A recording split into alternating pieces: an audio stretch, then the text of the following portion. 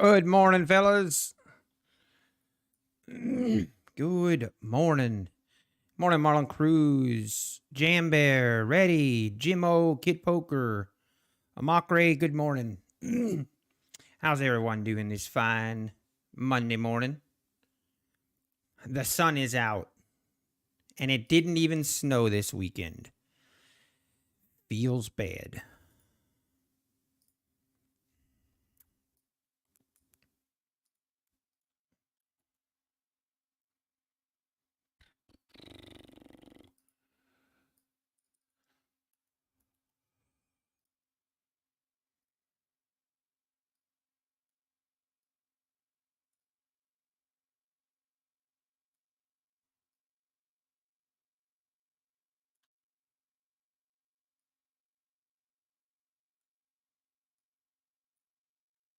Hey, Design Knob, good morning.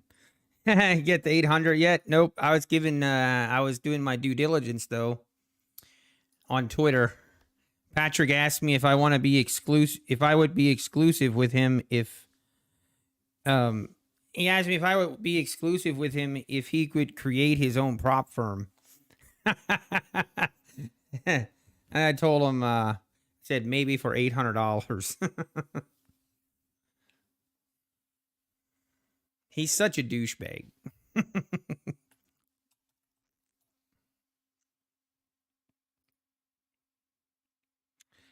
All right, boys, we are open. We are open. Looks like we're just going higher here, huh?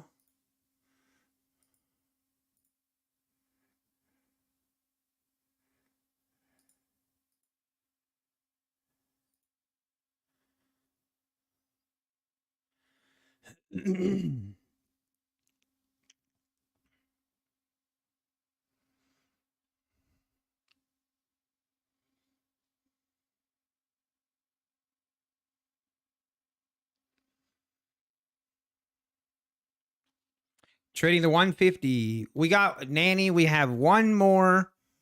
I have one more 150K account.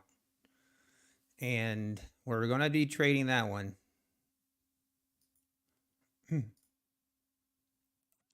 It's the last one, the last 150K.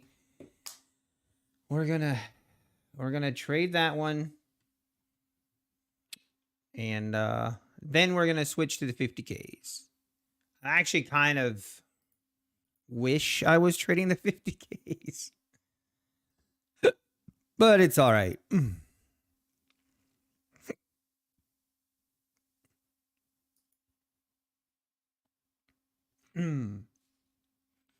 Wow, look at this move. Market only goes up. We all know this. Market only goes up until it doesn't. Like last, like Friday.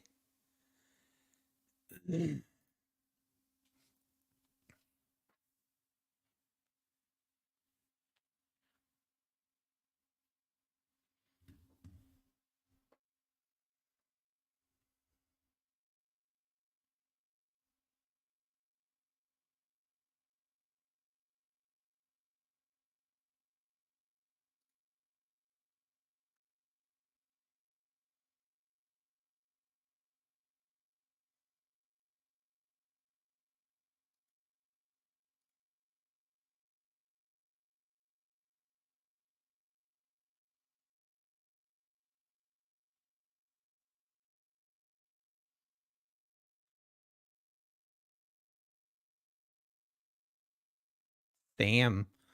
What do you mean? I have no idea what you're talking about. He can't even pay the 800. How would he pay out on prop firms? Exactly, Design. Why arbitrarily choose the name Sam though? I'm not your enemy, quite the opposite. Are you talking to yourself, Sam? Or I'm not sure what you're talking about. Hey, good morning, Laughter. Yeah, Kid Poker, NQ back to its normal things. Just go higher.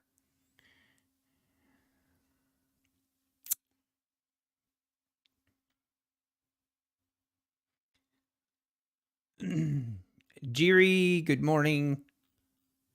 Think I missed you.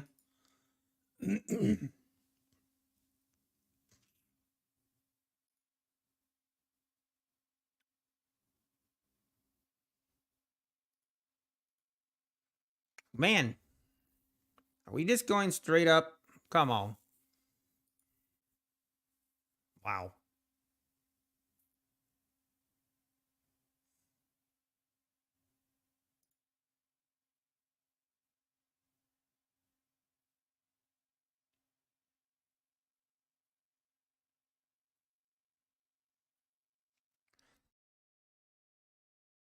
Hey, me, myself, and I. Good morning. Yeah, let's do it. Let's not blow accounts today. That's not going to happen today. I'm really happy because this 150K account here. This is now a rhythmic account, which I will not be using any more Tradebait accounts. So I'm actually really happy about.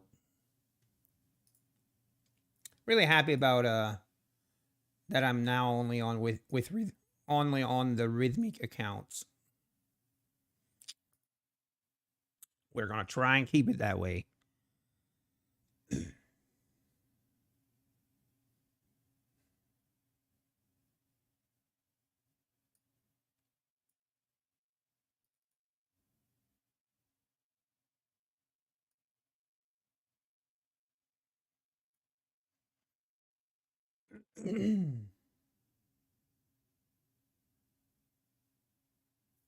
Is it really just gonna rip on higher?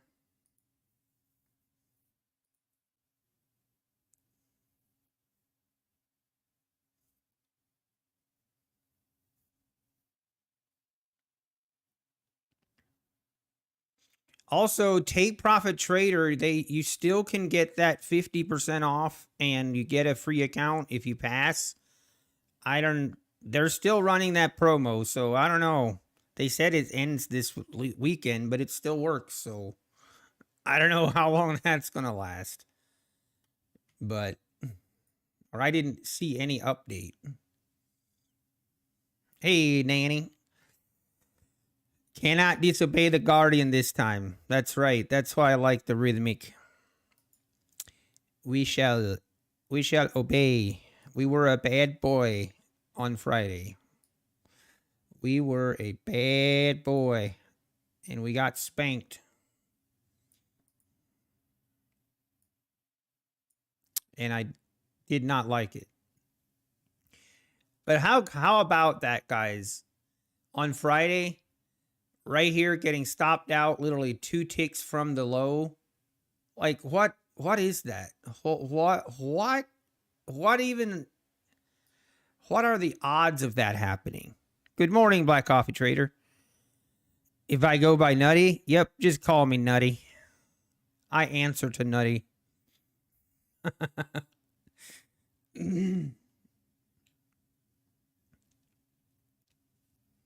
My childhood best friend's nickname was Nanny. Oh, nice. Hey, maybe that's who this is. You never know, right? All right, I guess we're just going to chill here for a little bit. Looking at the daily chart, this is definitely, I mean, we could definitely be in for a big green day. I could see it happening. But we also have a pretty important levels at the 580s. So we're going to have to get above the 580s first. We're at the 550s right now.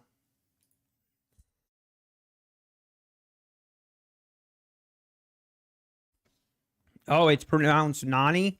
Sorry about that, Nani. I'm terrible. I'm terrible with names, so picked up some QQQ puts. Good luck, Mike. Good luck.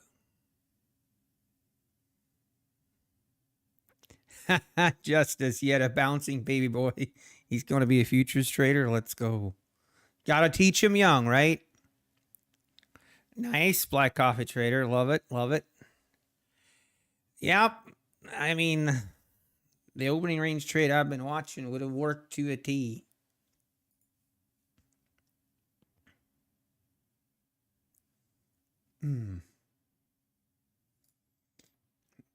I did actually take it on my 150K. I have the, so I passed the take profit account, right?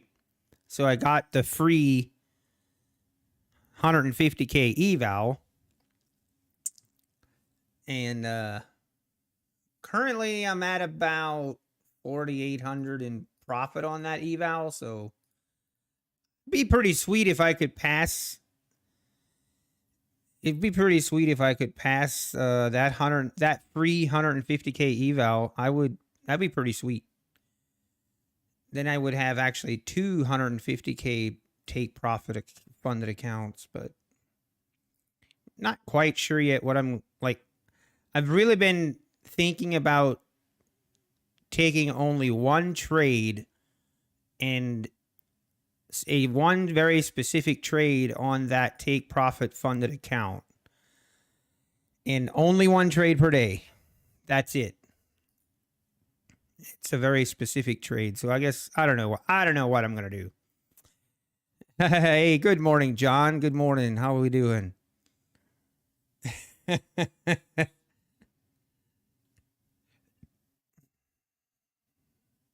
Friday, I thought you had lost your mind.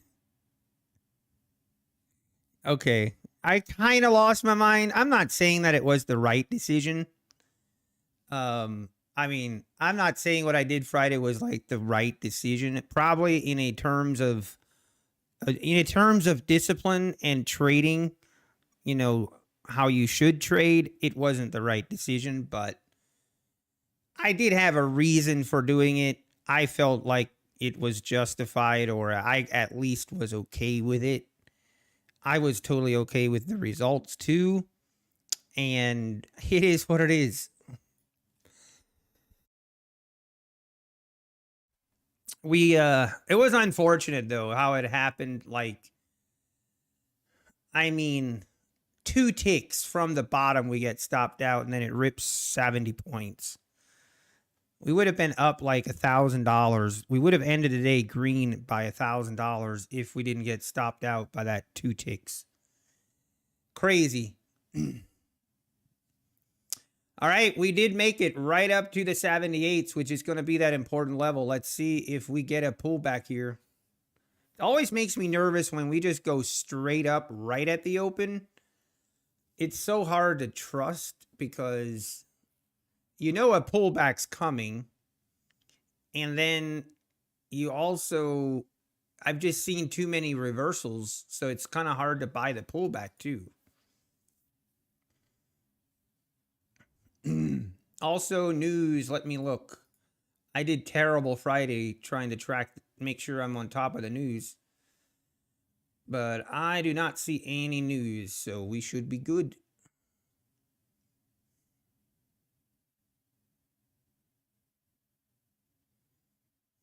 I mean, I don't know. Maybe it's just gonna go higher. I have no idea. It might.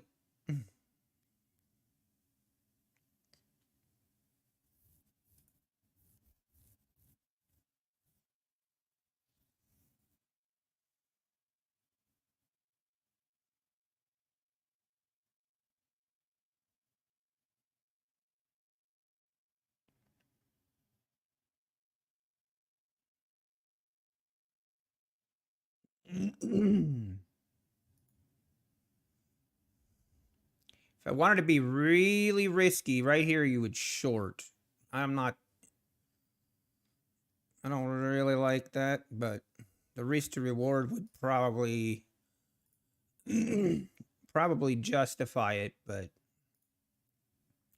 I ain't sticking my hand in that meat grinder. That was some crazy trading, Ghost Bear. Definitely don't do that.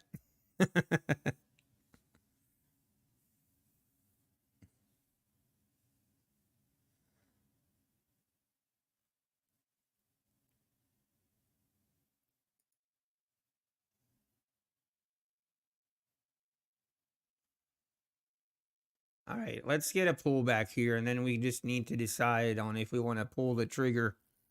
We trust the pullback or not.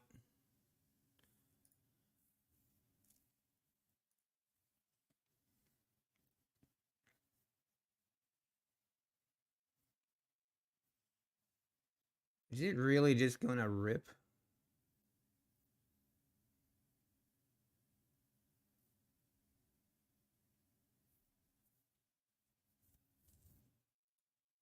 It might. Unreal.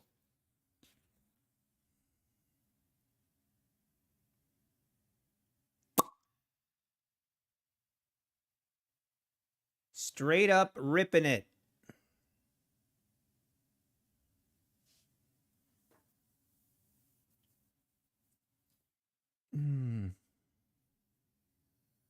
Hey, nice Black Coffee Trader. Yeah, definitely shut down the laptop or shut down the charts.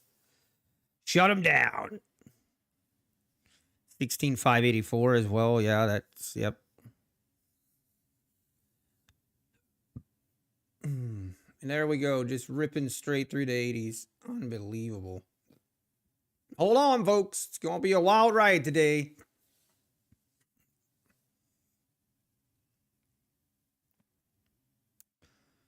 Through the 87s, 90s now next. Looking at the 60-minute chart here as well. This shows it a little bit better. Like right now, if we get above the 16,600s, then we're above. Yeah, we're above the 100 EMA and we're above that 80 resistance. I mean, it might be time to just buy and hold and walk away. It's been a while since we've had just a rips like where we just go higher all day long. A nice uptrending day.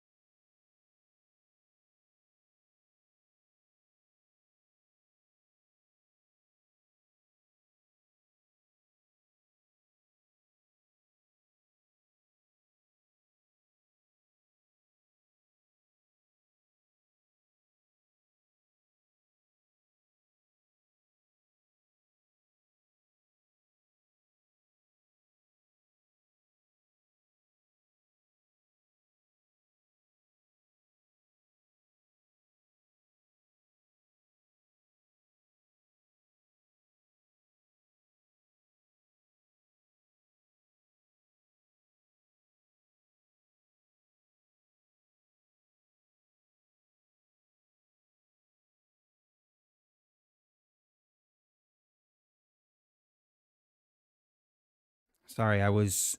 I apologize. That was my first mute for the day, so I don't want to hear it. It's fine. I'm allowed one mute per day. But yeah, I was talking about on Friday. I would like reviewing last week's trades on Saturdays. I usually go back and review all my trades. I do it at the end of the day as well. And man, one thing that really stood out to me was I was being way too impatient when the market was this far away from EMA, and then we make these micro pullbacks and I buy these pullbacks. Now, like here, sometimes that works, but it's just overall the odds of that working is not high. And I have to be more patient and wait for that pullback closer to this 21 EMA before I start looking to enter. Just need to be more patient. I was a little bit too much, a FOMO, fear of missing out. And you know what? It doesn't matter if we miss out. We're going to miss trade or we're going to miss moves. And that is totally okay.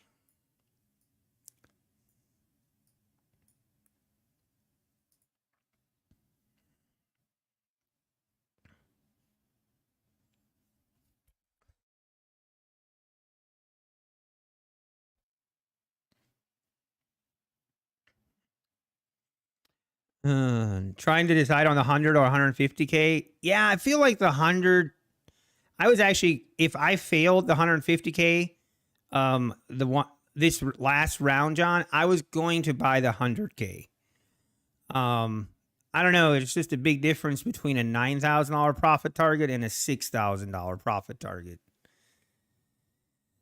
What are we looking for in terms of trade setup right now? I just want this to pull back closer to this 21 EMA, but there is no reason. I'm not looking to go against the trend here. We are just going to be waiting for this thing to pull back a little bit more.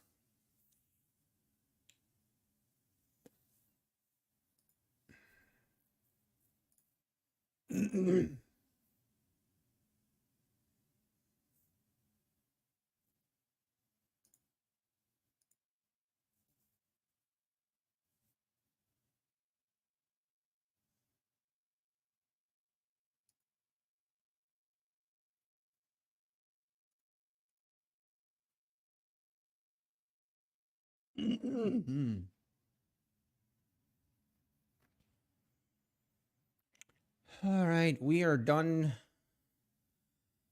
I was basically trading my 150K eval. Which I don't think I have that anywhere here. Yeah, I do here. We have officially reached our target for the day on this account. This is just the eval. Just buy and hold. That's all we did. Too bad that wasn't my funded take profit account.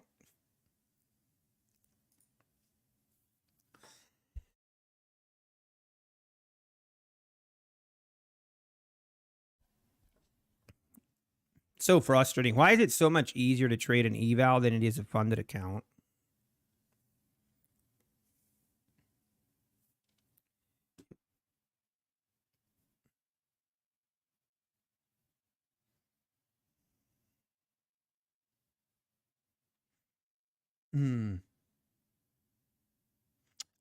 Banana stacker. What's the difference? I mean, there really isn't that much difference, honestly. I'd really trade it very much the same. Not quite the same because I trade micros.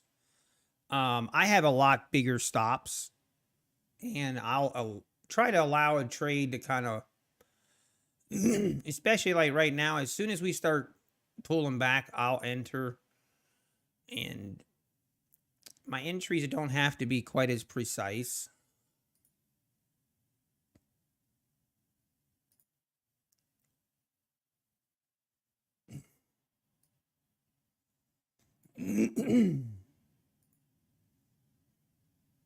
So that's the main difference, but it's really just trading micros. Trading micros, it's really not that exciting to watch. And I'm just trading like 2 to 3 accounts at a time. And like I said, I'm not really, how would I say? I'm not really like trying to, I'm not aggressive on those accounts at all. Basically, my goal on those 1950K accounts is just to keep them alive and keep them above that 50K threshold. And then if I need to, you know, once I switch to trading only those accounts, one at a time, that they're ready and above the threshold.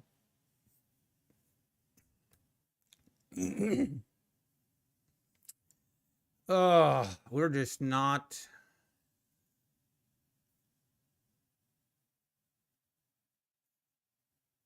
Let's see if we can get above this 600. It's definitely consolidating now.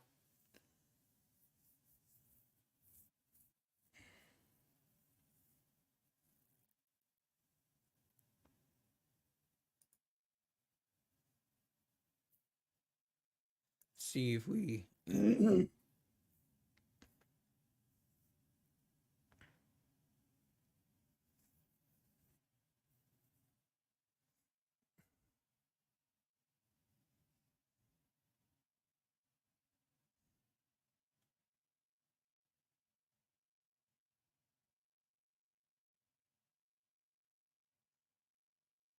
Yeah, design.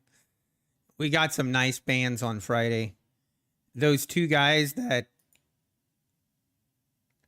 Yeah, I'm not even sure I want to talk about them, but they were all bent out of shape, and they were in their Discord all trashing everything. Bunch of buffoons, bunch of fraudsters. Maybe not fraudsters, they're more like fakers. But I guess whatever helps them sleep at night.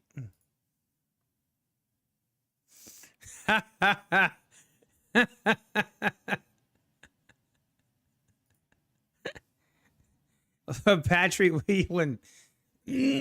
Patrick Whelan said, "Oh man, sometimes I don't know about that guy. Sometimes he acts like he's like friends with me, almost, and then other times he's just a complete douchebag." He said, "Now, here, can I just show you guys this?"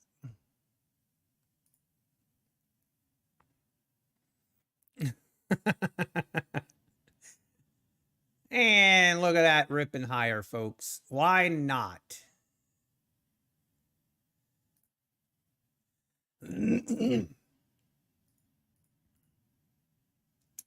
Oh, this is where it's so painful. Okay, I want to show you guys something.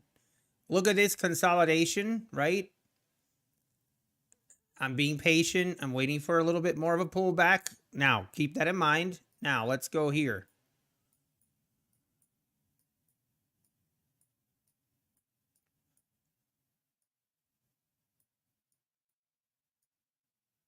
Look what happened here. Consolidation after, no, is this 930? No, it's not. Hang on, sorry. Right here. Look at this strong move up. And then look at this consolidation right here. It's almost identical to what we just had. But this time here, I entered right here on this pullback and it stopped me out. Because we came back closer to this EMA and then we went higher. Now, this time, we break above and just keep right on going. That's the beauty of NQ, and that's why trading robots, the market isn't random. The strongest argument against that is if the market really isn't random, then you should be able to, trading bots should actually work, but they don't. Look at this thing go. 630s. Okay, this is where, oh, this is so hard to watch now. Unreal.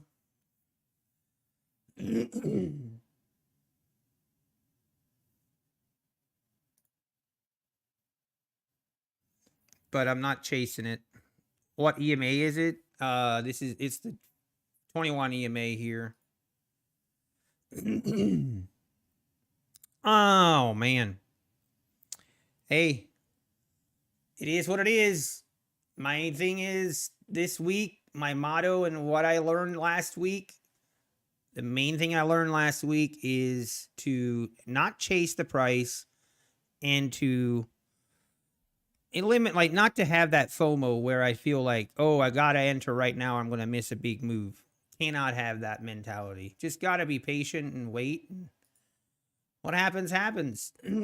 This is not the first and last time that we're gonna have a trading setup opportunity. Oh yeah, what was I say? So Patrick Whelan says that he's using my code when he buys Apex accounts.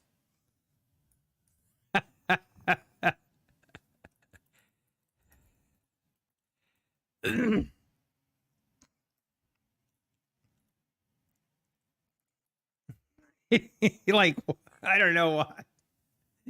I mean, I guess that's pretty cool. If you use my code, I appreciate it.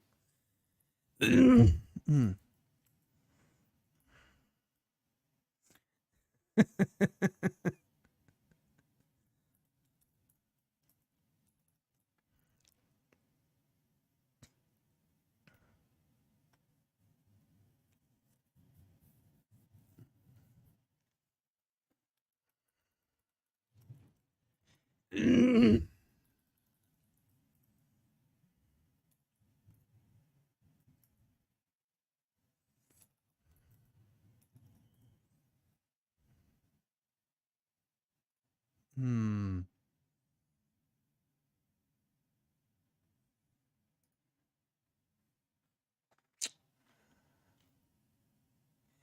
Mikey 1234.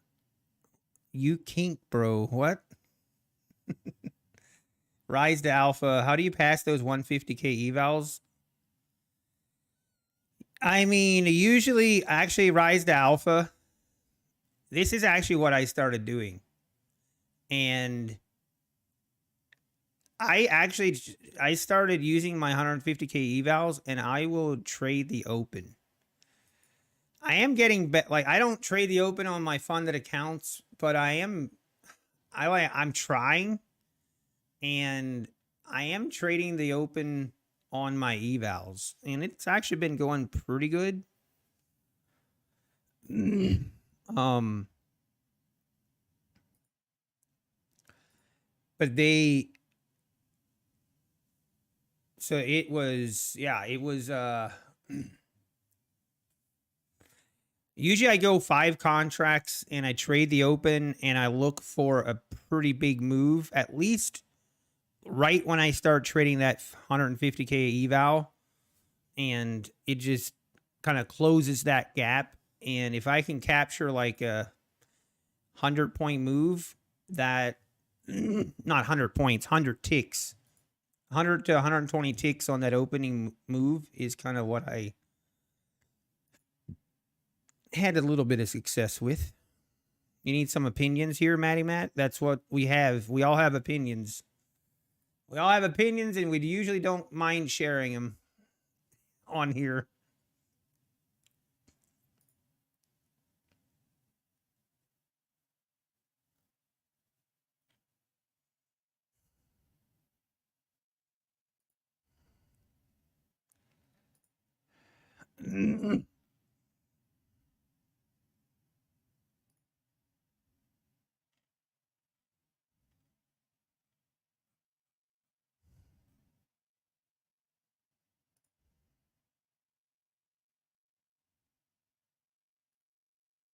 Hmm.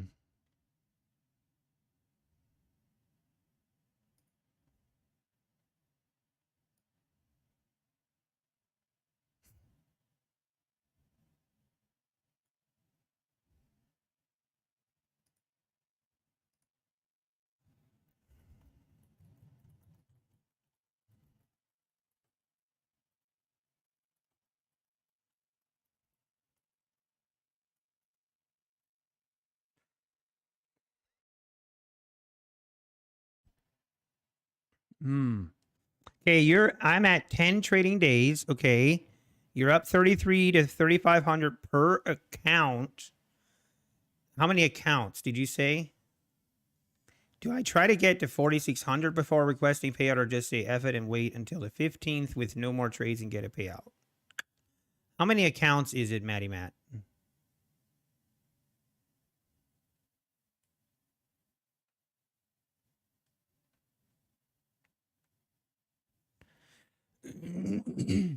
Okay, with 5 accounts. I mean,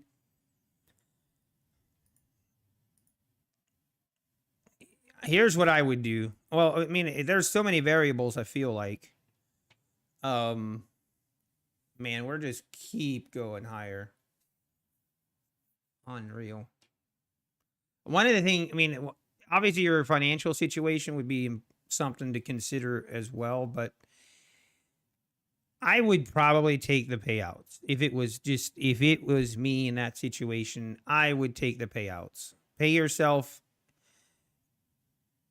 That to me is the most important. Now, maybe you could keep one account and try to get one account to a bigger margin. But I wouldn't try it on all the accounts because you would be very, very upset if you would try to, increase your margin and then you would blow the accounts for some reason. That would be the worst. So at least pay yourselves to some point. That's some amount.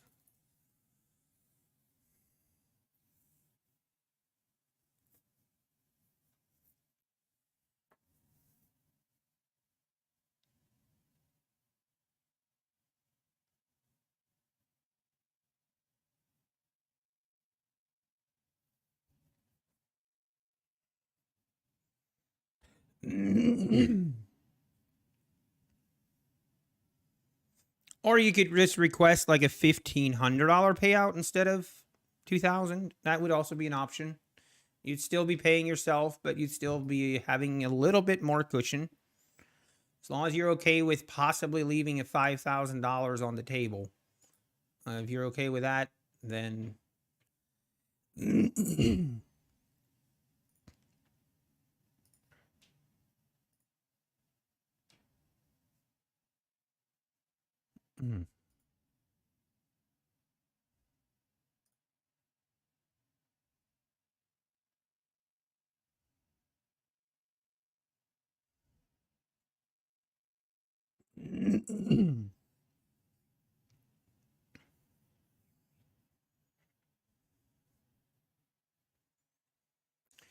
oh man, just jumping on this train long would have really been nice.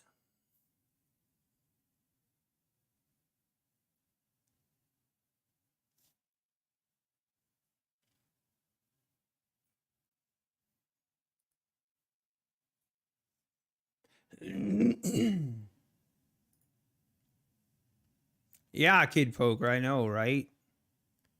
Just straight up. Doesn't even give us a chance to get in. Right here was probably a chance to get in, but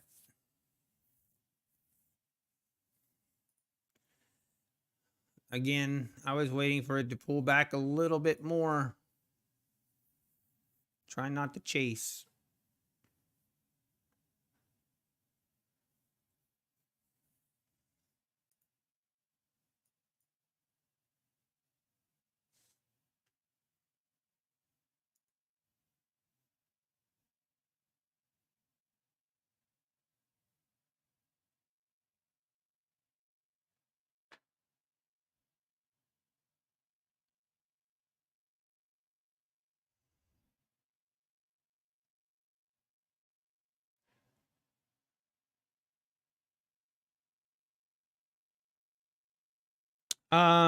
Citizen Zero, they would, yeah, they don't take it out of your account. They charge you separately.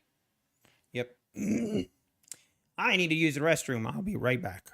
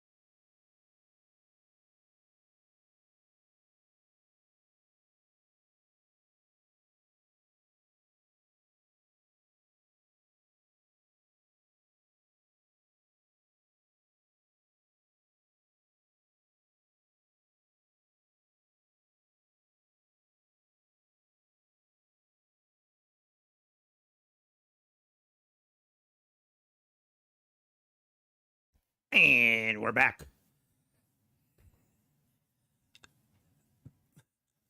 Hey, we're actually getting a pullback, guys. Everybody hold on. Oh.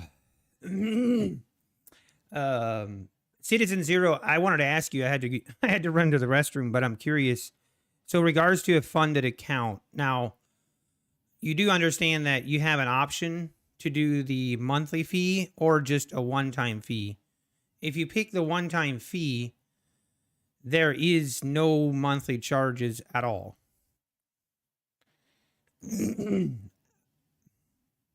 Just wanted to make sure you understand that.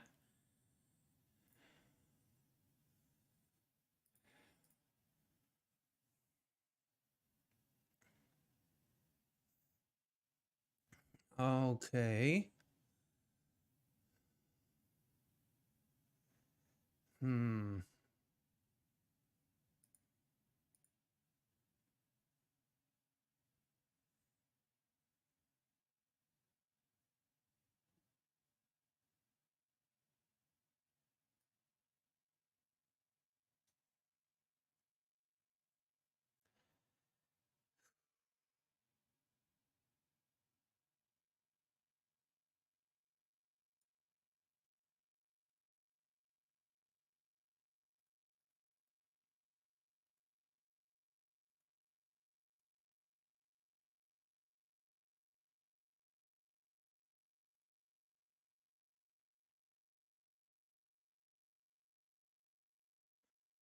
Okay.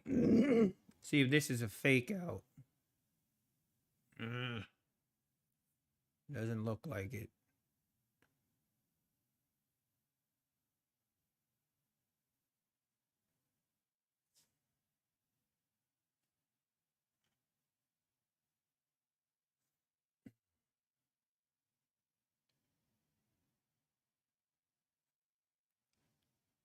STR, yeah. So this 150K account is a fresh one. The one we were trading last week is no longer with us. We laid him in the ground on Friday. It was a sad day. A Citizen Zero. I'm aware. Okay, got it. Citizen Zero. Yeah, that makes sense. I see what you mean. But yeah, you will basically be charged every month with your whatever card or method of payment you use to purchase the initial month.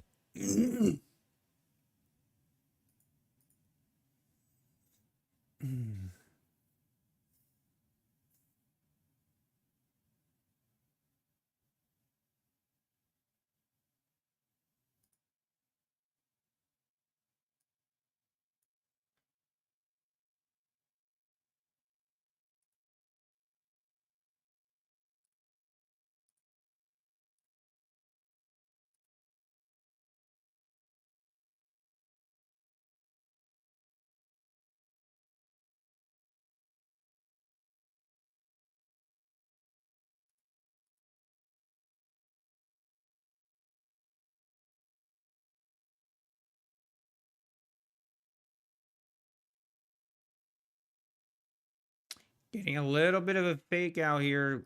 Look like we're gonna maybe make new highs now, pull them back. Let's see if this 23 holds.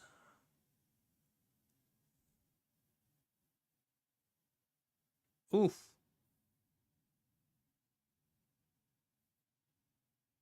The bulls still look like they're in control. Wow. Any updates on Apex new trade copier, John? I honestly, I was kind of following it along. Replicanto made quite a bit of updates as well. It's kind of funny because when Apex came out and they were very much promoting, they were like promoting the, hey, you can trade, you can copy trade evade accounts and Rhythmic accounts, which you could do that, you know, with Rhythmic even beforehand. And Replicanto changed some of their marketing so that it included that as well. But they made some updates. I was thinking that I was going to try out the new Apex trade copier at some point. But I haven't. I right now, the Replicanto trade copier I have, it works so good that I trust it. I just trust it, and I don't want to switch yet. I do want to test the Apex one though, but right now I'm just not trusting the. I'd have to buy like maybe 10 evals and then trade the evals on it for about a week. You know, or that's the only way I would really feel comfortable is like, get 10 evals, trade all 10 of them at the same time and do it for like a week. And then just see. I do like it. I mean, I like the features. I think it's I think it's great, but I got to test it out before I would use it. There's just too many glitches I've seen with trade copiers that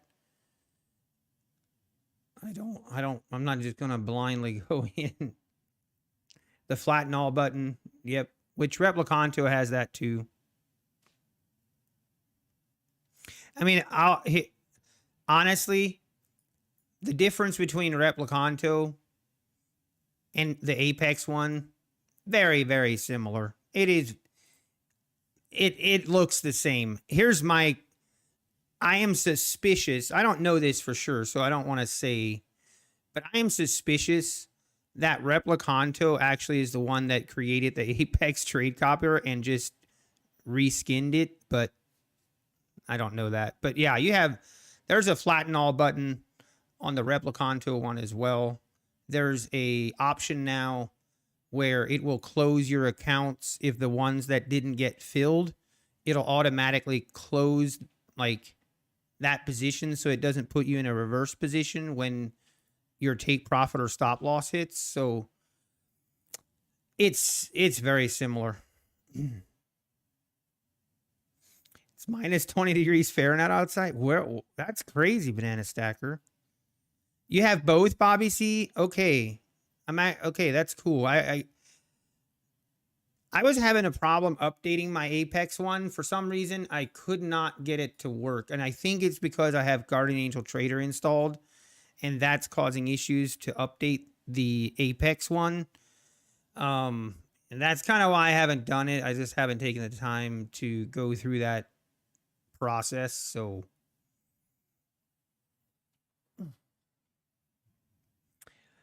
frozen bananas. Yeah, that would be true. You bought the Apex one, but it screwed me over prior to the update where they have a close all button. Yeah, Bobby. And like the previous Apex one definitely had that one definitely had some issues. But since they've done the update, I don't really know.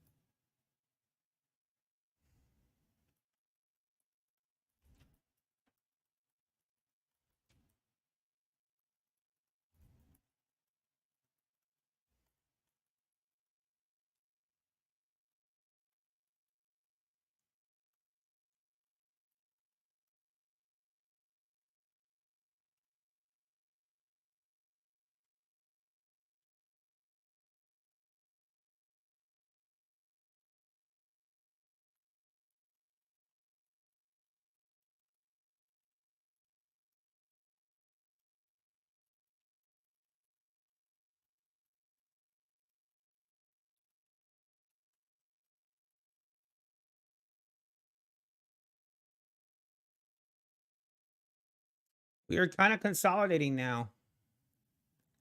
Consolidation right here at the 640s, but we're getting closer to this EMA. Now just don't want to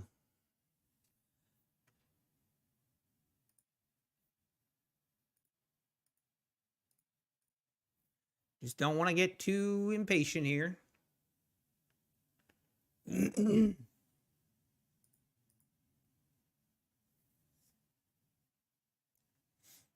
The Replicon, they keep providing updates. Yeah, Bobby. Now, Apex, they have, I think, done a little better job with doing their updates on Apex as well with the new one. But I really haven't heard a lot of feedback. Like, is there anyone here that is strictly only using the Apex trade copier? Is there anyone here that is only using the Apex one?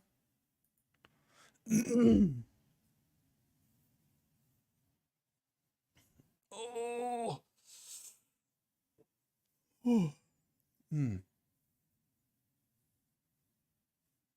Okay, you're only using the Apex one? Okay, me, myself, and I. Nice. And Kid Poker? And Carolina? Okay, good deal. I'd love to hear your feedback. Like, what's been your how has it been for you guys that have been using it, only using that one? So I would also trust your guys' feedback as well. No issues, fast response even on older PC. That's awesome. Used to use it in their program, but have since moved back to Sierra Chart. Got it. All right, well, it sounds like you guys aren't having any issues. That gives me a little bit more confidence to switch to it if I decide to. Just right now, the other thing is, like, I don't really have a reason. I don't really have a reason to switch. So I don't know. I guess we'll wait and see.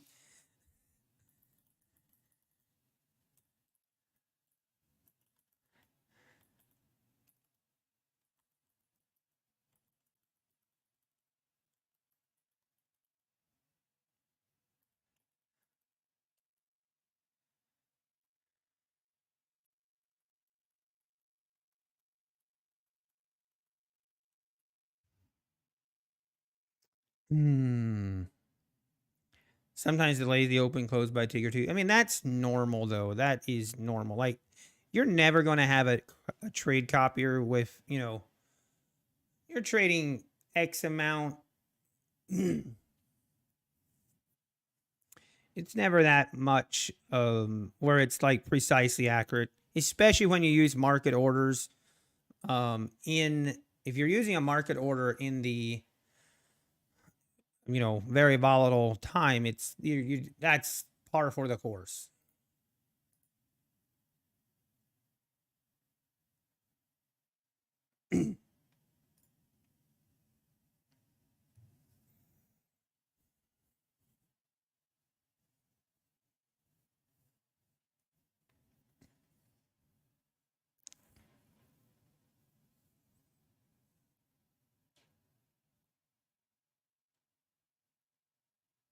Man, this market is looking very bullish. Wow, there it goes. Today might be one of them days where we just feels like we're missing opportunities, but when I enter trading, it's done some rapid whip and my stop has been triggered before the 3 seconds is up. Ah, I see, Matty Matt. Yeah. Hey, John, go long. LOL. I mean, a long would have been pretty good idea right here at the 32s. Definitely. Right now, we're just trading in this range.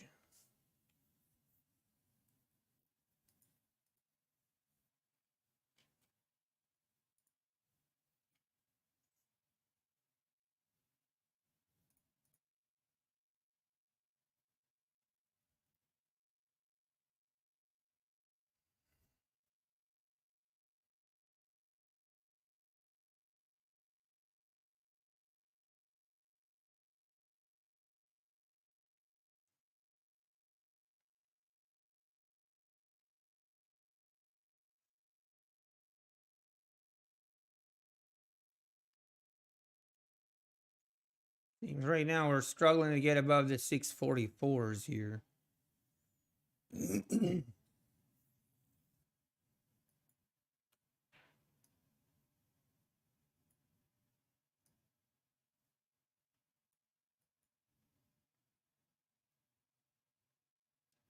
Oh, and there it goes. Wow.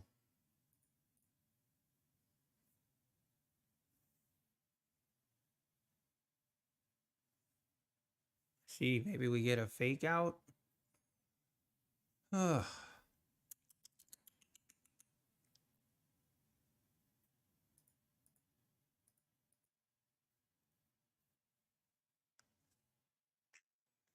It is a trending day today. Can you use ATM with limit orders on Ninja? Yes.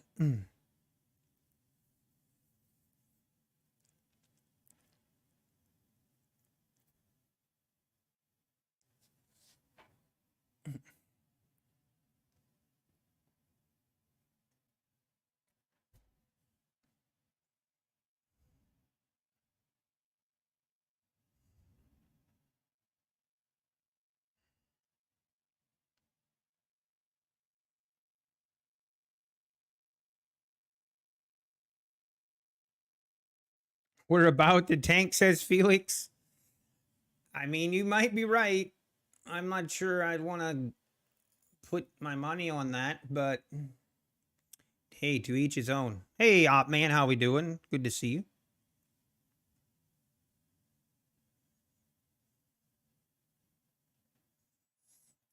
you. Look at this daily. Look at this daily chart. If this ain't a bullish candle, I don't know what is. Got a nice healthy pullback to start the year. And now, are we going to rip this thing to new? Let's see our all-time highs right here. This is a weekly chart. All-time highs would be at the 17,700s. This could be where we do it.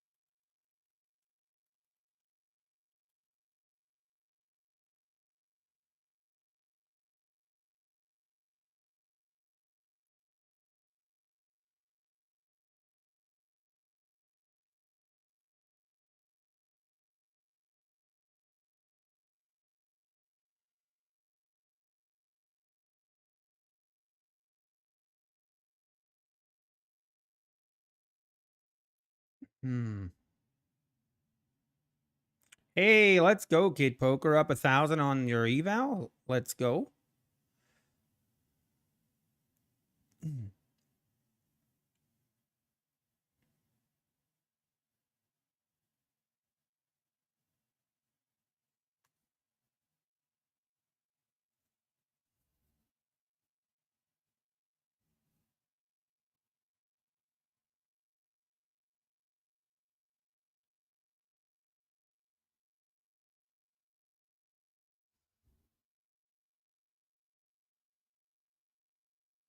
Okay, now pulling back a little bit here.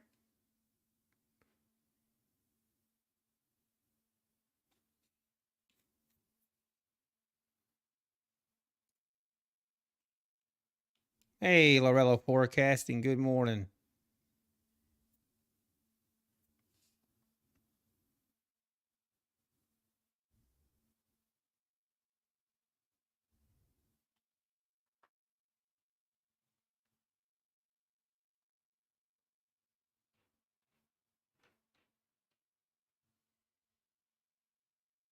Also, guys, how about NFL playoffs starting next week? The Browns versus Houston Texans. 4:30 on Saturday. It's gonna be lit. We're having a watch party at our place. It's gonna be awesome. I can't wait. I think the Browns have a. I like her. I like her odds. I'll be honest. I would have rather played Jacksonville. I would have rather played Jacksonville instead of Houston. CJ Stroud looks like the real. He looks like the real deal. So it's definitely gonna. I don't think it's going to be an easy game, but I do like our defense against a rookie quarterback playing a playoff game for the first time. You know, I think there's going to be some jitters, there's going to be some nervousness. And we got Miles Garrett. CJ Stroud holds the ball kind of long. So maybe we can get quite a bit of sacks, maybe a fumble or two. Stream the game. I wish I could. Not allowed. My channel would be banned.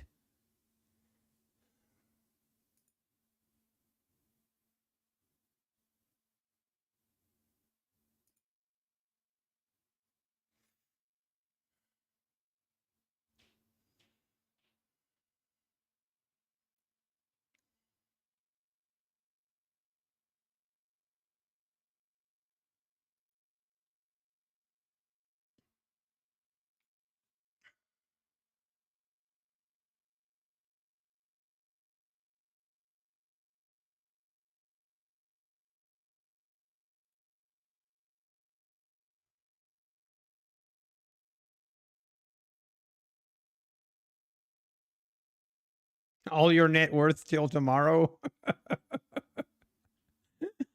Oh, Lorello. I mean, good. I wish you much luck.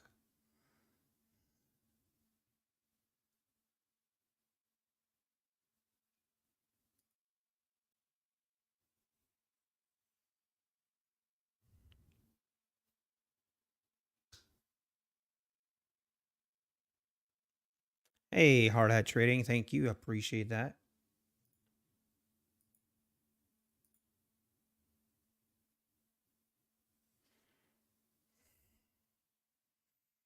Only up 10%.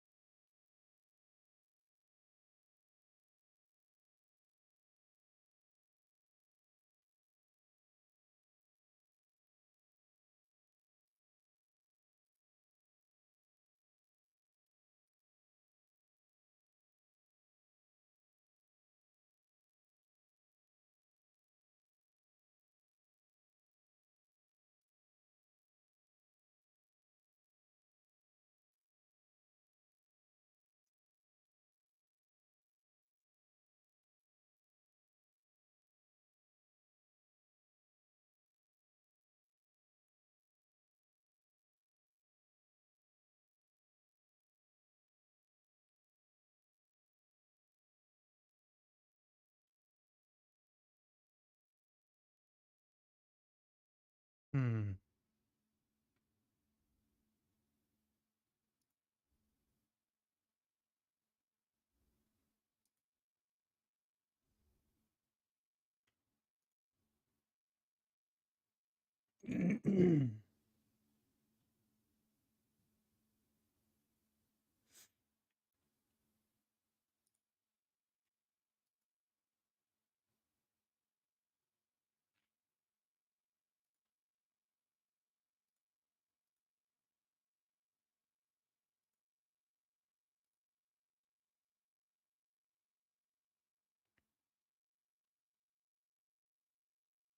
Dang.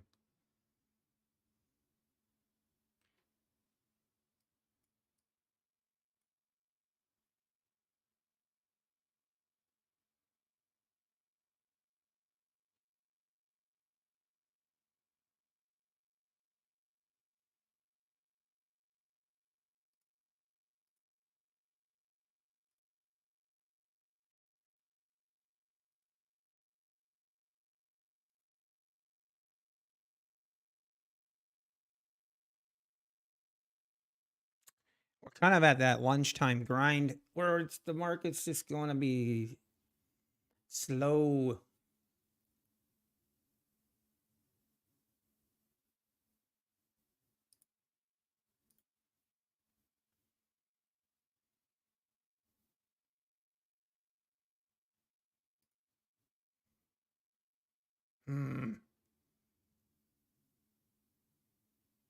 I mean, these pullbacks are just so small, but we gotta maybe just start jumping in. It's kind of hard to.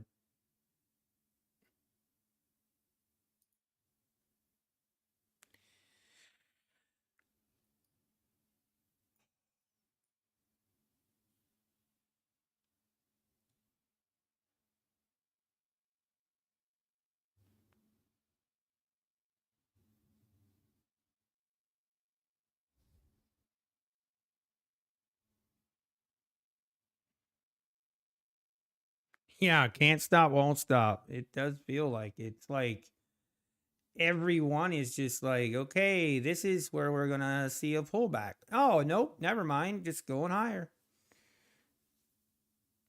And right here is kind of like looks like there's more sellers, but it definitely is not reflecting on the price. Price just keeps going higher.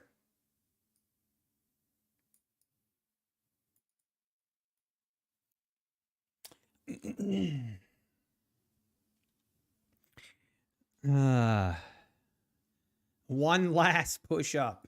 I don't know. Why don't we if I buy up here, this is would be a pretty good 100% we reverse right here if I buy right here.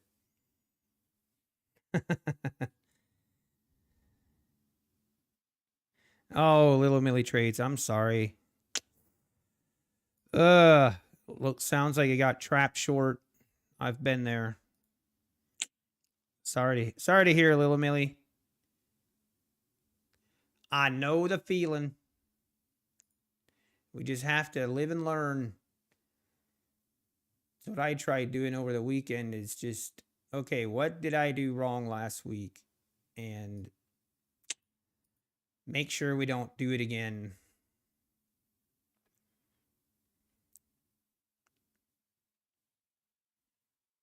Hey, good morning, Traders Chick. How we doing? Good to see you.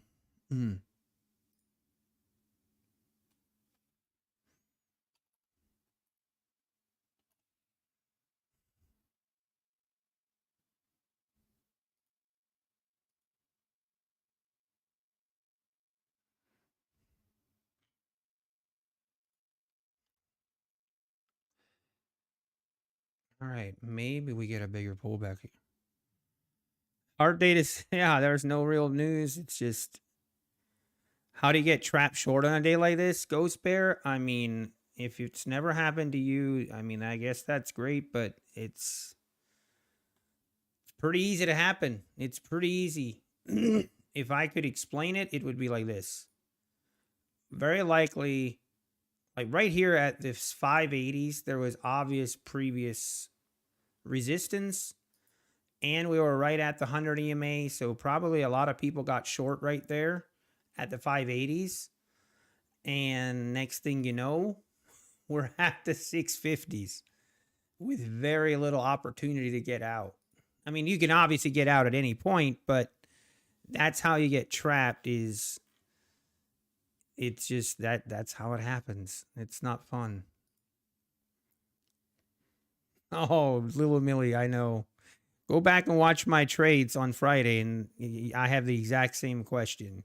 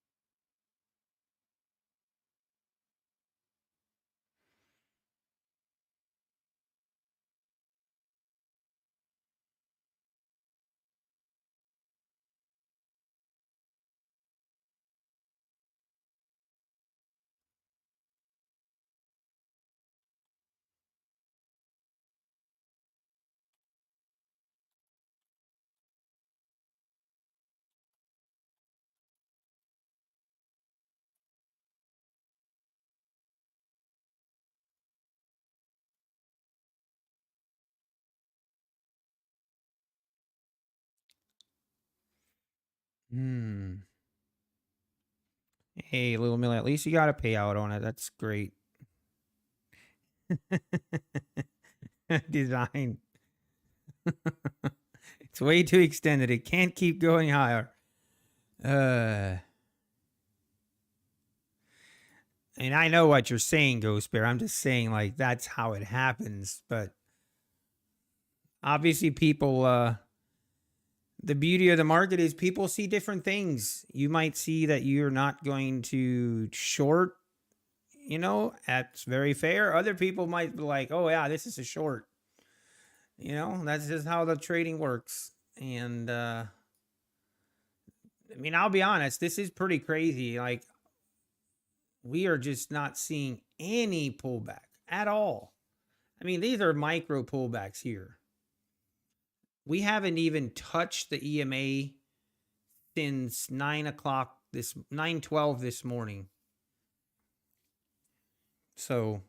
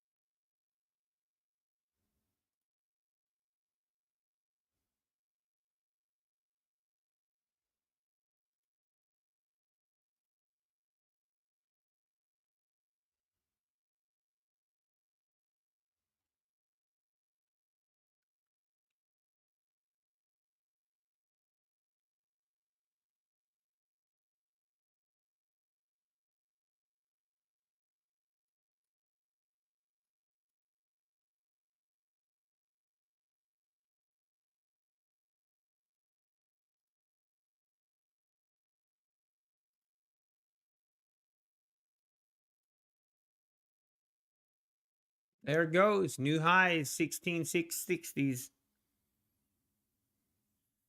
This is deflating if you're looking to go long, and it just keeps making new highs.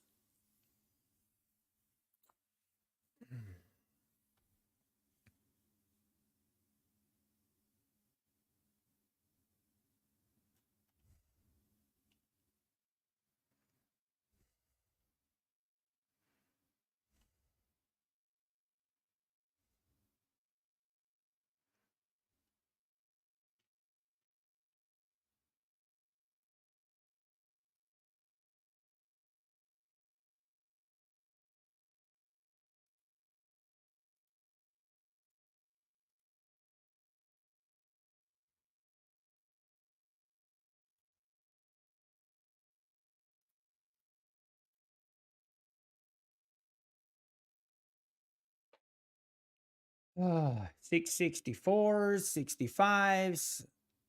Unreal.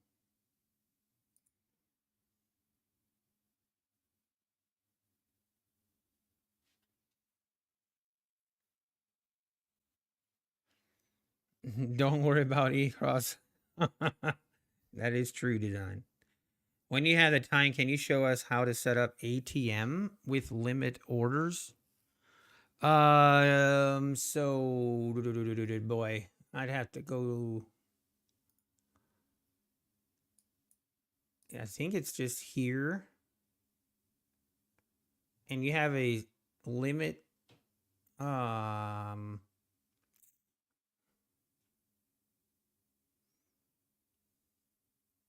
one of these, but I'm not even 100% sure. I'd have to go do some. I'm not 100% sure. Viking 88. Good morning. Oh yeah, I know, Little Millie Trays. That's the worst part about. Yeah, I hear you. Maybe Apex will bring back that 1 day pass an eval in 1 day. Maybe they'll bring that back some point this month. I don't know. Yeah, Citizen Zero it is.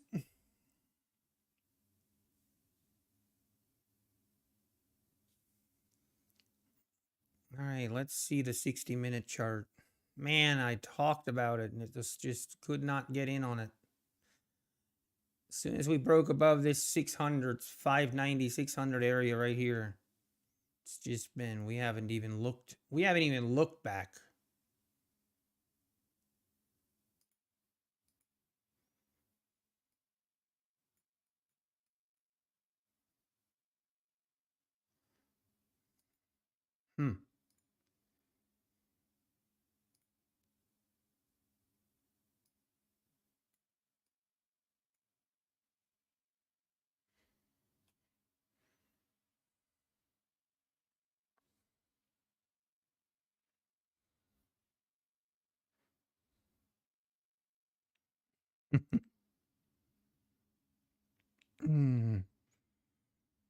Bye, bye, bye. Yeah, it does. I know. It's shoulda, coulda, woulda. Shoulda, coulda, woulda.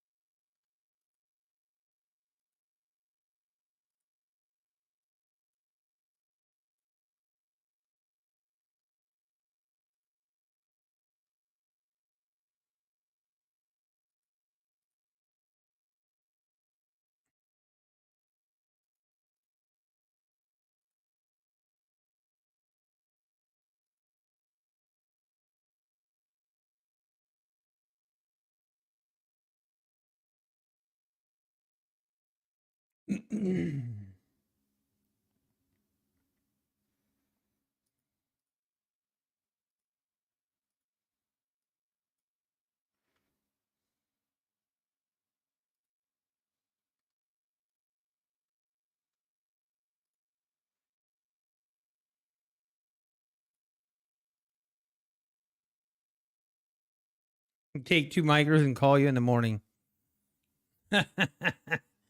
The problem is, here's the problem, folks. Like, as much as that sounds like a good plan, look at this. Does this here look familiar as this? Like, look at how much this went up, and then look at what it did the rest of the day. At 11:30, just whoosh, whoosh. So it's never that easy. It's never that easy. As soon as we get a pullback and I enter, it could easily roll over. We all know that's true.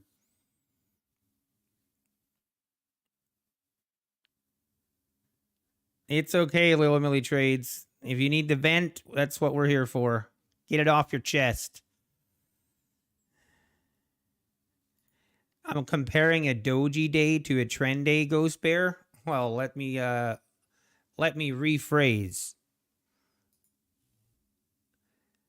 This is a doji candle because of what happened after 11 o'clock. That's my whole point. If this kept, I mean, I hope that makes sense. Guess what candle this is going to be if at 11 o'clock we pull back and do the same move that we did here? I'm going to guess we're going to be looking at a doji candle again. That's the whole point. We as much as it looks like an easy just buy and hold, my point is this can happen right here.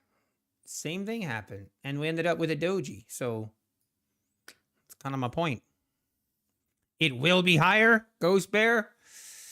Sounds like you know what's going to happen. That's usually a dangerous proposition to be in. But you might be right. But we all know we don't know what will happen next. We can assume, but we don't know.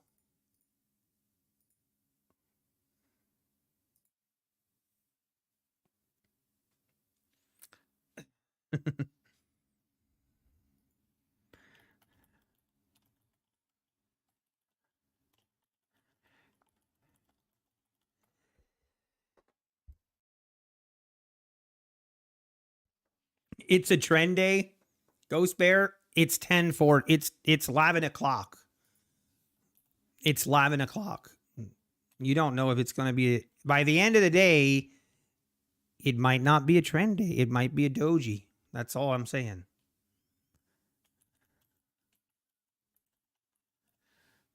You might be right, but I'm just saying, like, you don't know.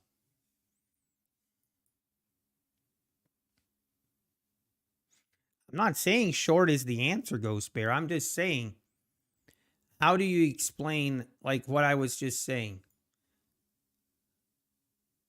What's your answer here? What makes this day different than this day?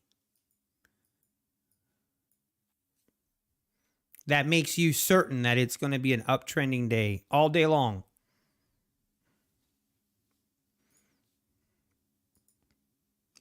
Volume.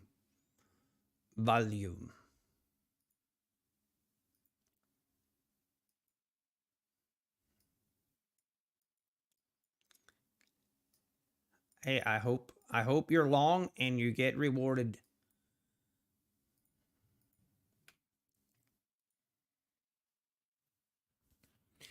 But we all know that there are no guarantees, there's no certainties, and you don't know for sure. You don't know what will happen. Same as I don't know what will happen.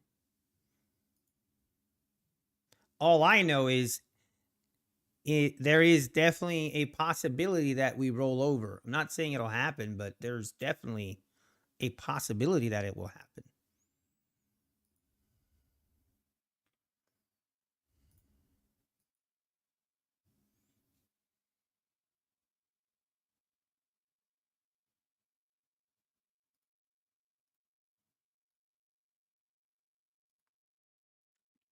Hmm.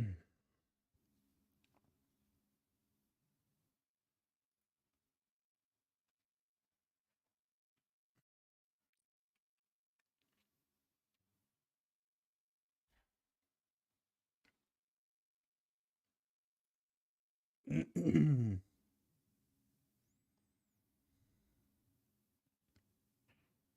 need 90% off. Don't we all? What kind of entry I'm looking for? I mean, I want a little bit more of a pullback. That's all. I'm a little bit skeptical about this move as well. A little bit skeptical. How much more legs it has to keep going higher. So I'm just going to be patient.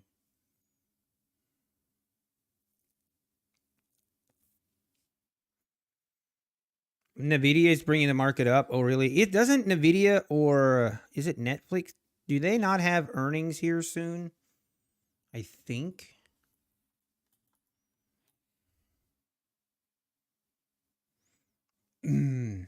Yeah, you're good, the natural. I mean, it's like I was talking earlier, it's kind of feel like I'm screwed either way. Last week, I was taking entries like when we consolidated here, and then we would pull back further and it would stop me out. So this week, I'm trying to be a little bit more patient and wait till see a little bit bigger pullback. And of course, now it just keeps going higher. Just it's like it doesn't have a pullback in it. But we're getting a little bit of one right now.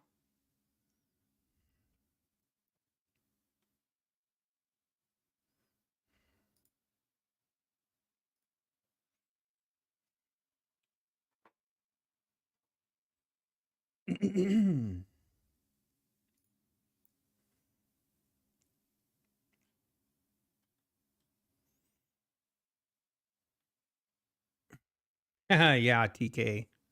I always feel like if you're a day trader, whatever time frame that you currently trade on and whatever time frame you pick your like you make your decisions on, like that is the time frame that you should be basing your trend on. Or to me, that's what makes sense to me. Like, and it also I think matters a little bit of how long you hold your trades, but like yeah, we could make an argument that we're in a downtrend here on the 1 hour chart. Now, I would make the argument that we've kind of turned that corner, but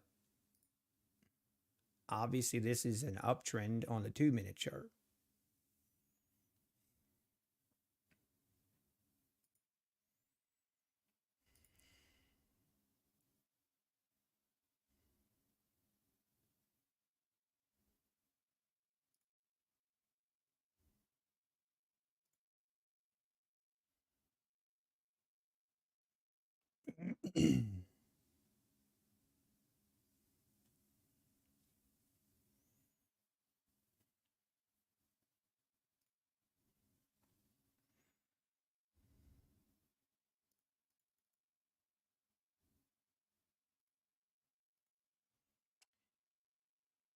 Okay, this is the moment of truth here. We're going to give it a shot.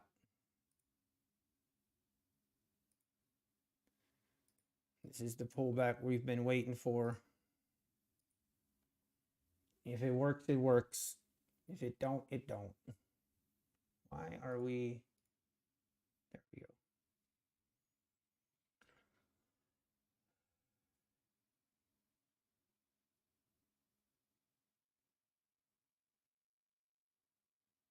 And watch this thing roll over now. This is where it's really rough as far as my stop loss to give it enough room without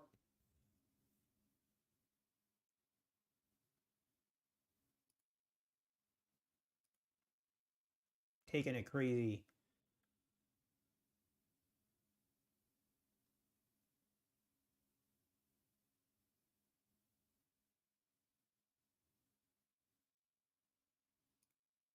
Oh, I need to use the restroom.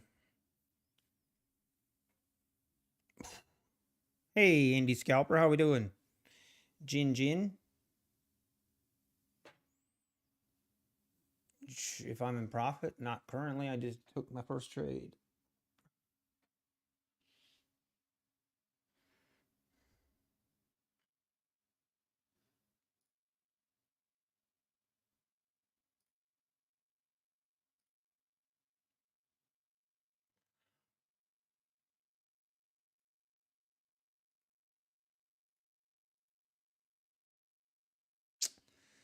Okay, this is going to be the moment of truth here. See if we can't... I don't like this. I'm not crazy about that.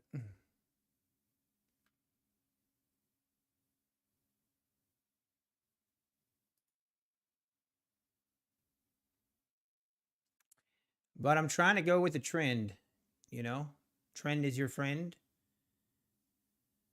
until it isn't.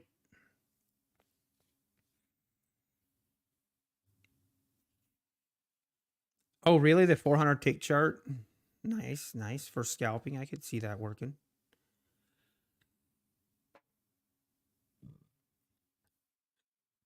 Excuse me. Nice, Indie Scalper. That's awesome.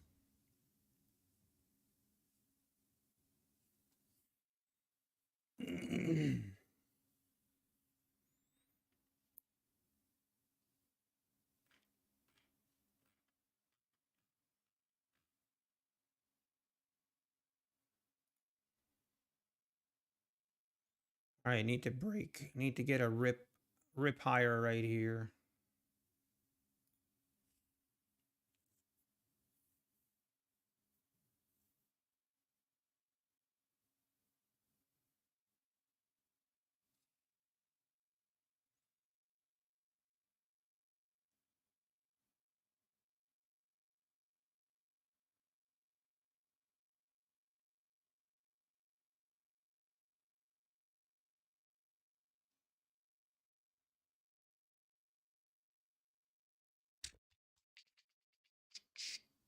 Gotta rip it, rip it.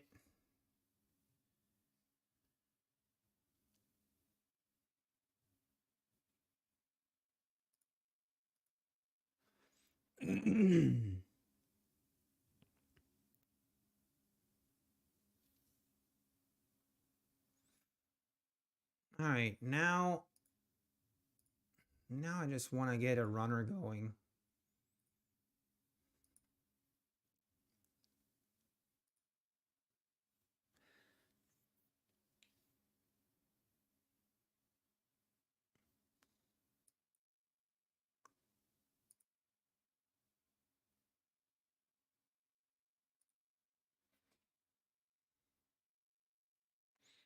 Hey, thank you, Hurricane. All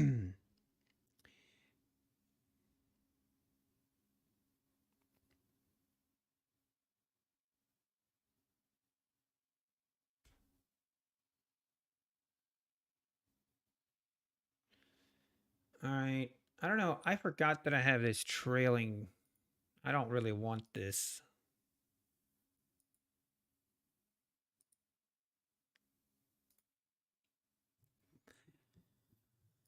The question is, I'm trying to determine, do I want to try wait for a breakout? I think I will, but I'm going to cut it.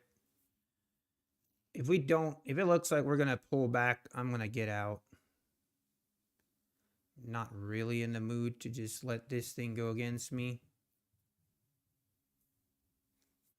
Let's hope we just get a really strong rip right through the 70s here, and then we'll be golden.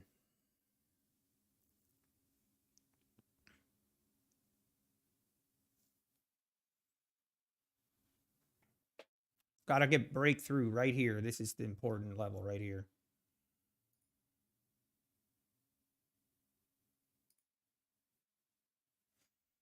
Give it a little bit of room.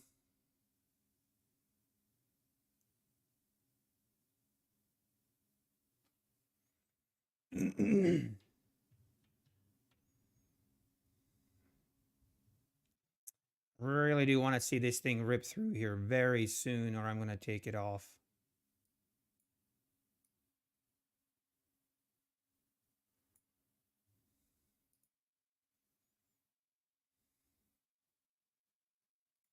All right, I'm going to just take it off there. And to be honest, after a week like last week, just need a winning trade. You know, sometimes you just need a winning trade, and then things will start to turn around. Now we're probably going to break through, but that's okay. It's okay if that happens. Oh.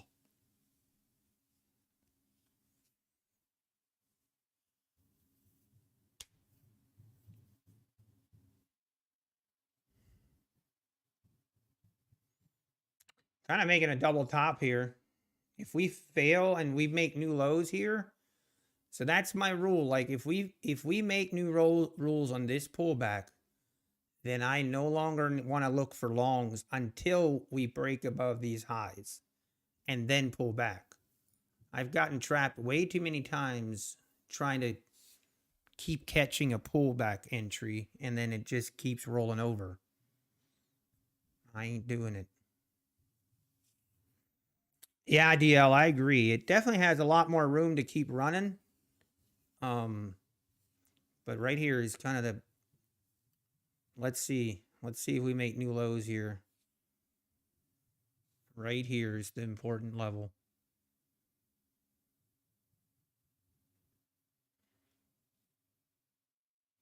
And there it is, new lows. So now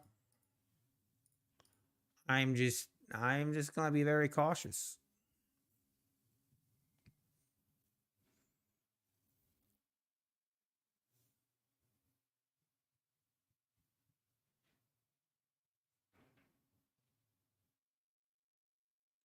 Man, someone is like, I don't know if you guys can hear it, but it sounds like upstairs the dog,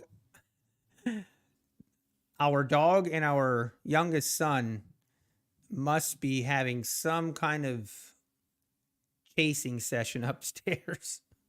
Sounds like a tornado. Okay, now like I'm definitely no longer. I don't want to be looking for a long right now. Very happy we just took my profit up there. Very happy about that.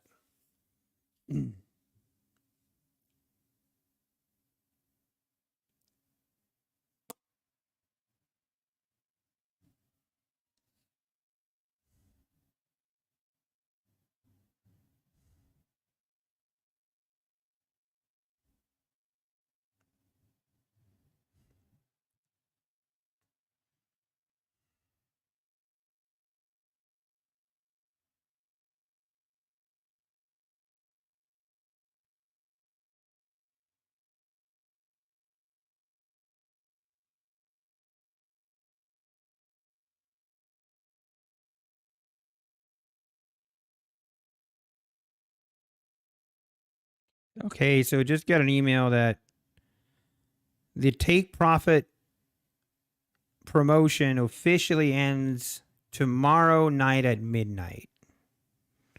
I don't know why they keep saying it's ending and then it doesn't. So I don't know. Okay, pulling back to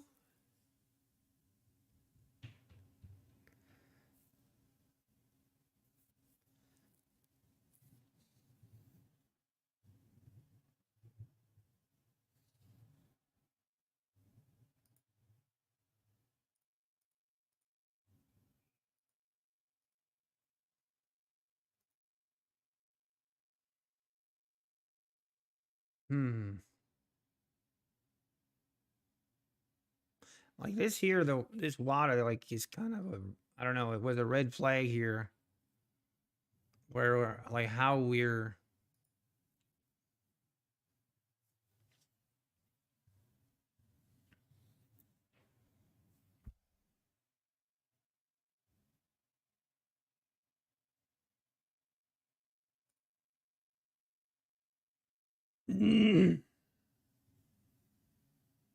Why not short? I mean, we're just in too strong of an uptrending market right now that I don't really want to short it. And at the same time, I don't really want to go long now. I'm just gonna wait. There's no. It doesn't hurt anyone to just wait and be patient.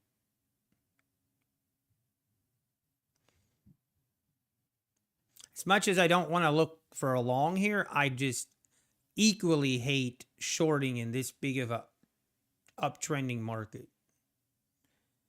I've had way too much pain to go through that.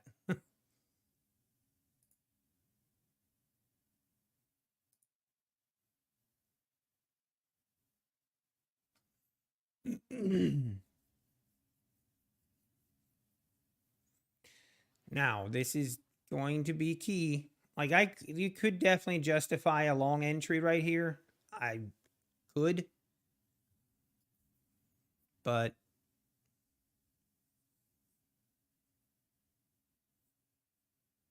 hey, nice, Jin. You just passed your take profit eval. Awesome. Look at that, Jin. Now you're going to get another free eval. It's pretty cool. I actually, my free eval that I got, and I basically hit my max, I hit my profit target on that account. Because you can only make 50% consistency rule on the eval. We're at precisely $4,500 in our account. We basically need $3,000 more, and then we'll have passed this free eval account. Also, I found out, so on your free eval account that you get, so like once with take profit, once you pass, they'll give you a free eval account. With that account, you have 60 days to pass it. They give you basically 60 days to pass. But you can't do a reset. Okay? So it's basically a one-shot chance. Like you can't, like, if you blow the account, it's gone. You can't reset that account after, or if you blow the account, that eval, it's just gone. You can't do a reset. So I was really curious about that because obviously with Take Profit, especially with the 150K account, doing a reset is a lot less expensive than buying another account. So I was kind of curious about that when I got it and I asked their support, and that's what they told me. There is no monthly fee. No, you have 60 days to pass it. No fees, nothing. Yeah, Citizen Zero, I agree. I've learned my lesson too. I've kind of come to where I've learned, well, I say I've learned my lesson, but then you're going to see me, sometimes I still do those things I know I shouldn't. And it's just, I don't know why I do that, but I do. But one thing that I'm really trying to learn is, like, right here, we failed to really break out on this move higher. So, and then we make new lows here. I would be like, right here is a perfect example. I would be trapped in this trade right now under normal circumstances. Like, I would enter right here, and it's a great way to get trapped as a long on a really nice uptrending day. And for me, I've found I'll just wait it out. Like, I'll wait this out. If we break above and make new highs, then I'll look for a pullback and enter. But till then, just gonna be patient because I don't know. I've just seen it roll over too many times. Hey, Travis, how we doing this morning? How are you feeling, Travis? You feeling better? I know that you had COVID last week.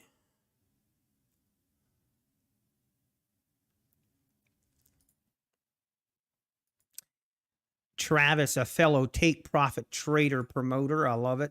Actually, Travis is probably the reason, or that's where I heard about Take Profit initially. And again, like I say, some people I don't think Alpine likes Take Profit Trader. Or I heard him talk about earlier that he doesn't like it. And we don't all have to like it. It's totally fine. Everyone has their different things that are, they like and don't like. And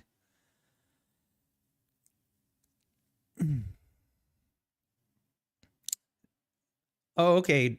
Awesome. Almost 100%. Good to see, Travis. Awesome. Yeah, that is not fun being sick. Oh. My problem if I get sick with my lung, like, I actually have I don't know, I have a pretty rare lung disease, and it's no cure for it. And anytime I pick up any kind of cough, it always turns right into pneumonia and turns into me coughing for 3 to 4 days, and it feels like I'm gonna cough up my lungs. Okay, here it is. Let's see. This might catch support, and this is the rip higher to make new highs. We shall see.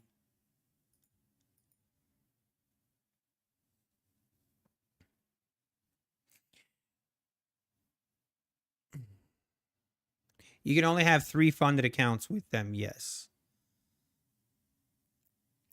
What is it that I have? It's called sarcoidosis. I don't know if anyone's ever heard of it, but pulmonary sarcoidosis is what the condition is. Unfortunately, like, there's no known cure for it, and I don't know, it's just so weird. Basically, I have a lot of nodules and stuff in my lungs where my lungs are only at like 60% capacity. And I'm very, very susceptible to pneumonia and stuff like that. Oh, the 9/11 lung? Okay, got it. Yeah, Ghost Bear. You saw some people on House? Oh, really? I never really saw anyone that had it. Yeah, Traders Chick. That's exactly right. Like they'll basically the only thing they do is they give you steroids for it, and I do have it. Like, okay, this is the move. Looks like we are going to. Looks like we're going to try and make new highs.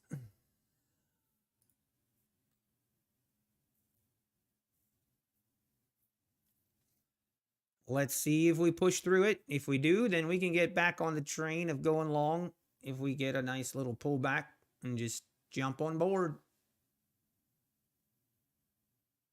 I say we, I should say I or me. I don't know why streamers do it, but I think a lot of streamers do it where they include everything. Hey, thank you, Oil Prospector. I do. Thank you. I appreciate that. It's not like a terrible, like, it's not a terrible disease or anything. It's more just something you got to live with and deal with. It's kind of annoying. So I love playing sports, and with this, it just makes it almost impossible. I run out of breath so easily, like, and then I'll feel like I pass out. But it's I there's people that have way worse conditions, and it's not terrible.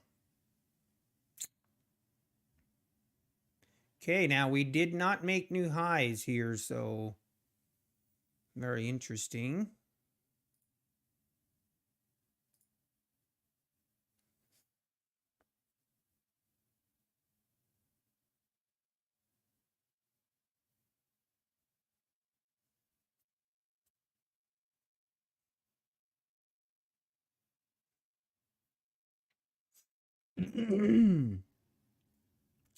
Kind of putting in that rounded top again. You gotta be careful.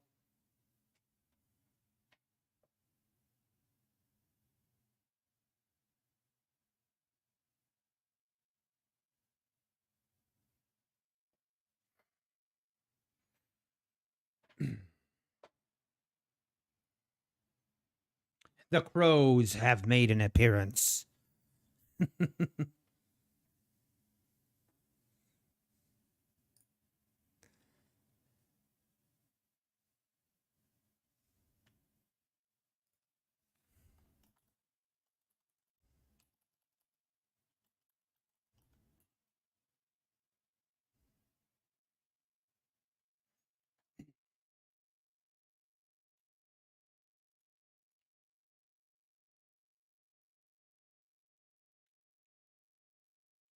With 3 PAs, I see why copy trading is important. If you have 20 accounts, how often are you going to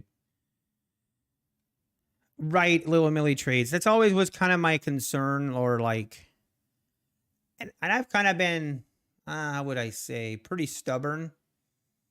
I've been pretty stubborn on my feelings about trading 20 accounts with the copy trader. And I still think, like, okay, if I would be on my, let's say I would be on my year 15 or year 10 of trading.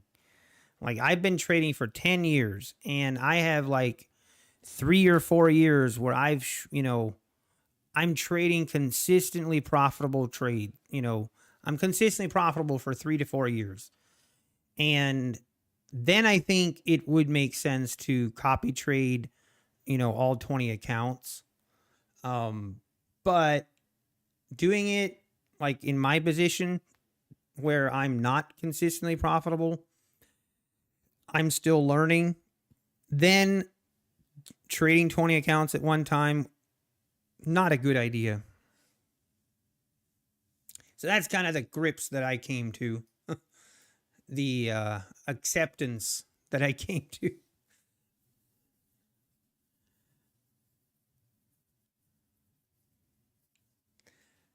Okay, where's the guy that said Ghost Bear? You were saying that we're only going higher today, so I don't know. Do you still feel like that? I mean, we could. I still like the. This is not any kind of rollover yet, but this is usually how it begins. We fail to make new highs. Kind of starts with a double top, then a failure to make new highs, and then we keep making new lows. Next thing you know, we're pulling all the way back. Yes, sir. Hey, stick to your guns, Ghost Bear. Stick to your guns. I'm not saying you're wrong either, by the way. I'm just saying, my only point was we never know.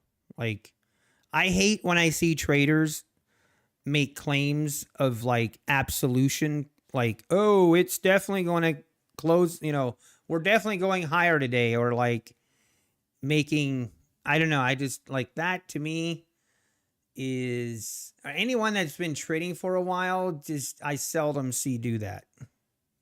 Because every trader knows, things can change very quickly. Market conditions can change in an instant.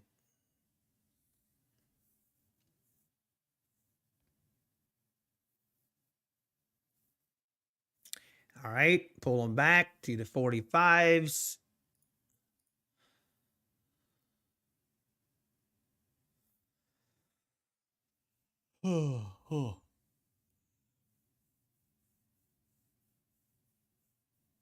It could, but the probabilities are much, much higher that it makes new highs.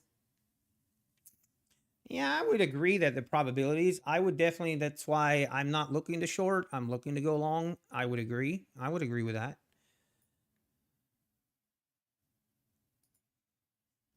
I would say like there's a 70% chance that we make new highs versus a 30% chance that we roll over here. Like that's how I in my mind I look like it. Hey, good morning, Dylan. No, I unbanned you. I was a little bit triggered. I unbanned you, so I gave it. I took it back after thinking about it a little bit. You didn't really say anything that triggery. It was more your friend, and I think you know who I mean. That guy's not getting unbanned, okay? Mm. But I mean, if you want the ban hammer, I can get it back out.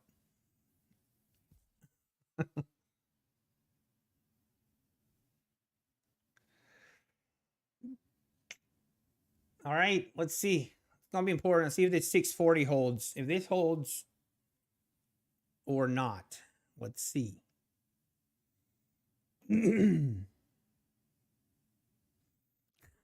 No problem, Dylan. There. Nah, never mind. I'm not gonna go into it. I don't want to. There's some good people in there, but there's a couple. There's a couple that I would consider to be douchebags. No offense.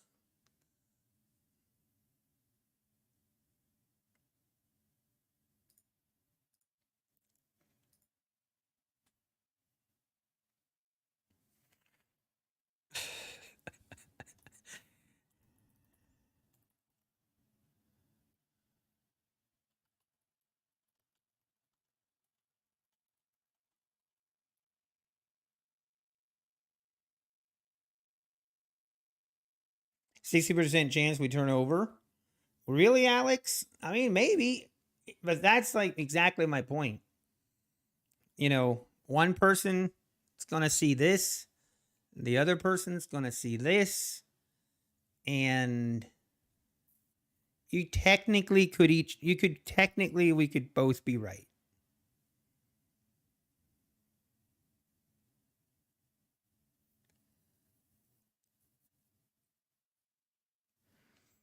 By the way, I saw that E-Man, or is it I-Man Trading or E-Man? I think it's I-Man Trading.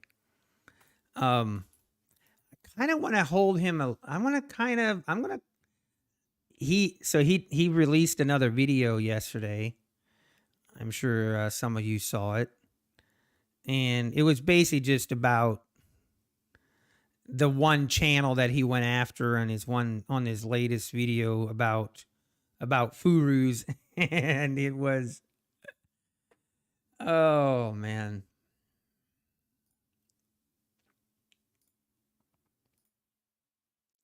he cracks me up.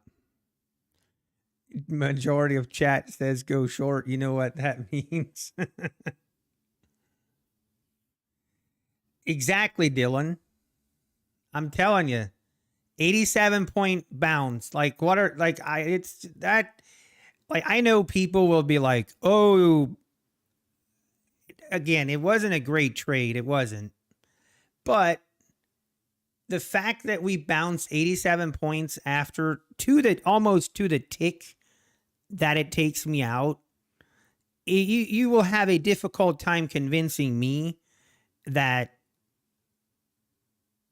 basically, so what made that a bad trade was because of 2 ticks. If it wouldn't be for those 2 ticks, that all of a sudden is $1,000 winning trade. And now you're like, people are going to say, whoa, like, no, I'm sorry. That's just bad luck.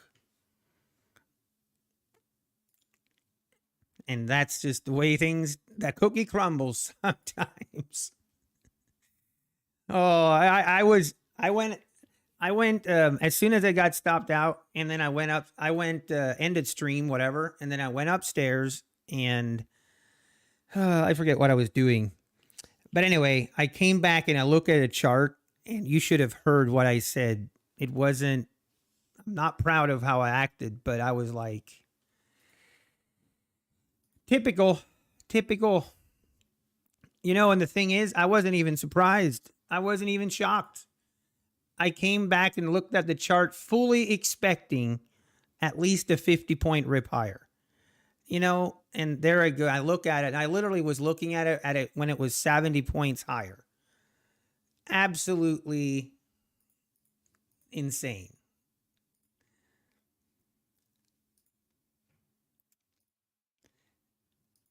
But what are you going to do? I was very happy though that it ended up rolling over again. And then, you know, I guess that made me feel a little bit better, but not a lot. That must have ticked you off. Yeah, you could, I mean, it was something like that. Actually, I kind of find it funny. It was like, ha ha ha, you beautiful market. I was kind of proud of myself though. Even after all that happened, I didn't allow it to put me on tilt, and I didn't trade my other accounts. I was like, it's totally fine, and it is what it is. Sometimes the market will just get you, and I just don't know what else to say. Sometimes she gets you.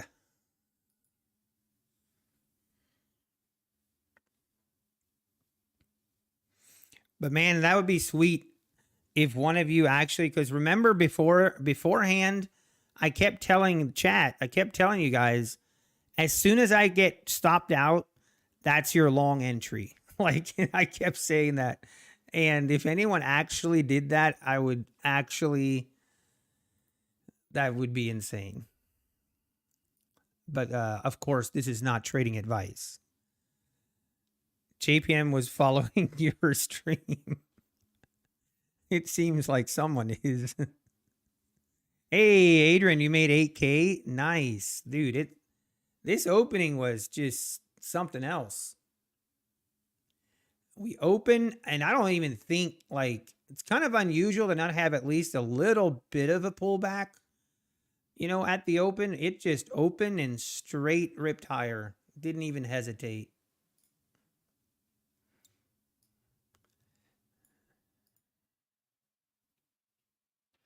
Now, this is getting interesting here. I'm very curious what.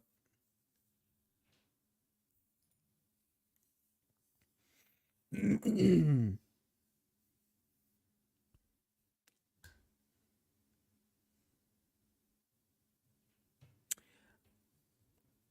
other thing I've been kind of wondering or going back and forth on is my 150K take profit funded account. I don't know how I'm going to do that. About giving you, like, if I'm going to trade it live on stream. I mean, I so far haven't.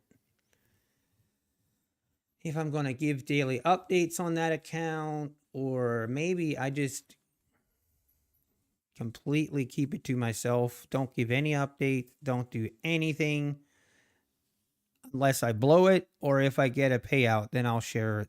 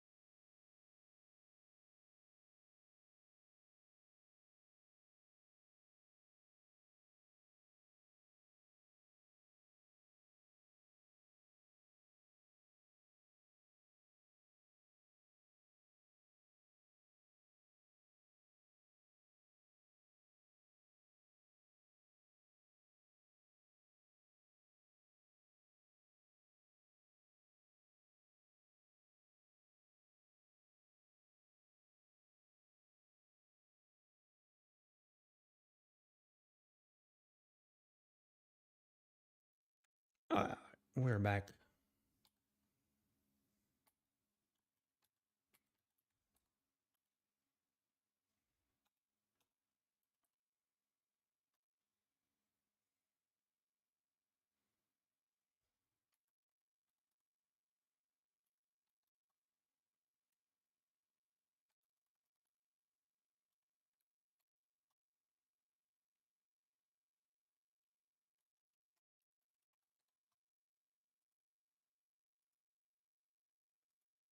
Wow, look at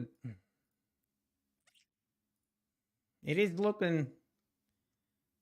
The Bulls definitely feel like they are still in control here. This might be the one we rip to new highs.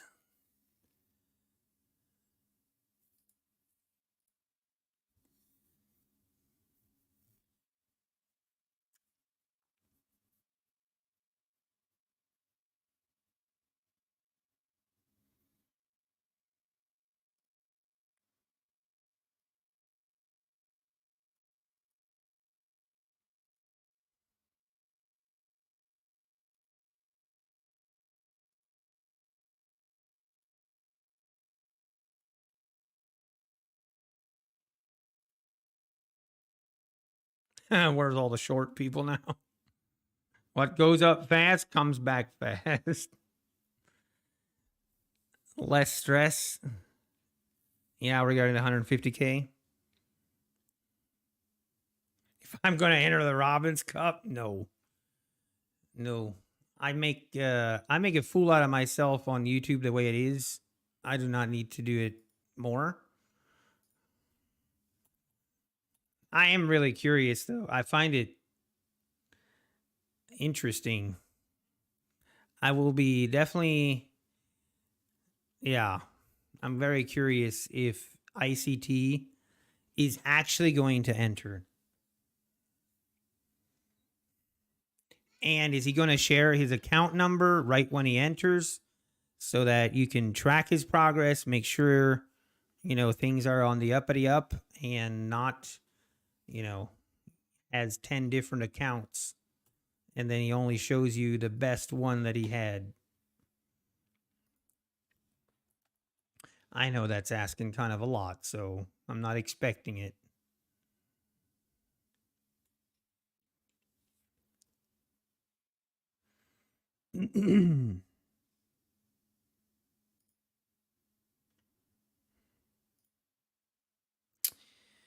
So it looks like our good friend Patrick Wieland, first of all, Thank you, Patrick, for using my Apex code. I do appreciate that. But it sounds so he is now also an affiliate for My Funded Futures. So it's kind of what I like. I mean, it's pretty evident what he's doing. He's going to just become affiliated with a lot of he's going to diversify. He's going to get affiliated with a lot of different prop firms. Obviously, he's with Take Profit. He's still with Top Step. He is with My Funded Futures now. He's not with Apex, which kind of interesting. So, John, I guess for those, if we're not going to use firms that he promotes, we're going to be screwed. We're not going to have anyone to use.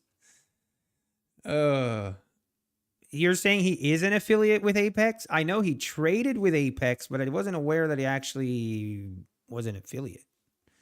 Did that just happen recently?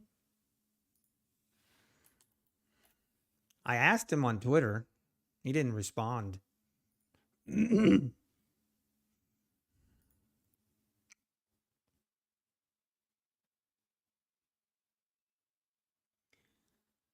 Okay, we didn't look at this. We still haven't made new highs, so this could just be the lunchtime chop fest.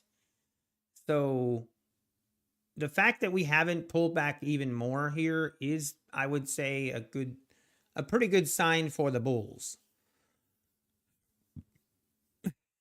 Yeah, John. Oh, shoot. I guess it is what it is, right? But I'm telling you guys, like, I feel like the prop firm industry is kind of changed from what it was.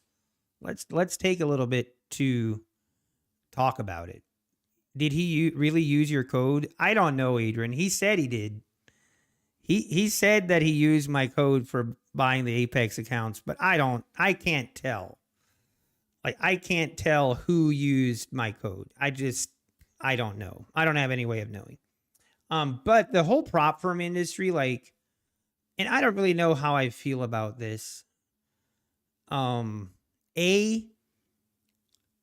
thing I've noticed in the past 3 months, for example, let me start by saying back in last year of this time, or maybe even a little bit later, like February, March, April, around February, March, April of last year, I was very much interested. Like, I was trading prop firms.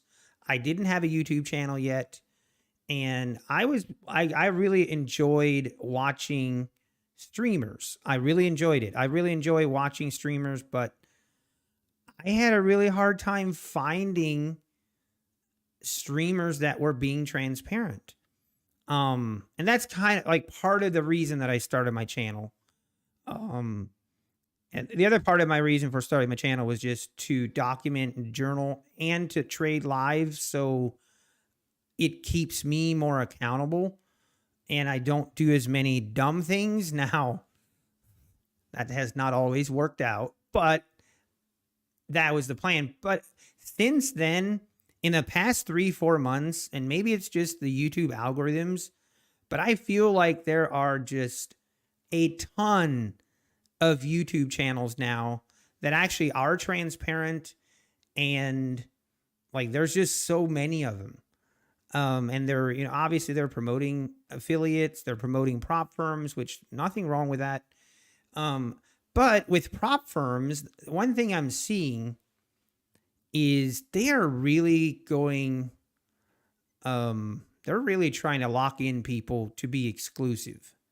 And just me personally talking about things that have, I've gotten offers, and like, it feels like the prop firms are being pretty serious about or promote their prop firm, which there's a little bit of danger with that, I feel like, or there can be.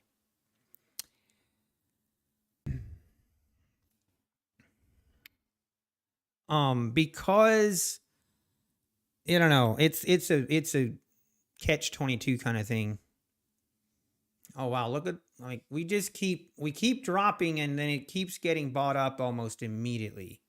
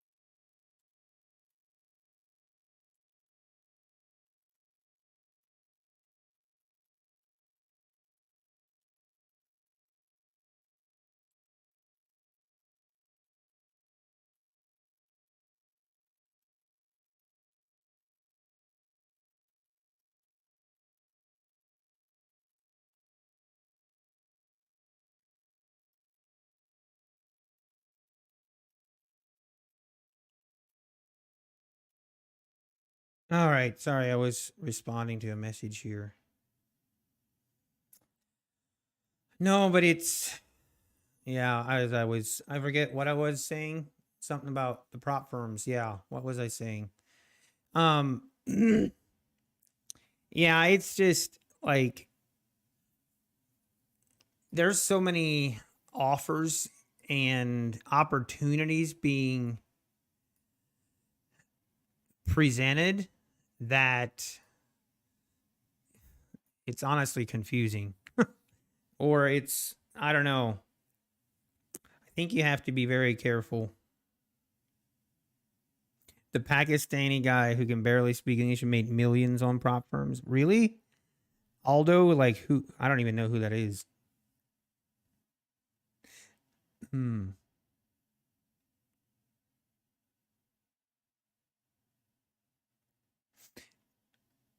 Hey, Adrian, you're trying prop firms for the first time? That's awesome. Well, I wish you luck, Adrian. And again, like, take it slow and find what works for you.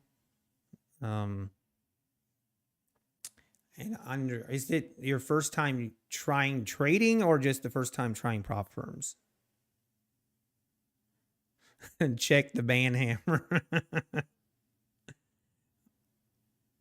What's the... I don't know who he's what he's talking about. Hey, investors. I appreciate you stopping in. Investors, man, I wish I would have kept track back in the day. Like, I wish I would have kept track on some of my first viewers. But I know investors was one of the first.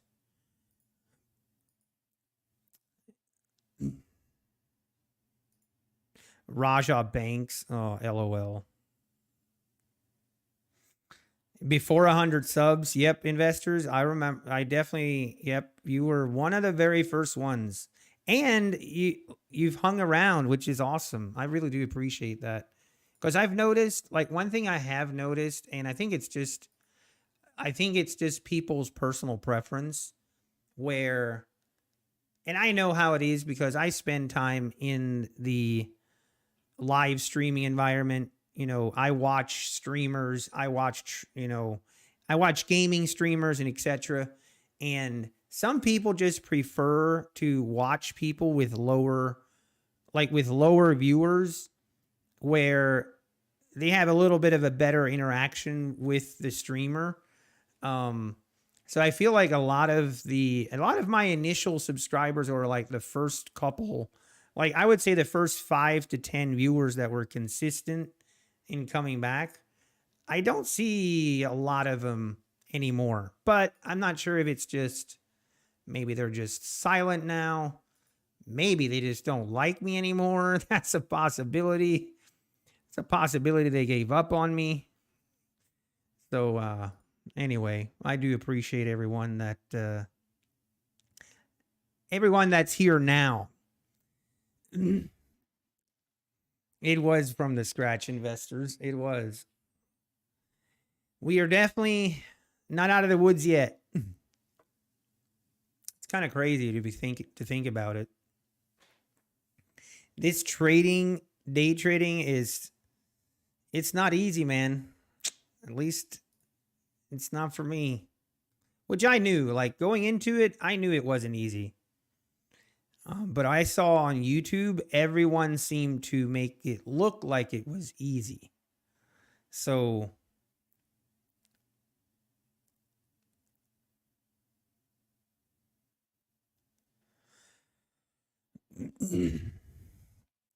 it's for the birds, as they say.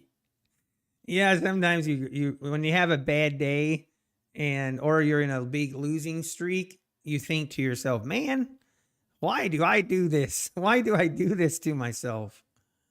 But you know what? Like I always say, like, if you don't love trading, you'll never survive. Or if you don't love trading, you're going to give up way before long before you're actually profitable. But like, I still, a year later, I've been trading now with prop firms for a year, and a year later, I still look forward to trading every day. Like, I come back, I'm like, oh yes. Then we have days where the market isn't open. It's just like, come on. Trader banned. I don't know what you mean. Who's banned?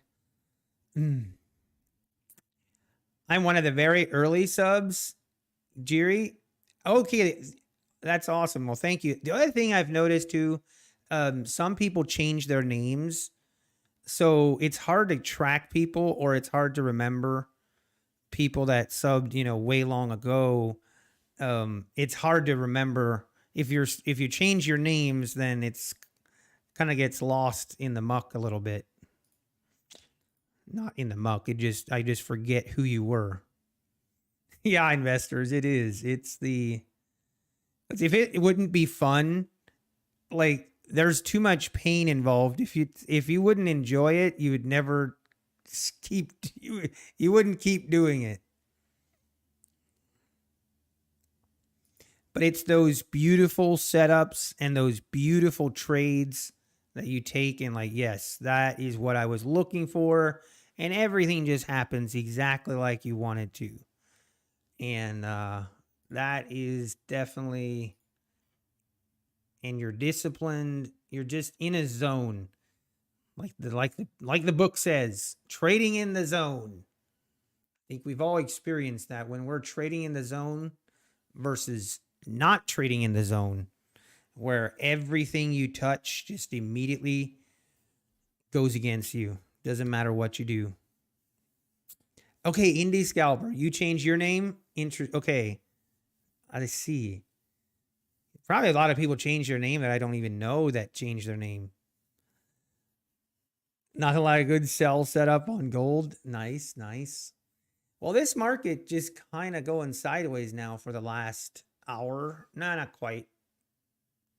10 o'clock. Yeah, it is an hour. Could be scalping this, to be honest. Right now, I do see this we just kind of keeping this slow. We kind of have this triangle. The Dory pattern is happening. We're going to have to pick a direction here soon. Now, I always feel like when we have this kind of triangle patterns happening, I always feel like the initial move is the fake out. It does a fake out usually. So we'll see. I'm not looking to trade this, but we're going to watch. Profitable with options, real funds, and my transition to futures has been great. Awesome, Adrian. Awesome.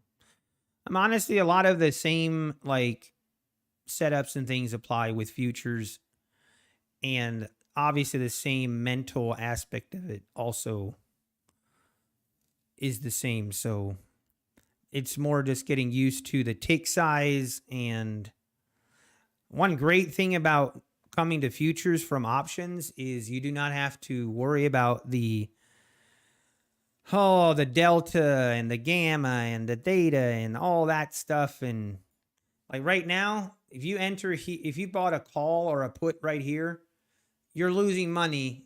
Doesn't matter if it's going up or down, you're losing money. That's one thing I always hated about options.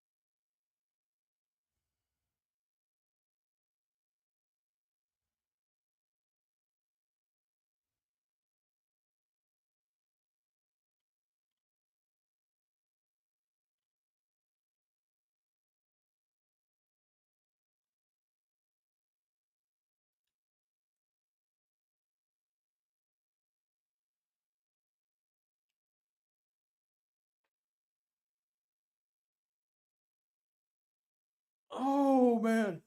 Oh, and there we rip higher. Wow. There she blows. Now, let's see if this actually is the fake out or not.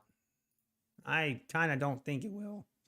I was hoping it would fake out to the downside and then rip higher, but congrats if you're long. Condolences if you got short and still holding. There's still a chance, though. Hey, Kay, you called it.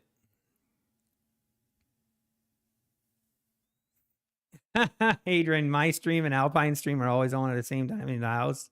I think that is the case for a lot of people.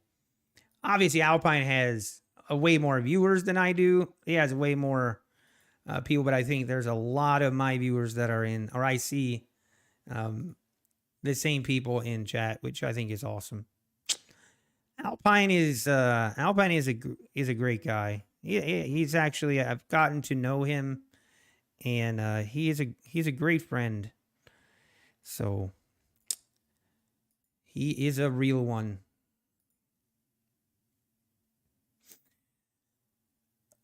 Oh, really? Bostic spoke? Okay, what time? Oh, right at 12 o'clock. I was not even aware of that. Wow, we are definitely seeing some volatility here.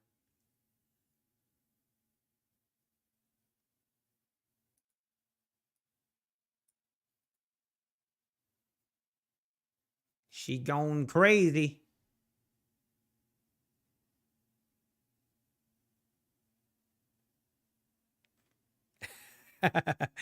Nice, Ghost Bear. Nice.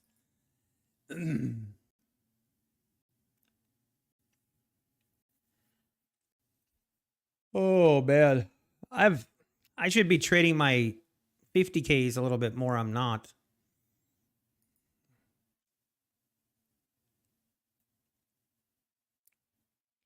Right now, I've only traded 3 of my accounts. Should be just entering on all of these pullbacks.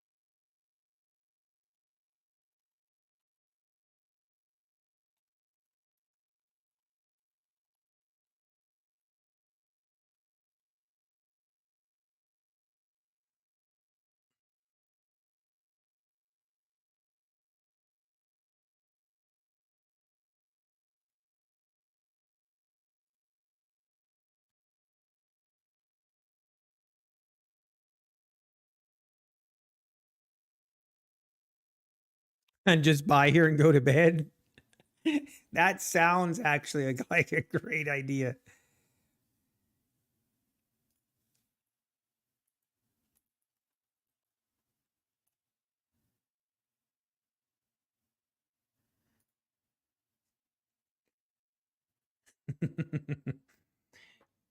Enter here, go to bed, wake up at 3:30, take out your $10,000 profit, call it a day. That's kind of like these guys that you see promoting trading on a beach. They're sitting there on the beach with their laptop taking trades, and it's just all glamour, and which you can trade from the beach, but I'm not sure I would recommend it. Can you imagine all the sand? The sand getting in your keyboards. Oh.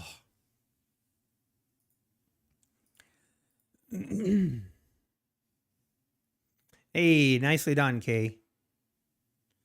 We are kind of struggling here a little bit. Just got some bigger wicks forming here.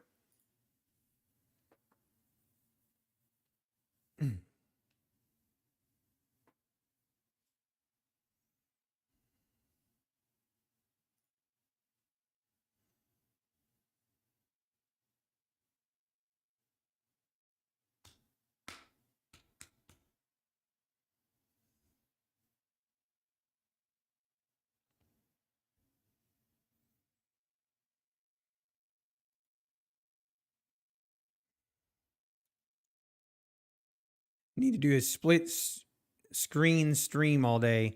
I was actually looking into that on Twitch, it's really easy to like um basically do a co-stream, right?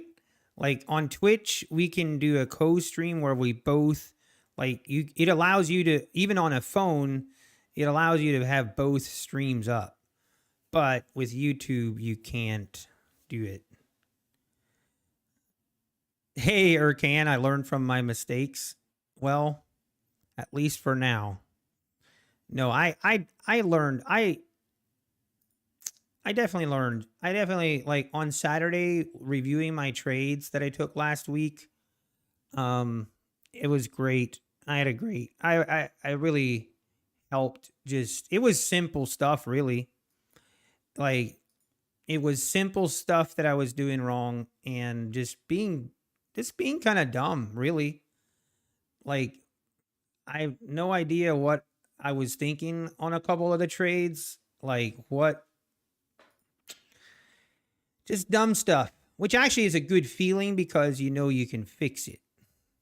And now there are some of the trades where I was like, yeah, that's just a loss, you know. I always try to keep that in perspective because when you review your trades, everything is done in hindsight. So it's you have to be very careful with reviewing only your losing trades. Like I review the winning trades and the losing trades and then just, hey, like what should I've done differently? And sometimes you just have a losing trade. That's just how it goes. We do not have a 100% win rate. So you just chalk it up as a loss. But there are some trades where you're like, wow, that was a stupid entry. What was I thinking? And then it's like it's easy to kind of have that front and center in your mind and be like, okay, let's not do that again. And then we hopefully don't until the next time. That's kind of how the cycle of trading goes. You know, you learn from your mistakes and you make them less often. Like maybe in the beginning of your trading, you go against the trend maybe 4 times in a month. And every time you're like, man, why did I just do that again? That was so stupid. I know better. I shouldn't have done it. And you think that you learn from it. And then the next week you do it again. And then you are even more upset.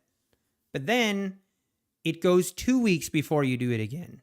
Like, and it's hard to see that as progress, but it is. Like, and then you learn from it, and then maybe it goes a month and a half where you don't go against the trend or whatever that kind of flaw is in your trading. And it goes 6 weeks before you make that mistake again and blow up an account. So then you learn from it again, and then maybe it goes 8 weeks. And like that's the key with, or I have to remind myself of that a lot because it gets very discouraging when like you only focus on your mistakes and like you're looking back and you just, the only thing you remember is I'm just making the same mistake again and again and again. And if you just making the same mistake and there's like no progression, like a bigger gap in between those mistakes, then obviously then you got maybe other problems. But I think it's sometimes we just have to acknowledge that, hey, you know, this is progress. We learn from it. We're not doing it as much. And I think that's why it does take so long just to be profitable, because you're basically training your brain not to do stupid things. And sometimes our brain is like, no, I enjoy doing stupid things. Let me do them. It sure feels like that sometimes. Ah.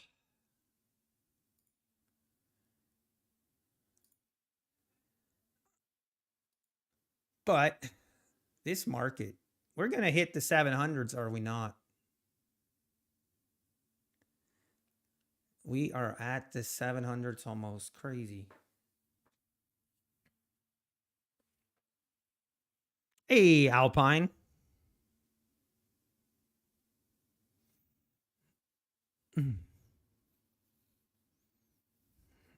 Alpine. What did he say? Today, Alpine make the same mistake. I mean, I don't think that. Yeah. Okay, and that's like, it's the that's the trading strategy, and it's not a mistake. If it's a plan, if it's a part of the plan, then that is just the same as taking a loss. We all take them.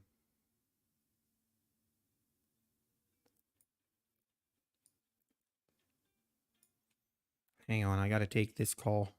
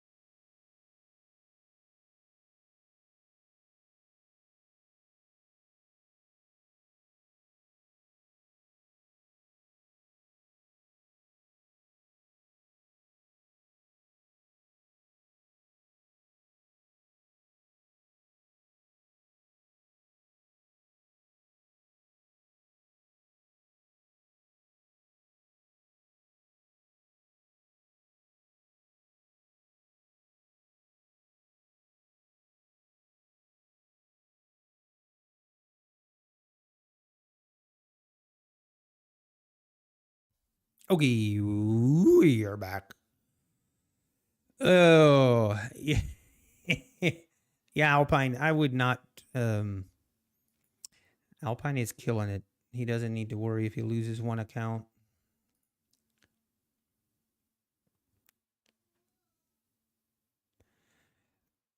Drawdown studio. Yeah, I mean, I agree. Like it's definitely taking not. I wouldn't say taking advantage of the prop firms, but more. Um, it is. Yeah, yes, it is. It's where basically this is what I'm investing and this is my potential return, and not looking at the actual like dollar amount in the trading loss. It's more looking at it in a perspective of this is what my cost was for this account. That's actually my loss, not my dollar amount loss you see on a screen. Now obviously the downside of that is obviously going to a live account wouldn't work. Like, or that wouldn't, or you'd have to change some things a little bit. But I mean, I still think it would be, that it would still be possible. But on a live account, it would be difficult. But it still work. I mean, if it works, it works.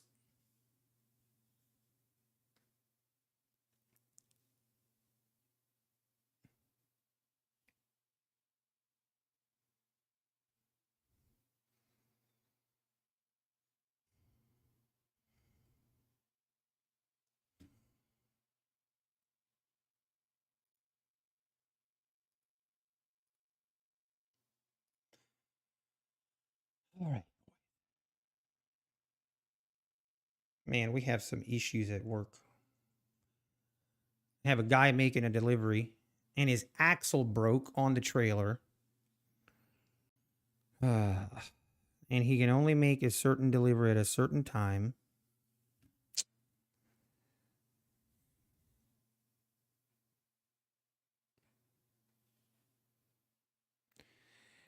Something to your advantage for sure. Yeah, like I was saying, Alpine, I agree. And I think, I mean, the only thing that matters is the payouts. That's how I look at it. You're getting payouts, then, and they're allowing you to trade however you trade, then that's all that matters. It doesn't matter.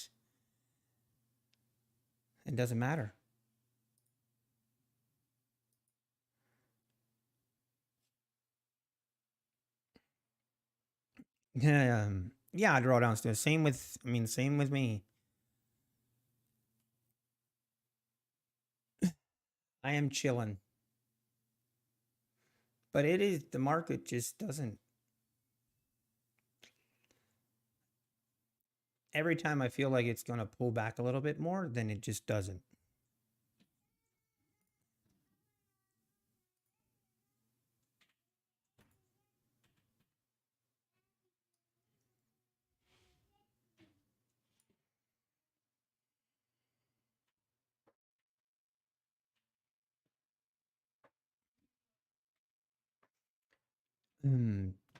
Drawdown studio, yeah.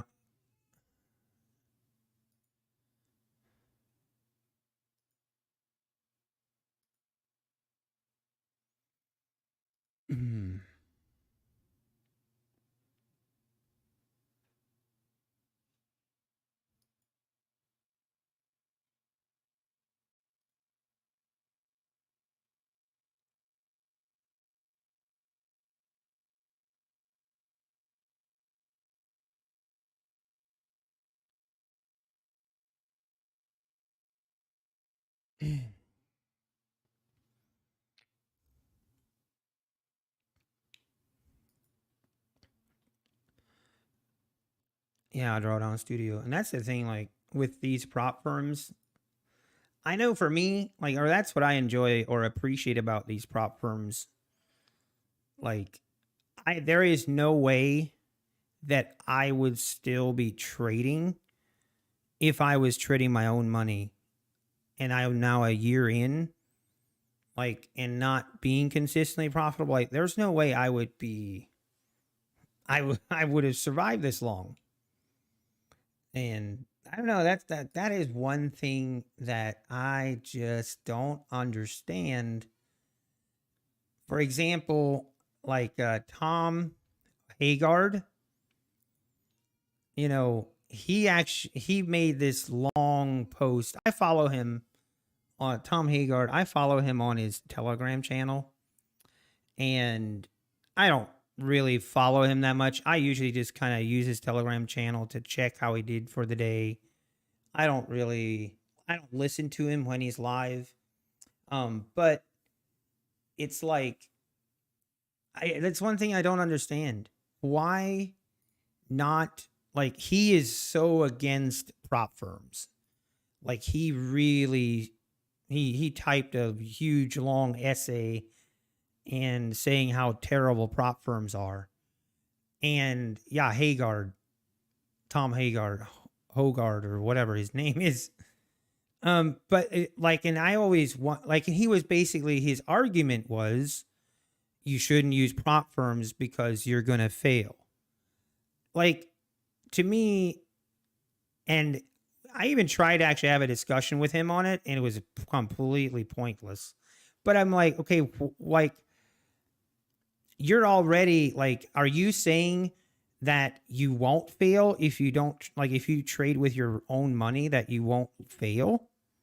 Because that's not true either. So if you're going to fail using your own money and fail using prop firms, and they're both very similar failure rate, then why are you trying to use that as an excuse not to use a prop firm? Like, to me, it's just such a stupid argument.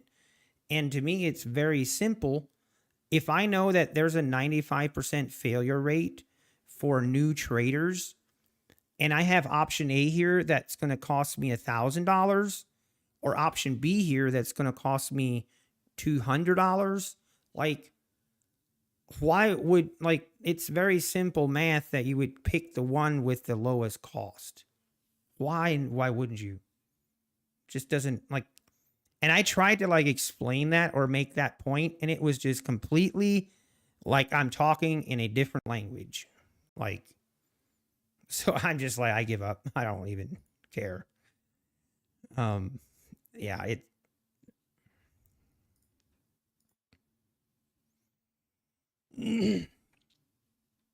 it's like the meme you're saying there's still a chance. Yeah, I love Haggard's psychology. I do. I really do. I love his, even, like, I love everything about Tom. I love how he's transparent. I love, like, just how he keeps it real. I feel like he's one of the few people that trade live and they're not selling a course. I have a lot of respect for him, but his take on prop firms, I don't understand. And I'm trying to, like, understand, is there a conflict of interest for him? Like, obviously, I mean, he's with a Forex type, like CFD, which is a little bit questionable. But, is there a conflict of interest there? And that's why he wouldn't use prop firms? But if you're Tom Haggard, for example, and you actually are profitable, I just don't understand why you wouldn't take advantage of prop firms then. Hey, Matt. Yeah, same. Exactly. And Nathan McCord. Hey, that's how I feel. That's how I felt last week. If anyone just faded me last week, you probably made about five. You made about $5,000 last week, so congrats.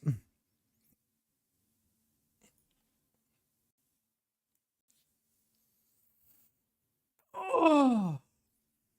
But anyway, I mean, it's like, I don't, to each his own. We don't all have to like prop firms. That's not the point. People can hate on them if they want. But it's still, I don't know. I had a really rich comment over the weekend. Here, I wanted to show you guys. I mean, the guy, oh man, this guy was, I don't know why people, like, this is another comment that I get quite a lot. like at least a good, not, I wouldn't say a lot, but I see comments like this on a lot of other people's channel as well, where they're like, basically he says, this Aaron guy says, Elo like spends more time managing his 100 accounts than he does on trading. It's obvious this is, he doesn't even know how to speak here, but it's obvious this channel is another Trades by Matt. So he called me a Trades by Matt guy, which, man, makes money from streaming and affiliate marketing. Very sad. Like, oh, man. Yeah. Anyway, I responded. I said, how terribly sad it is. I've never claimed to be a profitable trader. That's the difference. I'm learning like a lot of people. I'm sure you never had to go through the learning part of trading, but because I make money from my channel, you decide that's unacceptable. Like, that's one thing that I've never, like, I kind of understand, I think, where people are coming from. I think it's mostly jealousy, where they see someone on YouTube and they're trading and they're a losing trader like I am. Like, I know it rubs people the wrong way. Like, especially YouTubers that maybe don't have as much of a following, that really rubs them the wrong way. Oh, why would this nutty guy have more followers and more viewers than I do when he's not even profitable? Why would anyone watch him? Which sometimes I think that's a fair question to ask, but then it just turns into, like, I don't know. I feel like a big portion of that kind of mentality is just jealousy. And I don't know, maybe not, but it feels like it is entertainment. I mean, it's a little bit of both, I'm sharing my journey. I'm also entertainment, and then it is what it is. Like, I don't know what else you want from me. It's like, well, what would be acceptable to you? Like that guy that commented that. Like, I've wondered, like, what would be acceptable for him? Like, if I make no money at all, is there like some kind of unwritten code that if you don't make money trading, then you're also not allowed to make money on YouTube? Like that there's this correlation between the two, that if you don't make money trading, then you also can't make money on YouTube. If you make money trading, then it's allowed to make money on YouTube, when both of them are providing very likely the same source of entertainment or whatever obviously bringing some sort of value. If it would bring no source of value for anyone, then no one would watch. And then you wouldn't get any, benefit from it. So I don't know. So I like to I like understanding how people think, but sometimes it's a futile effort. It's a pointless effort. And it's probably best if I don't know how people think. But anyway, that's the TED Talk of the day.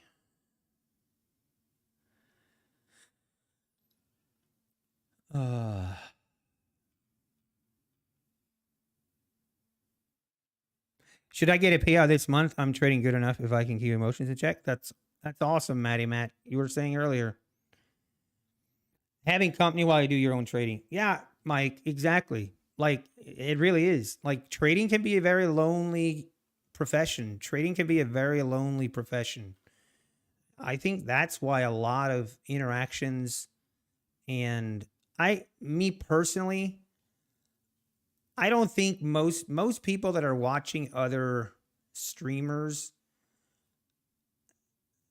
I think there's a little bit of both. Like, I think a lot of people, they like to see how other people trade.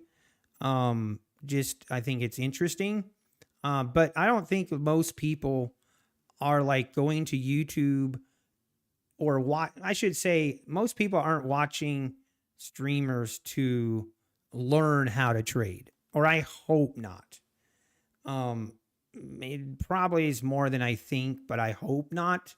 Most people already have their set strategy and they have how they're going to trade. And what I'd say, or whatever they say and enter, isn't going to change.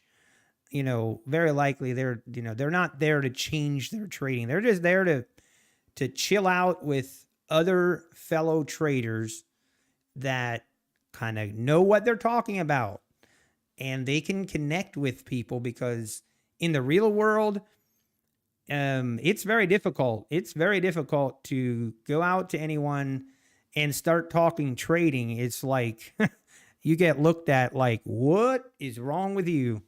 So it's just like people just want to interact with other people that understand the same kind of struggles and the same kind of things that go through. And that's really that's what it's about. I think that's pretty cool because it allows us to support each other. It also just allows us to celebrate each other's wins and then just be there for each other when we go through the losses. That to me is what is very important. It's like anything else. We don't need people kicking us when we're down. We're already doing a pretty good job of that on our own. Or that's always how I look at it. When people are going through hard times in life, they very seldom need to be kicked further down. They probably are already doing a pretty good job of that themselves. They usually need to be encouraged.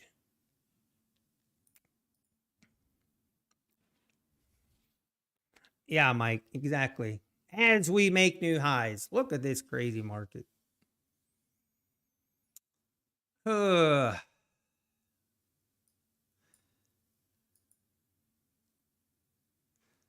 This probably should have, would have been an entry here. Should have, maybe. In hindsight, possibly.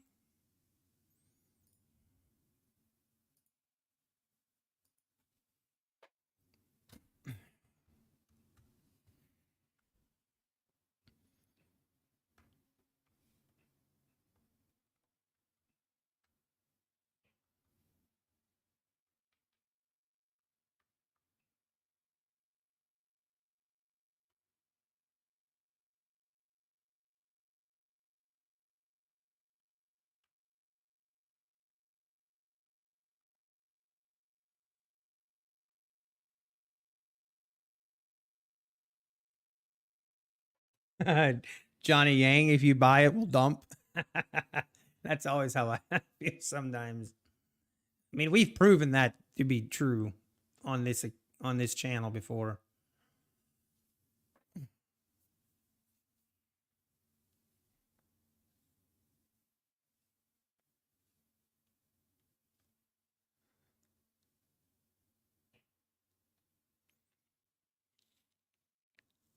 My transparent, a real steel hammer. Well, I appreciate that. I'm definitely not.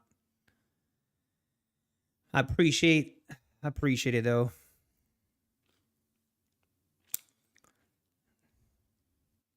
Hey, that's great. Friendly reminder for the day. Hit that thumbs up button. Do it. You guys can do it.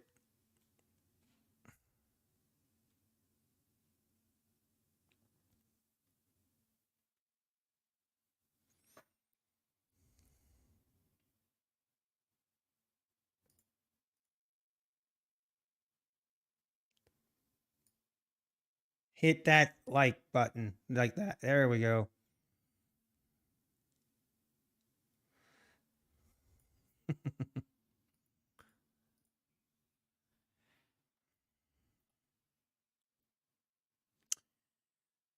Oh, Ghost Bear, where you at? Ghost Bear, it is looking more and more like you were right. Just buy and hold. It is It is definitely looking like that kind of day. I usually love these kind of days. Honestly, I do. But I kind of went into the day as well. Today I went in with it kind of predetermined to be just a lot more I wouldn't say, how would I say, to not take too many trades today, ease into it. And I kind of went off the rails last week, but man, what a move today. From this 512s at opening, opened at 512, we are now at 700. Wow, that's a move. That is a move. Bostic stating inflation has come down more than he expected. Who? Oh man, that's when I hear these government officials talk, I just usually find myself laughing. It's great. It's great comedy. I have stopped taking what government officials and anyone in government says.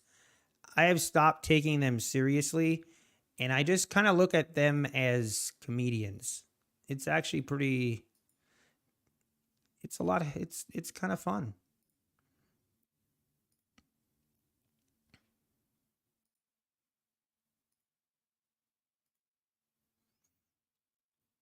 Hmm. What grocery store does he use? Yeah.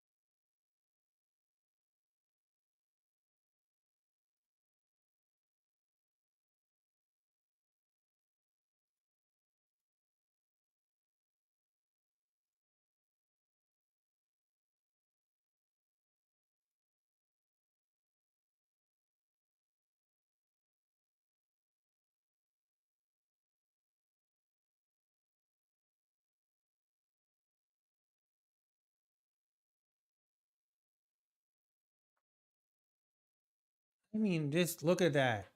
Right through the 700s. You'll coach me if I like. I will pass. Thank you though. But I'm not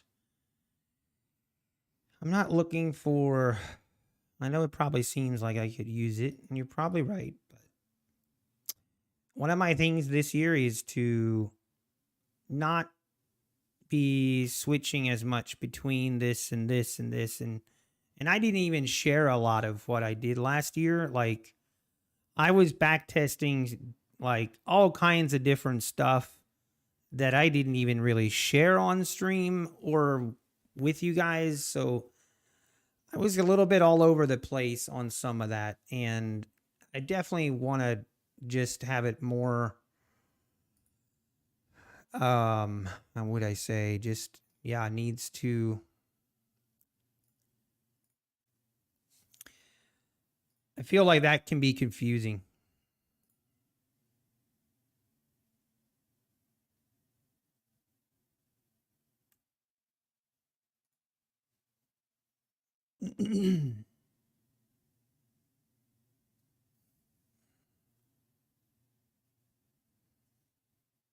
Hmm.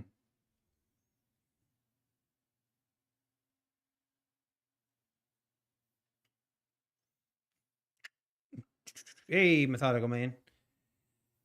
You saw that sweet offer he got from Patrick Wheeland?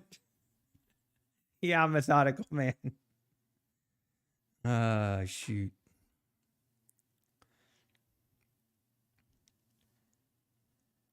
Why didn't you get in on retest after breaking the highs? I should have. My right here definitely wasn't in. I should have re-entered here. I should have. I agree. I should have.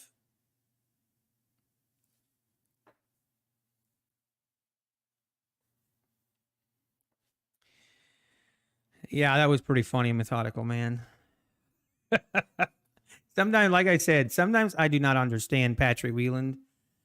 Like, I would actually be curious. Like, sometimes sometimes it feels like he can be a decent human being, and then other times he's just an absolute douchebag. And most of the time he's a douchebag. Sometimes it's like, oh, okay, maybe there's a glimmer of hope there, but then it's like, nope. But this morning, yeah.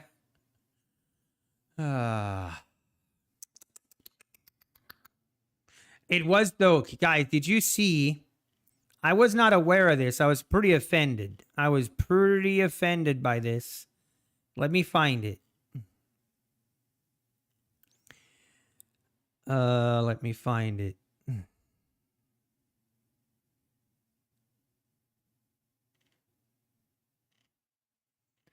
Man, that guy has so much crap on here. Here, January 4th, he did a poll.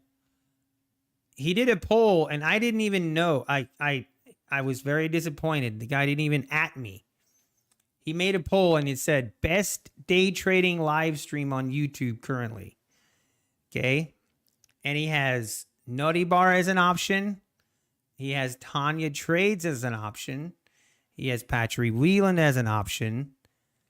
And Top Step TV as an option. Okay. And I mean, I feel like if I would have known the poll was up, I think we would have done a little bit better. But we obviously didn't win. But I found it pretty funny that coming in at number 1 in the voting, and you got to remember, this is people that follow Patrick, and 47% of them said Tanya Trades is the best day trader on YouTube currently. Followed with, in second place, Patrick Wheeland at 26%. So almost twice as many people from Patrick's own fan base thought Tanya Trades was a better trader than he was. So that's kind of ouch. And then Top Step TV followed at 18%. And then yours truly, Nutty Bar, came in at the final 8%. Now, feel like we would have done better had I known, that this was a poll. Maybe we would have done a little better, but hey, you know what? I'll take it. I'll take 8%. I mean, I wouldn't even call myself the best day trader, so it is what it is.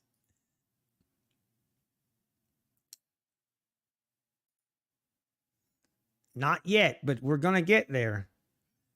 Son, how many contracts do you use when you first place a trade? Usually I do 2 mini contracts. Are you suffering a sinus infection? A little bit. Does it sound like I am? I apologize if it does.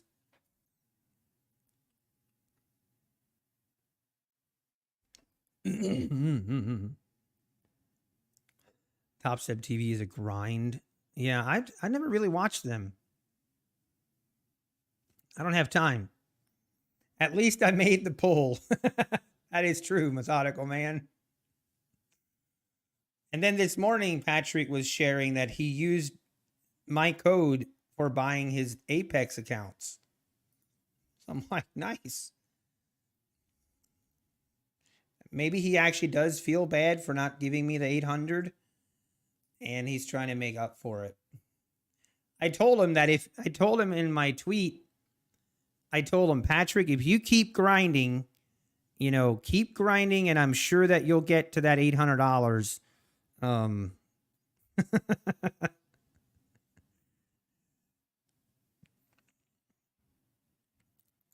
Yeah, he still thinks of me daily. He probably dreams of me, which is pretty scary.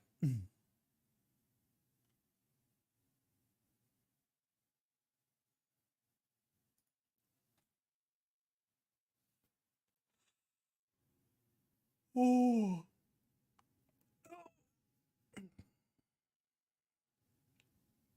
He needs to pay me. I really don't see why he doesn't. Like, I really don't see why he doesn't just pay me the 800. He would. I mean, I think it's pretty evident that he can afford it. I think he's just being a little, you know what? Hmm.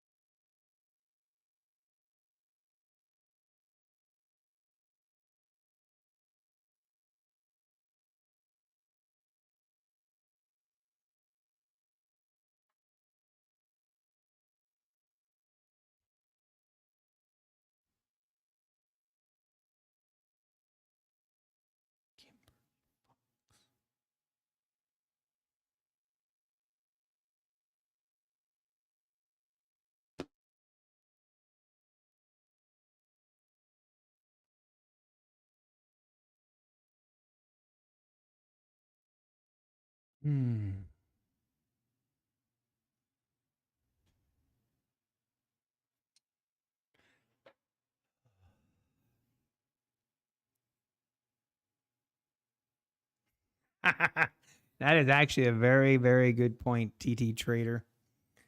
That is a very good point. You know, Patrick expects to get paid by ICT. If he expects to do that, ICT would have a pretty good argument for not paying Patrick if he doesn't pay me. It'd be a pretty fair argument. Did I take that break on the pullback? I did not. I was talking about earlier. Really, I definitely would have been an entry right here on the 84s. Now here, I wanted this to pull back a little bit more. Right now, the pullbacks have kind of went through the EMA. So let's see if we can't get another one before we dive in here.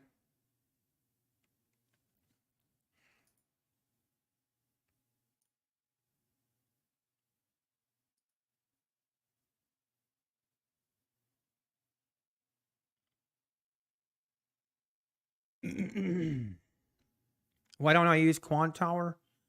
Quant Tower's trade copier is terrible. Terrible. I tested quite a bit of trade copiers, and Quant Tower's trade copier was pretty easily the worst one. That's one reason. The other reason is I can't use my Guardian Angel Trader with Quant Tower. Yeah. Yeah. Roman, I heard.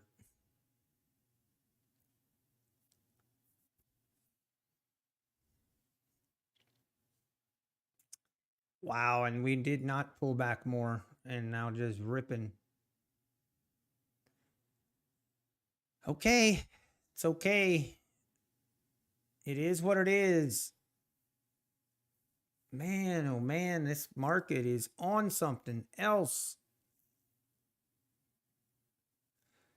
Man, I know it sucks missing on some of these setups. It does kind of suck. But it's a lot better like that than being trapped short here.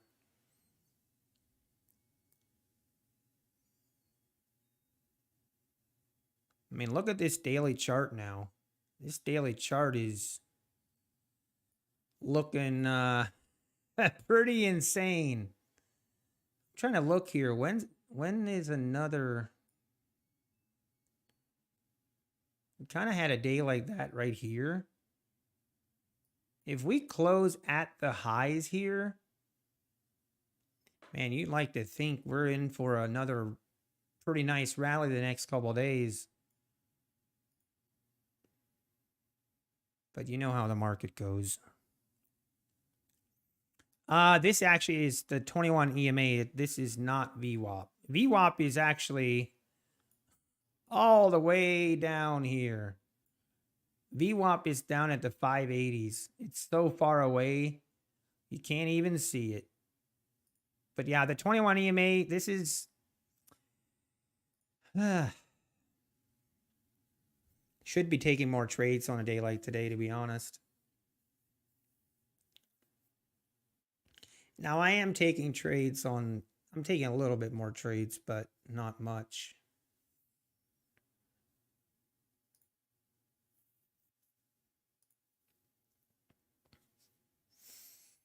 Yeah, I have the one EMA that changes colors. I think it's called slope color EMA, but I actually had one of my viewers share it with me, so I'm not even sure where you get it or...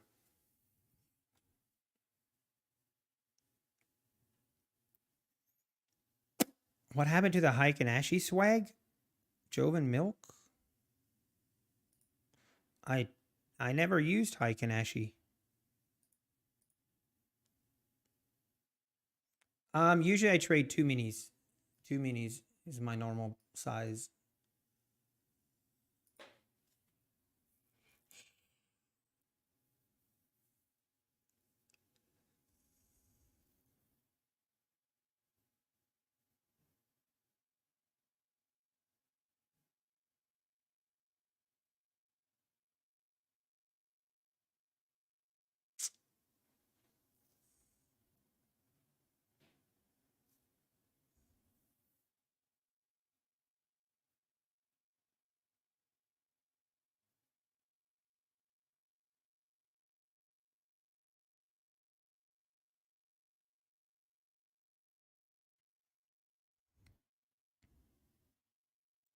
You have a 50K account to avoid the 30% rule.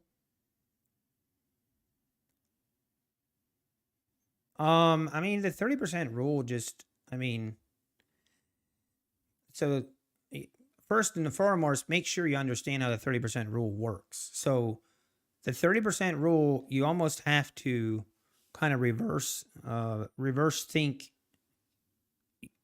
about when you're going to make a withdrawal request, what amount or where is your account balance going to be, or like where's your goal? If you have a 50K account and you plan to request a withdrawal when exactly at $2,600 in profit, you know, then it's very simple. You know, take 2,600 times 30%. That's $780. That means you want to, in that 10-day span, you want to keep your profits around 780. Now, I will say that 30% rule is, there's quite a bit of leniency on that.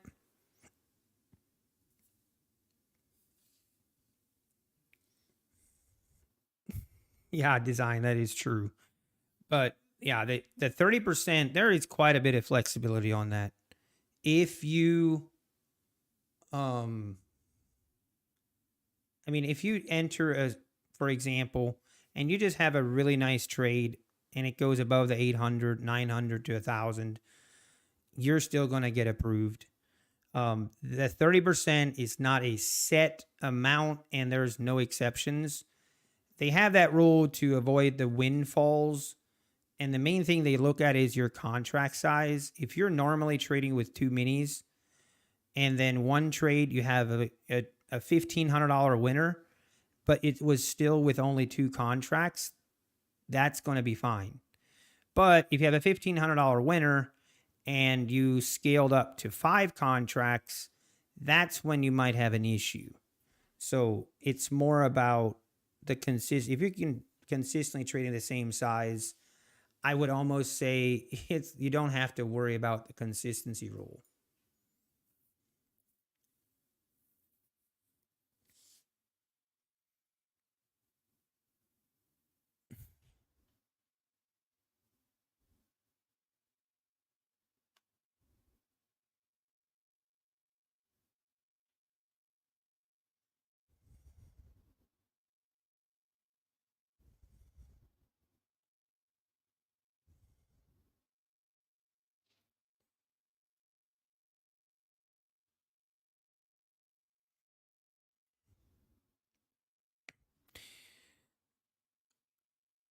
Oh, man. Hang on, I got to make a call.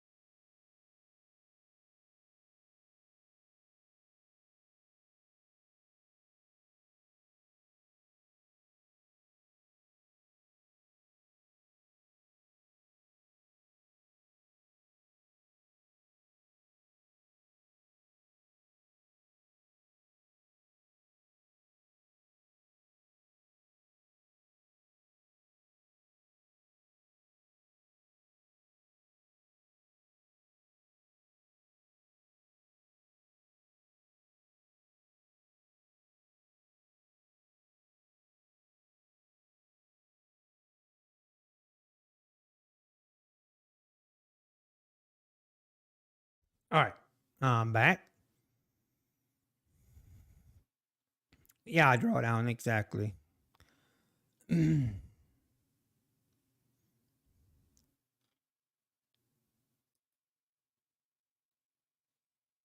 Oh man.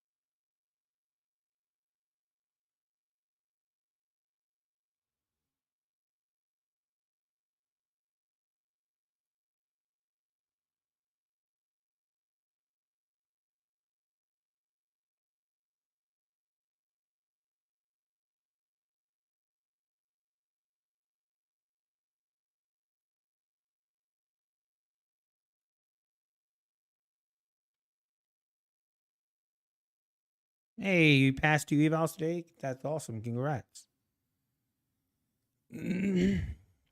Yeah, days like today is definitely great days to pass eval accounts. When we have these nice trending days, just go with the trend is the only thing I would say is I know that's easier said than done because here I am only taking one trade. Probably should have taken at least one more right here for sure. Could have justified taking one of these like this trade here, but we did not. We failed to break above these highs, so that's definitely not a actual setup there. All right, I am going to grab a quick lunch and I'll be right back.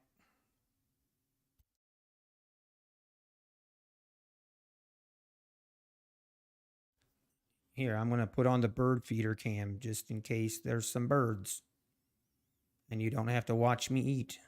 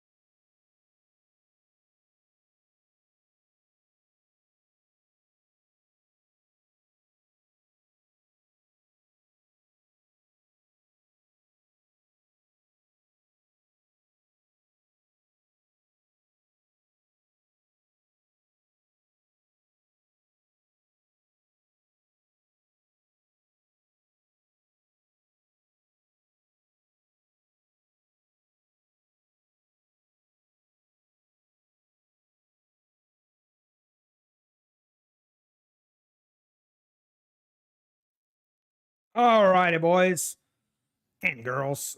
We back. We are back. All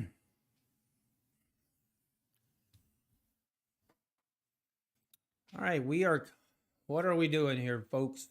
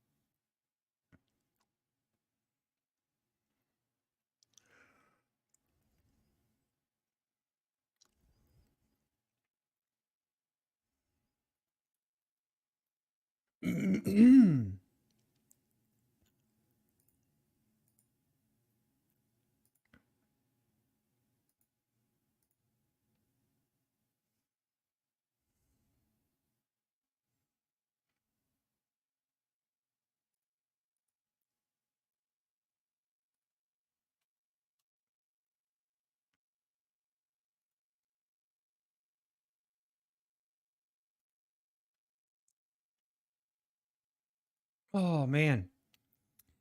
Ooh, I had some delicious fruit pizza. Oh, so good.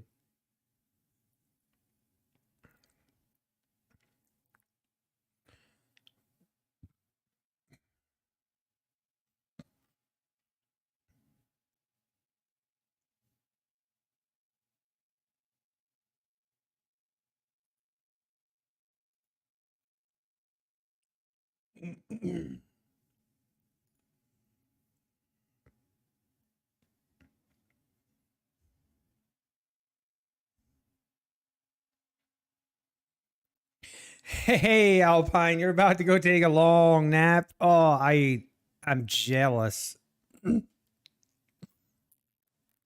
No sleep for 26 hours? What? Oh my. Oh.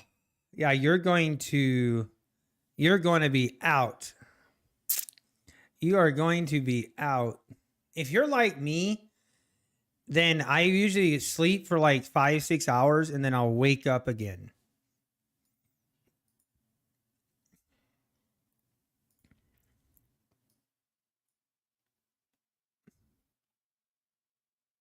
Yeah. I'd say you did pretty well, Alpine. It was pretty cool to see you trade the opening trade, by the way. I appreciated that. That was pretty cool. I went back and watched it.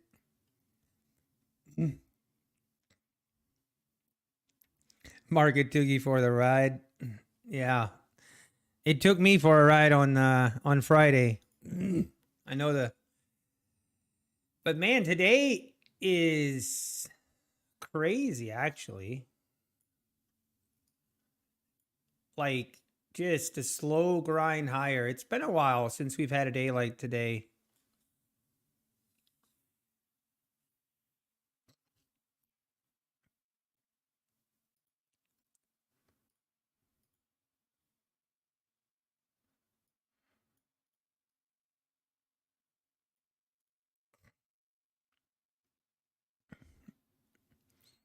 I mean, the thing of the opening, I mean, it just, as soon as we opened, it just ripped, never looked back. And,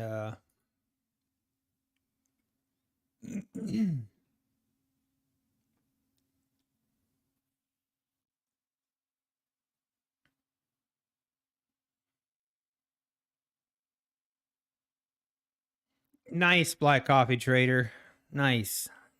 Just close them charts down. You'll be thankful you did at the end of the day. It's always that, oh, only one more trade. It's always that one that gets you. Or at least it does me.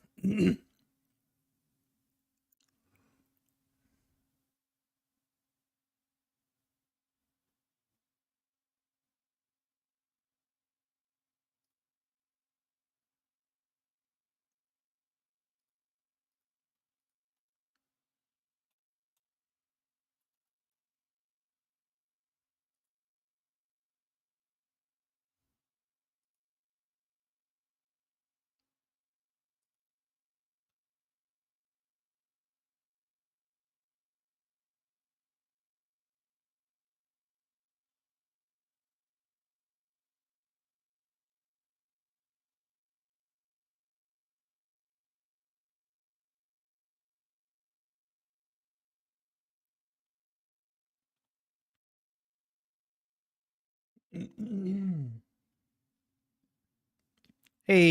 Dawkins, how it's going? How it's going today? I mean, it's going okay. It's going all right. We could be up more, but we'll take it.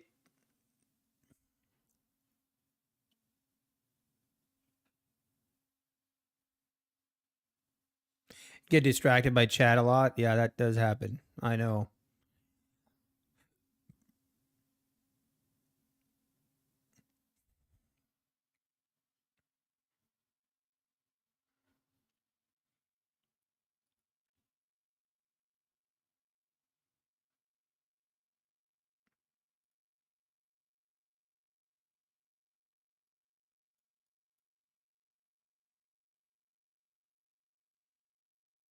Man, we gotta maybe just start blindly buying this 21 EMA.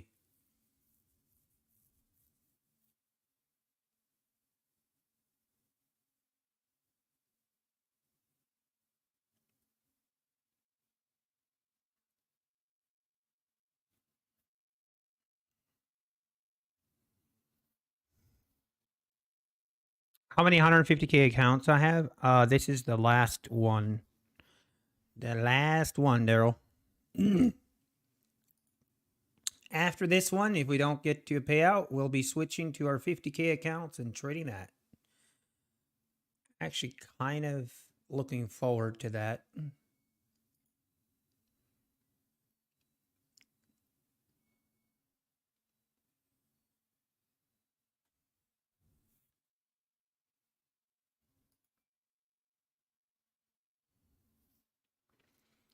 Yeah, we don't want to long the top. That's never fun.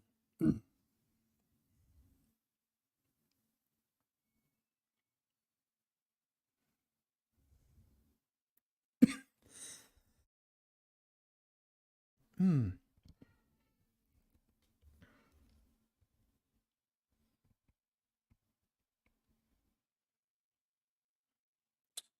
Your name, I mean, I don't know enough about that Pashang that I know to say. I'm not sure. I know you'll be asked to verify and do verify your identity before you get a payout, so do be aware of that.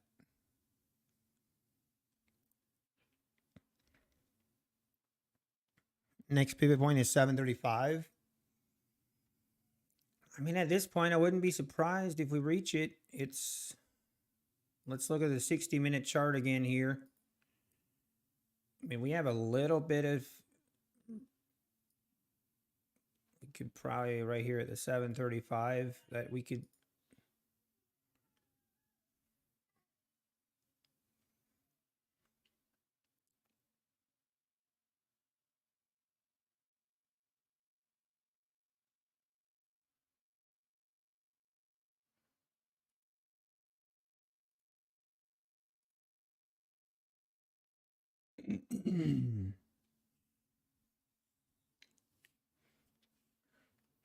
Okay, you already got that, Pishang. I mean, I think then you should be okay. I think. I don't know enough about it, though.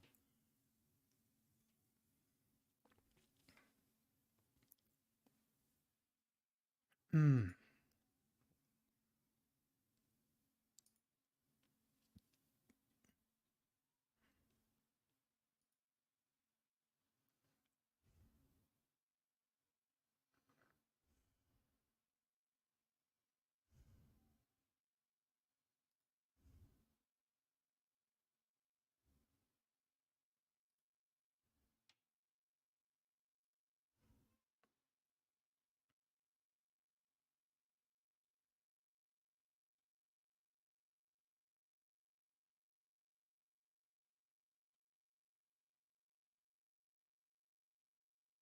I believe so, Pashang. I think so. Why does it say NQ 324? That's just the contract for this futures. So the current futures contract we're trading is expiring March 24th, or March of 2024, I should say.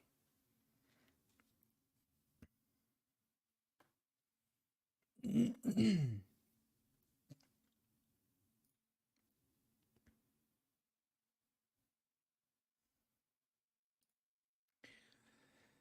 right, this is I'm gonna trust the trend.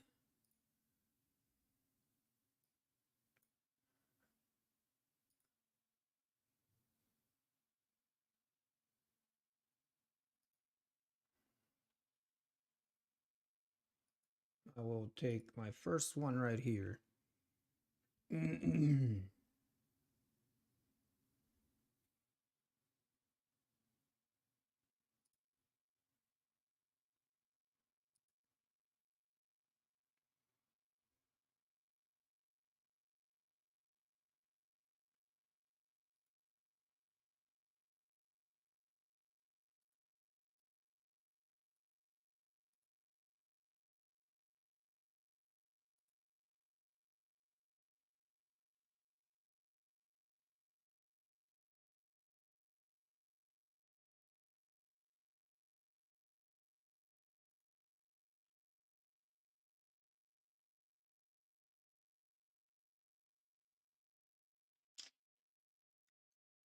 All right, bulls, don't give up now just because I'm in a trade.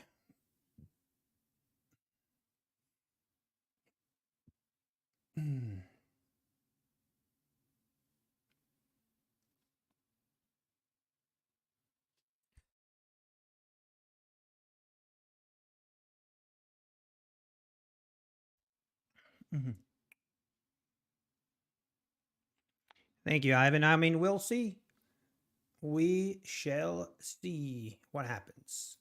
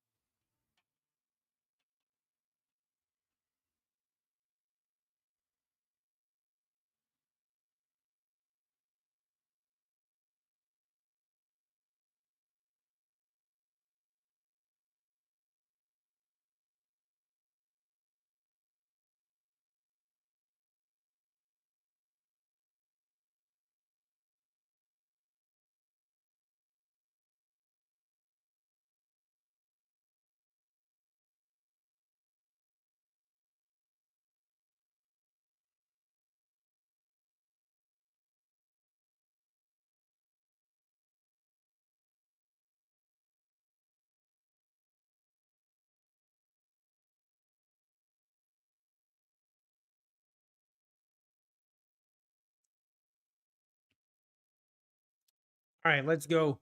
Rip it.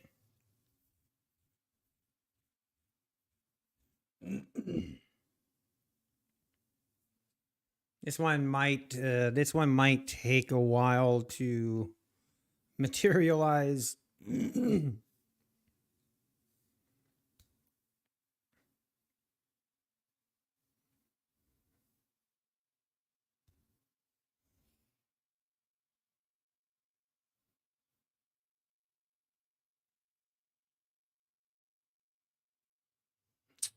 Yeah, come on, come on.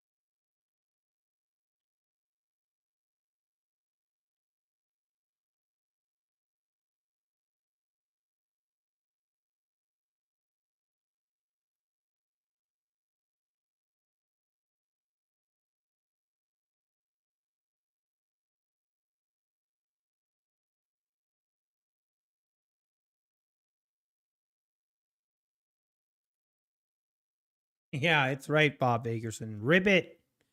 We need this thing to rip it. This might be one of those trades where it takes a little bit to guess we'll just we're gonna have to be patient on this one. I guess this is the punishment you get for entering over the lunchtime hour.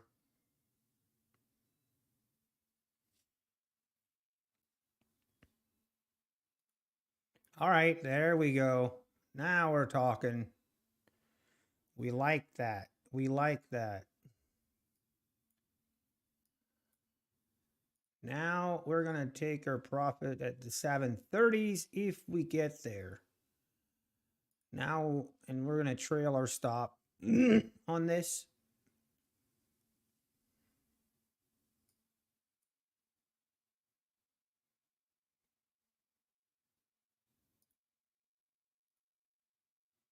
Let's go. Come on, rip it.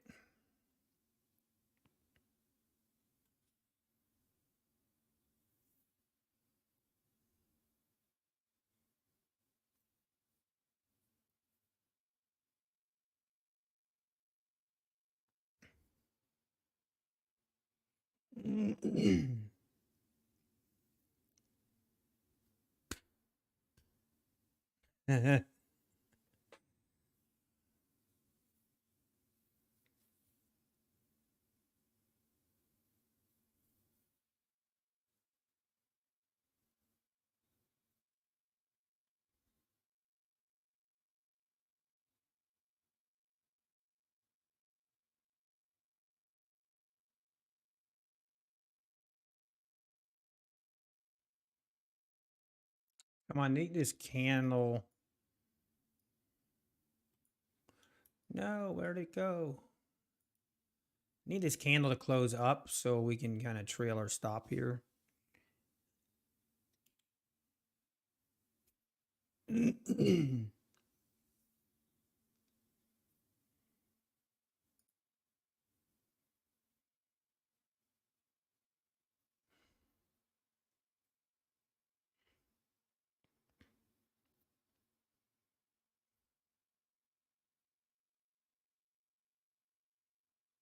um, hmm.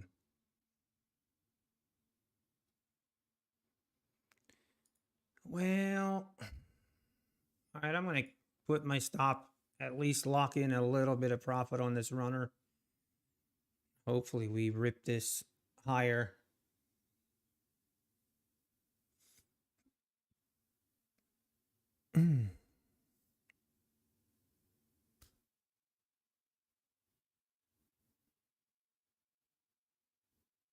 Rip it. Come on. Break above that 725s. Let's go. Let's go. Put your back into it. And I want to see, I'm going to at least want to give it a chance to get through the 730s here.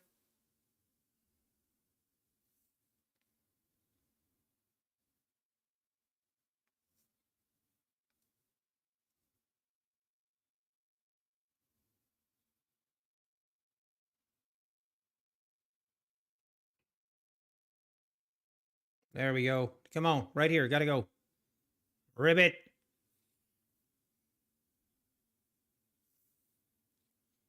Nice. Nice. Keep it going. Everybody's coming back from lunch. It's go time. Trap these shorts. Trap them. Oh, oh, we like it. Oh, baby.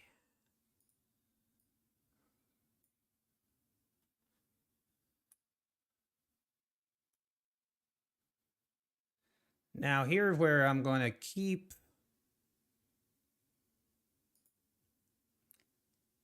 I'd love to see this get through the 30s. So if we look at the I mean, this, if it can get through this, we should get to the 760s, I think. I think.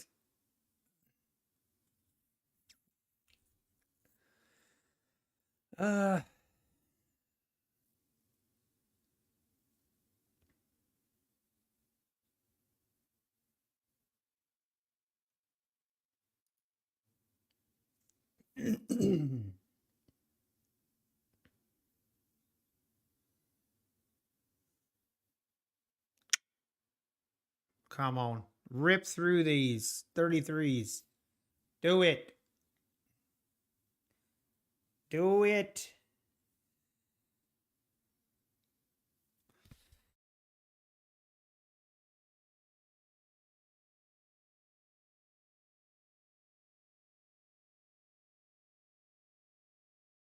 Yeah, I hear you, volatility trading.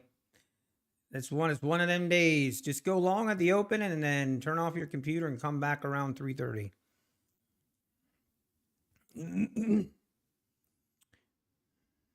Well, our moment of we got to get this thing above.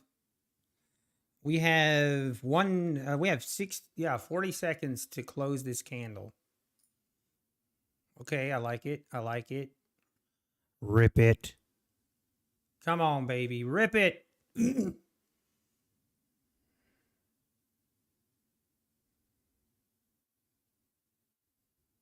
Come on. Need this to break above the 32s. Get through the 35s. Don't stall.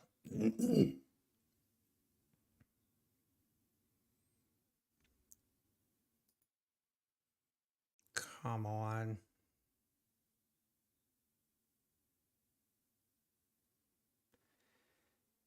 All right.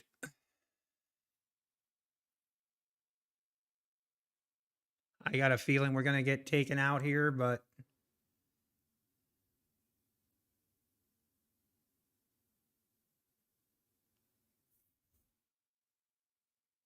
this is how it goes. We got to.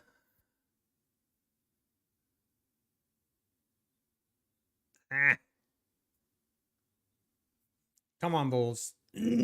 Just need a little bit more from you.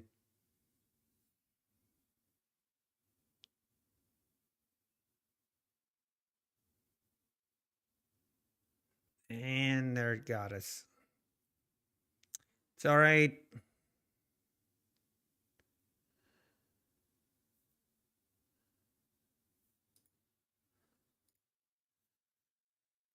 It's all right. It's still a good trade. Now we just let's see if we can get another pullback entry here.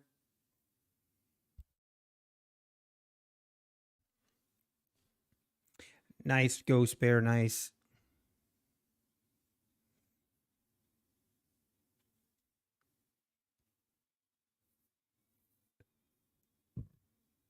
But yeah, it was nice. We caught a breakout. Didn't let it come back a little bit on us there. Come on now. I need you to pull back more so I can get in again.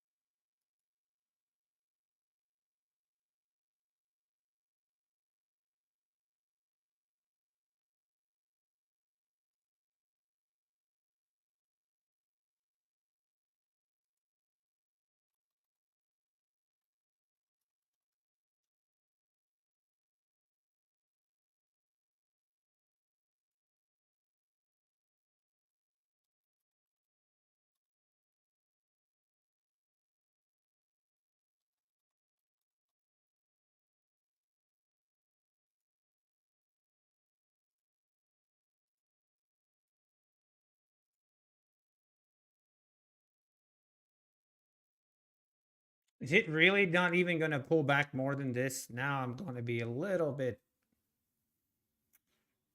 Oh, come on. That feels bad if this rips now again.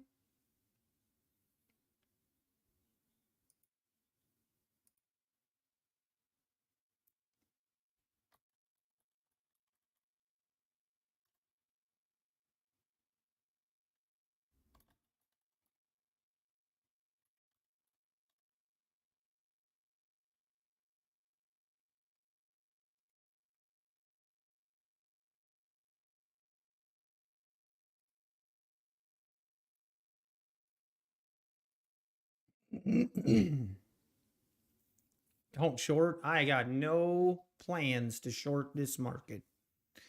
No plans at all. Thank you, Black Coffee Trader. It will rip now. It probably will, Dylan. Probably will. And there it goes. Watch. It's about to break. Mm-mm-mm.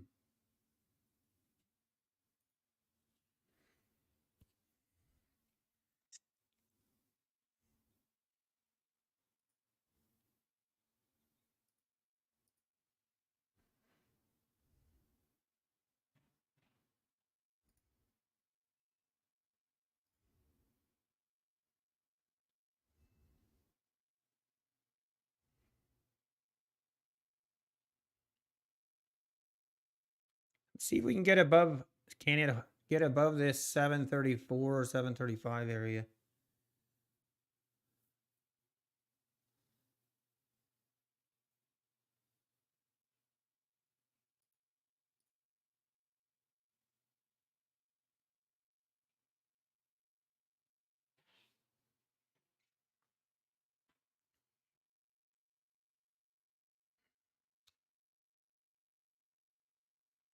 $19,000 is the target. Jeez, I hope not. Hey, NQ Addict, how we doing? Good to see you. I guess we should have trailed this thing a little bit looser, I guess, in hindsight, but I am kind of hoping this would pull back to this EMA first. Maybe it still will.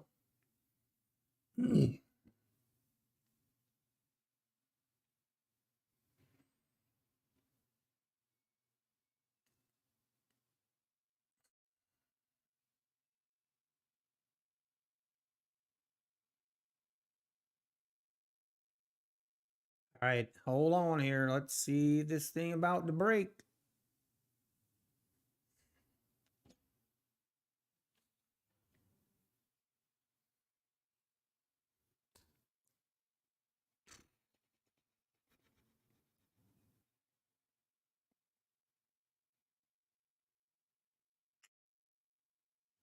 And there she goes. The longer people keep adding shorts, the bigger the squeeze. Yeah, that is true. It has been a hot minute since we've had a just updated like today. Nothing but higher. Now, if we look at the 240-minute chart right here, the 735s, this is kind of an important level. Let's see if we rip through it.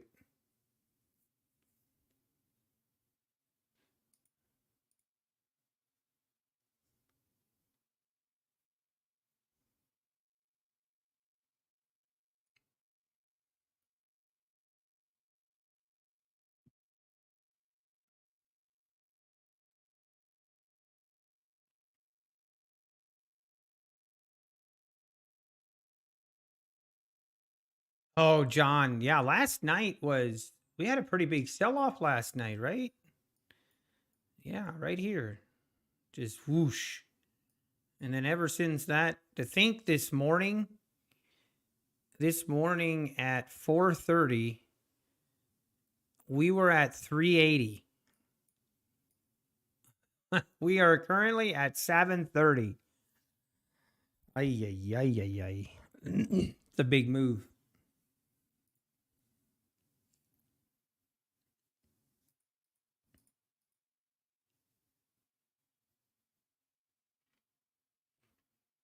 I should be trading more on my evals today, or not my eval, my 50K PAs, but I'm just not. Oh.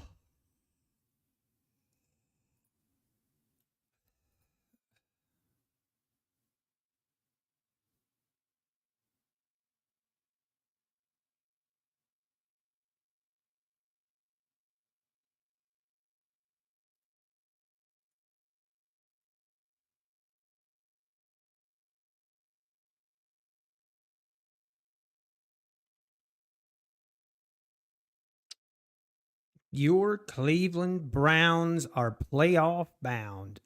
Oof. Man, I'm so fired up. I'm so fired up for this coming Saturday at 4:30. Ooh. I should maybe I should be one of those I'll be on the weekends, I'll be a react streamer, and what people do is they just live stream themselves as they're watching the game. And they can't stream the game. It's they can't stream the actual game because of copyright, but they just stream themselves watching the game. And it's actually it's a big thing. Lots of people watch it. It is pretty funny watching some of these people go crazy. Well, there she goes, 740s. You knew it was going to happen. Man, that is, I don't like to hindsight me all the time, but man, hit my stop by what? 727. It's like 4 ticks. 4 ticks off. Oh well.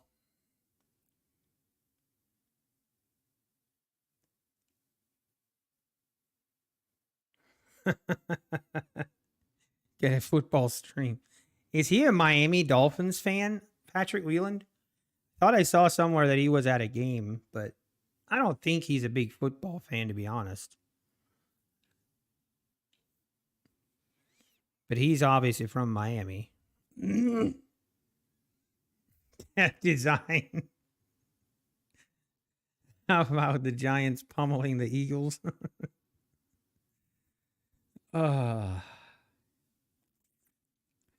You got to short this, Bob Bakerson? Oof. I mean, I can kind of see that, but I'm not doing it. I ain't touching that thing with a 10-foot pole on a short. But you might be right. Caught that move up. Let's go, Black Coffee Trader. $800 away from first payout. That's awesome. If that happens, we're gonna meet up somewhere. We're gonna have drinks on the house.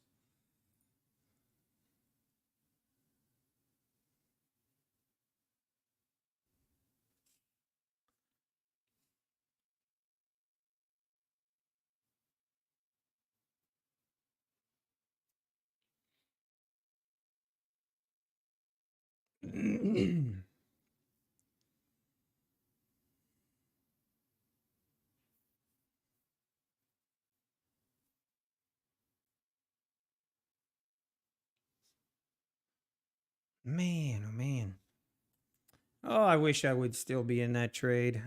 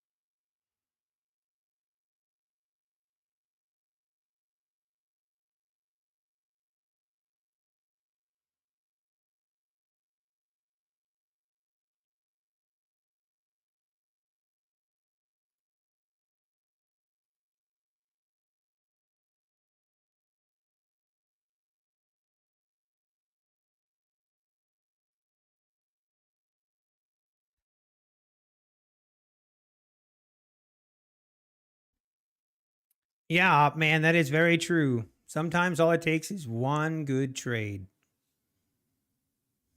It's a beautiful sight. Like, take a picture, and then post or put it somewhere where you can see it. Actually, my accounts currently everything is green as well. Let's go.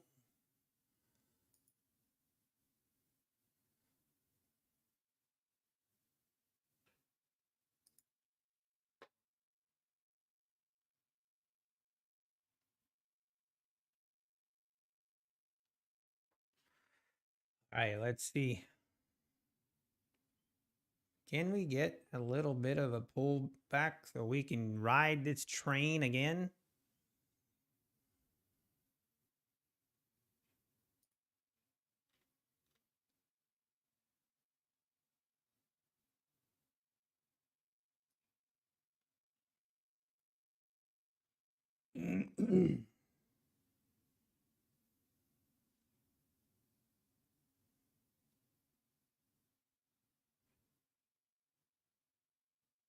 Hmm.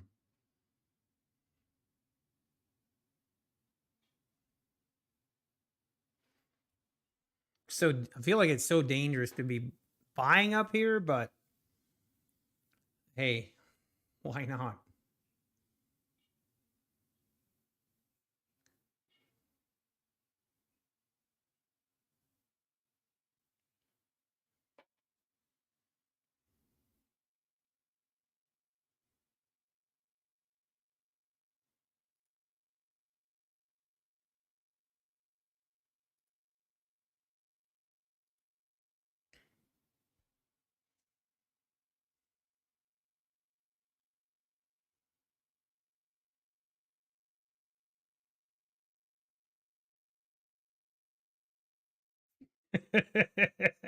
John, get ready. Get ready. Just remember just to take it like a man. Take, take it like a man. I'm just kidding. I hope it I hope it works. Shoot. There you go. We're pulling back.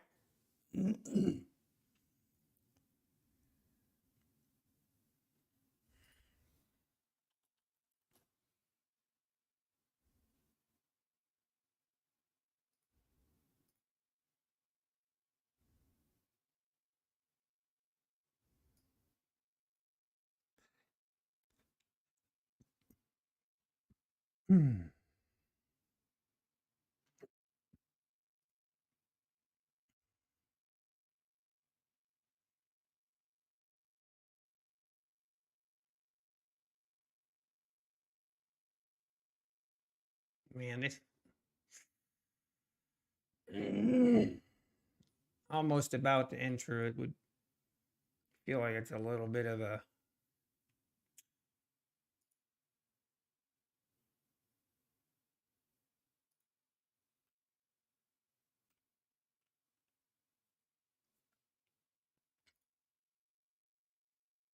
there's no need to get antsy here.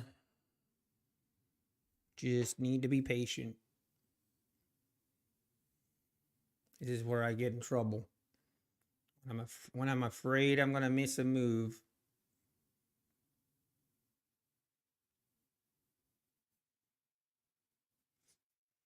John. The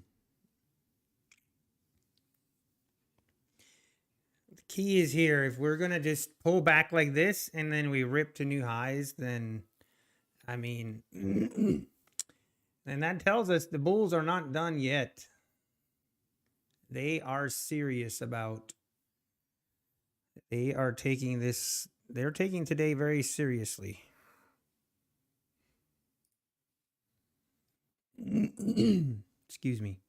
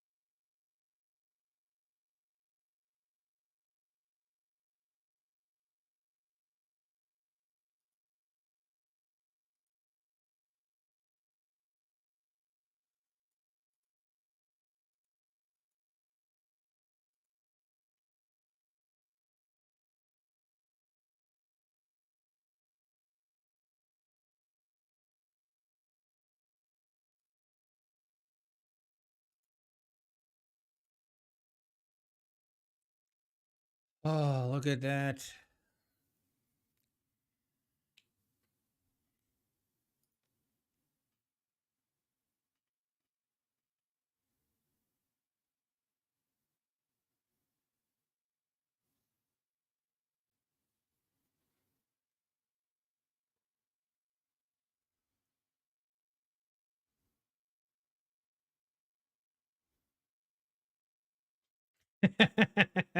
That's true, Black Coffee Trader. Hmm.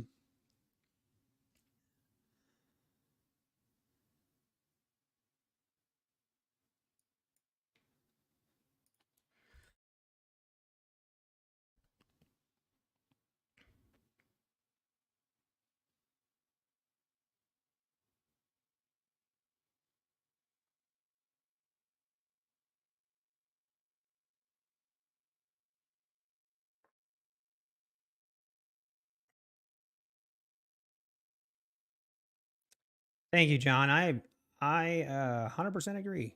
We have a really cool chat. Look at that. Look at that. Oh,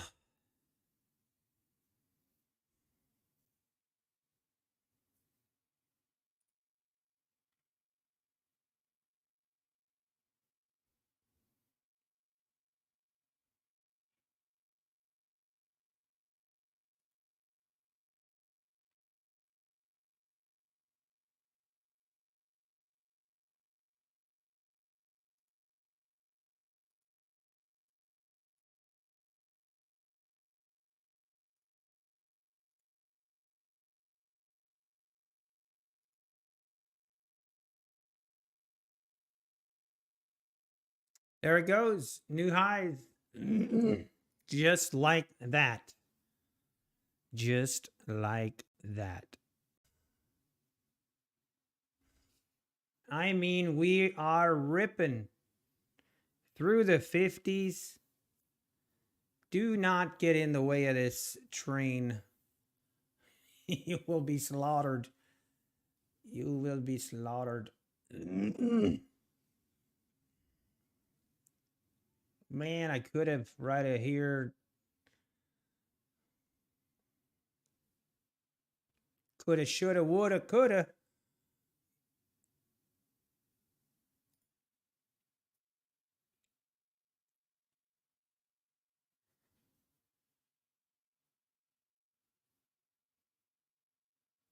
I mean, we hit 751.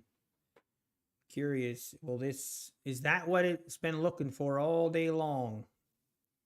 Look at the 60-minute chart here. I mean, I would say our next 780s is going to be a bigger source of resistance than 750.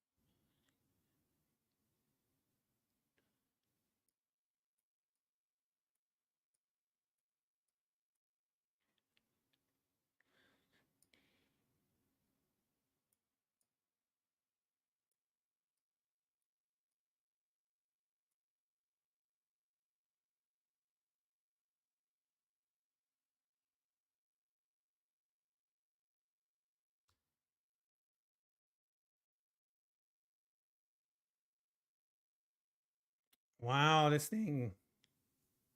There's no chill. There is no chill on this market. It's one of those markets where man, the shorts really are trapped. Like there's just been no place for the shorts to get off. None.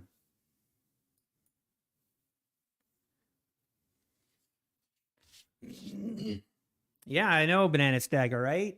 All day long.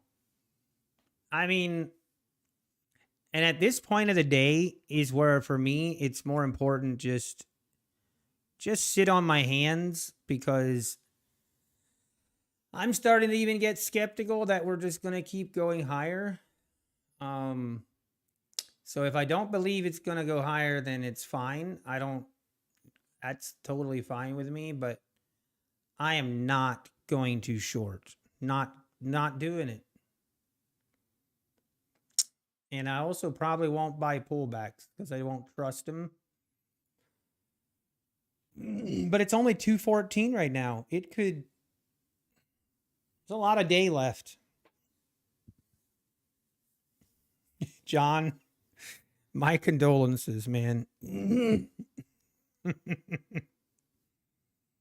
uh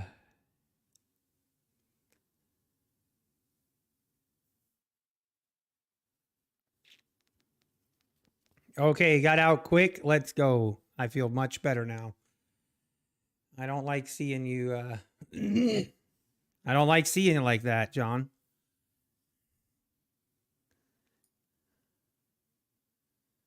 What a move. 250 points. Pretty much straight up since the open. 250. Whoa! Did you see that? Ay, ay, ay, ay, ay. That was a 10-point spike.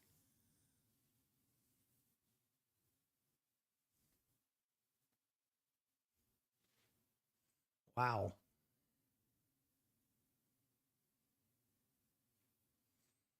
When it does that, where it just like quickly flips higher, that always is like, I feel like sometimes that's where a pullback happens or like a reversal, but again, like I just said, I'm not shorting this.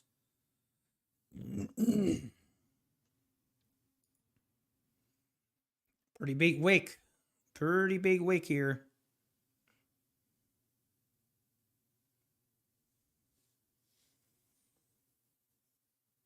Yeah, I could go long if you want me to reverse it.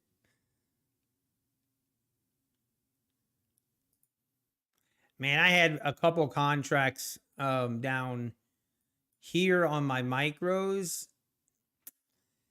Yeah, I should have just held them. Should have held. I'd be at my max profit for the day if I did, but I didn't. He said shoulda, coulda, woulda, shouldas. You know how it goes.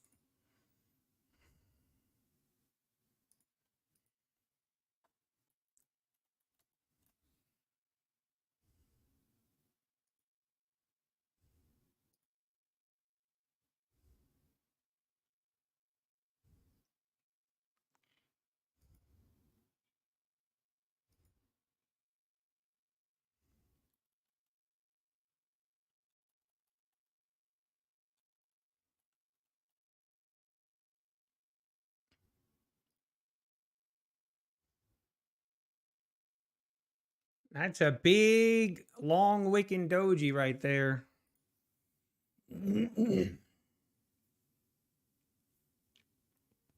Very interesting. That's all I'm going to say.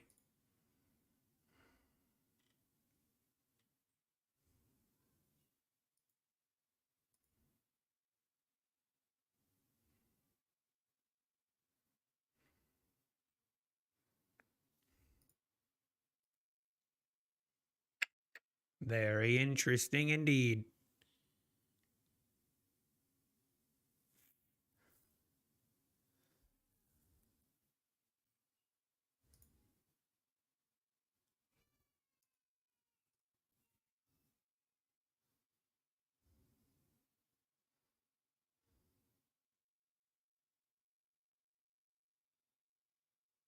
Pullback is happening. Still within our uptrend, though. Well within our uptrend. Let's make a channel. All right, give me a second. Let me make a beautiful looking channel here.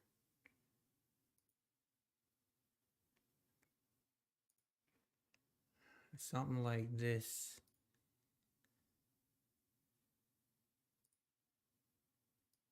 There we go.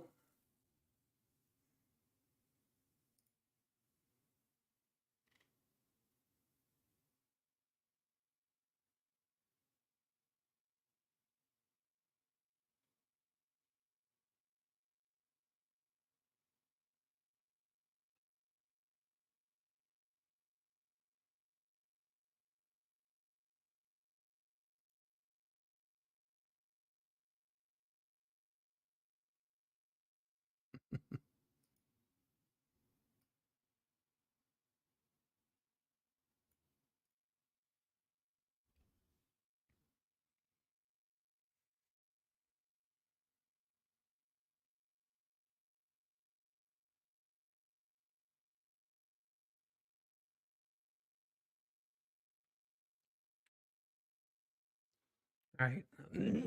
Let's see if we can't get a bigger pullback here. Not looking to go long yet.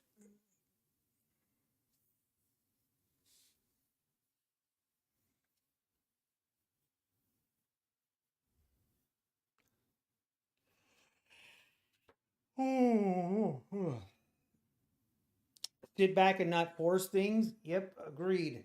That's what I was doing last week. I kept being impatient. I kept thinking the market's going to go without me. I cannot afford, I don't want to see the market go. So I'd be like, I know what, I'll just jump in right now. Never works.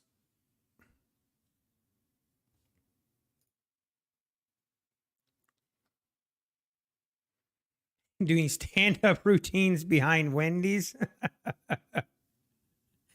Is that would design, would that be considered two sources of income then?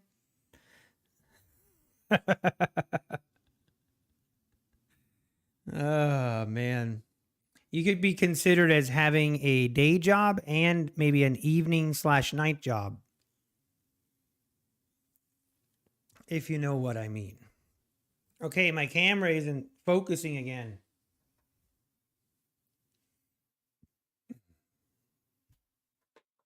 I think it does it because of the...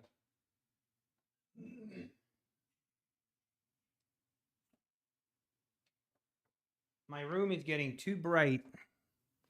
Yeah, see, that's what it is. Now it does. Now it focuses again.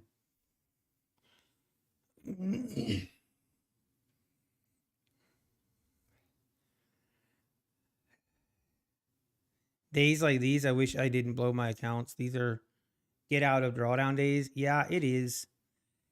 Yeah, it is. I've been thinking to myself, I'm like, man, on Friday, I probably should have just waited.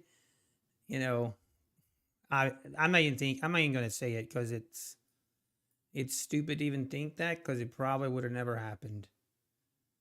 And it's also, this is where it's really easy to look at a day like today and be like, oh, there was so easy money to be made here. And in reality, days like today, now I personally do way better on days like today. Like that is I love days like this. Now I'll still miss some setups like right here. Should have taken this trade. Would have been a really nice trade, but I still do way best on these kind of trending days.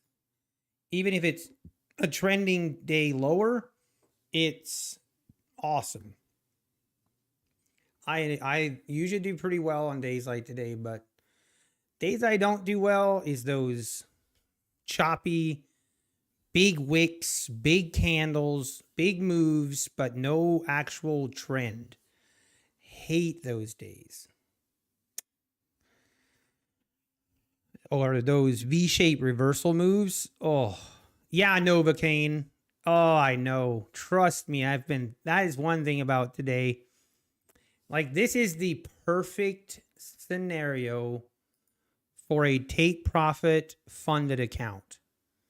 Now, I didn't take it. I am up money on my take profit funded account. I think I'm up $790 on that funded account now.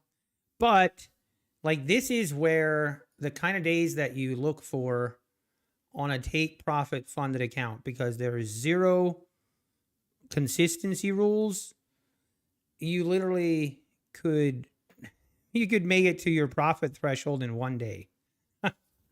But obviously that's so easy to say in hindsight.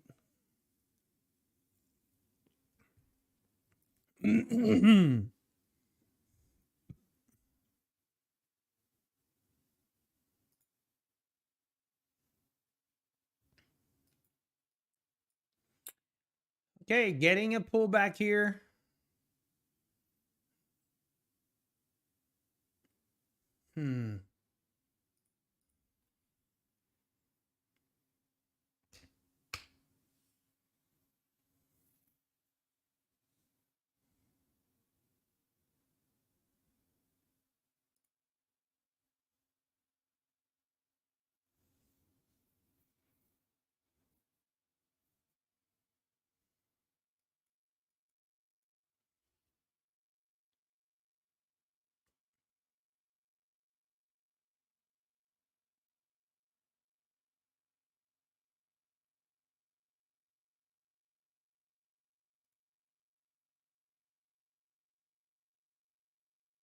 Man, do I trust this? Oh, I feel like, I mean, my brain is telling me like how much higher can it go, but I gotta trust I gotta trust this. It's just going higher. I will be a little bit more skeptical on this one.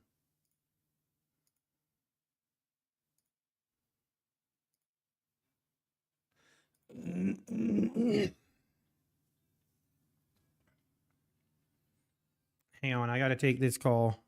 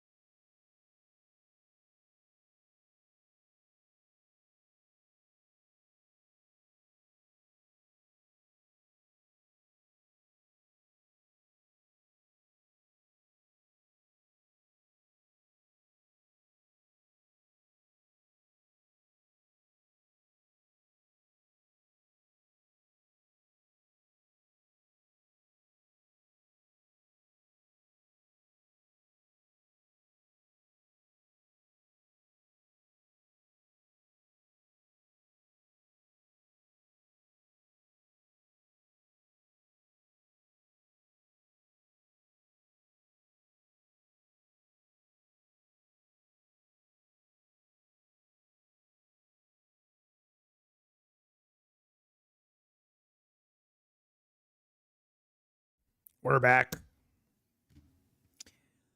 Okay, I mean, I'll take that trade. I could have got a little bit more out of it. Could have got a little bit more out of it, but we'll take it. Oh, it is getting harder and harder to trust the longs here. I don't know. I think it's just our brain that's thinking, it's our brain trying to deceive us.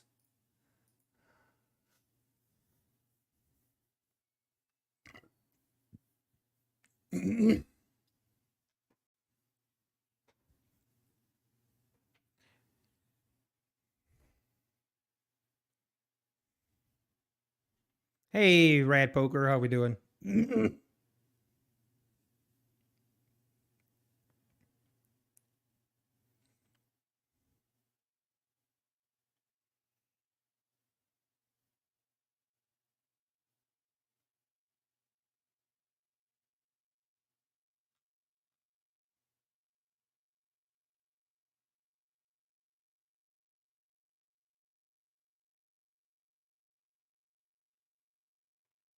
If I would trade the same way with the 50Kers, I would. Once I switch to the 50Ks, I will trade basically the same way. I'll be trading my 50Ks and 2 mini contracts. Wow, look at this nice move. Just couldn't hold, or I didn't feel like this candle wick scares me. That thing scares me. Very curious. Are we going to get through the 60s here and just keep ripping here? I mean, this is insane. Insanity, I say. Hang on, I got to take this.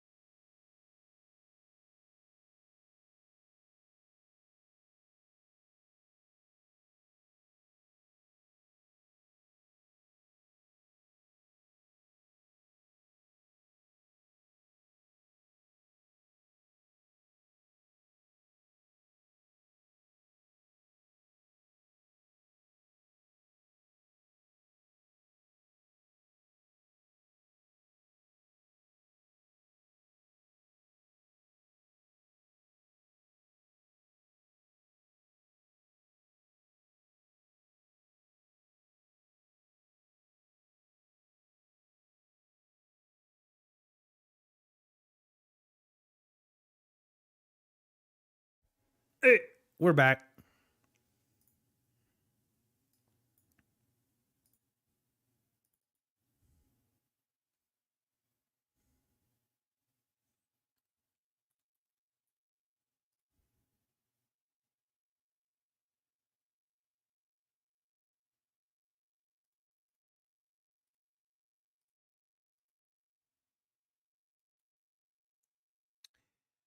Man, what is this market on? People still shorting? Hey, I saw a comment that resonated with me. Banana stacker, this comment right here. I find that a big issue with my trading. Something I've noticed, and it's something I've noticed recently where we'll have a day like today And then tomorrow, I'll enter the day with the mindset that this is going to happen again. And in reality, it's very unlikely, but basically to have a fresh mindset and not to get stuck in one bias or another from day to, depending on what previous day's results were. But man, this was a beautiful trade. Oof. Oof, oof, oof, oof, oof. We'd probably be at our profit target for the day if we just hold on to that a little bit longer. But it's okay. I'm not trying to do hindsight, just recognizing the fact. But it's okay. We're not complaining.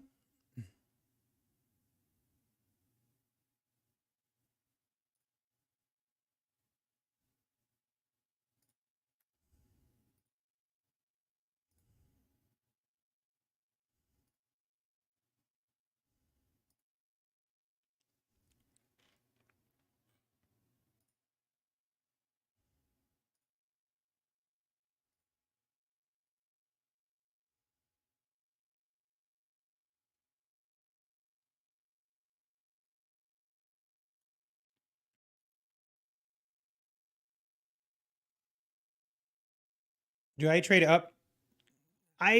Yeah, trader's chick. The problem is,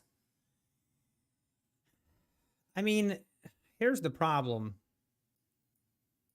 Like today, we know this is an uptrending and very strong move up, right? But right here around 11 o'clock, we had a very similar move right here. Okay. Know what I mean? Like right here, we had a very similar move, but then we rolled over. So it's some like, I do look at that, but it's like, okay, at what point of the day do you determine XYZ? Throw a rock as high as you can. What happens next? You get hit in the head.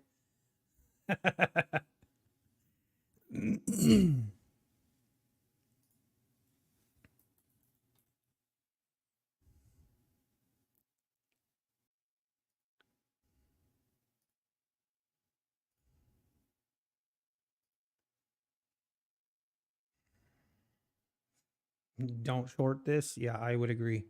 Hey, Manvir Nagra, good. Thanks for your sub. Also, Tamara J subscribed. I am doing terrible with my subs today. I'm a terrible streamer. Ren Thesus, thanks for your sub. Henry, thanks for your sub. Or Harry, I'm sorry, Harry. Appreciate everyone. Thanks. Thank you. Thank you.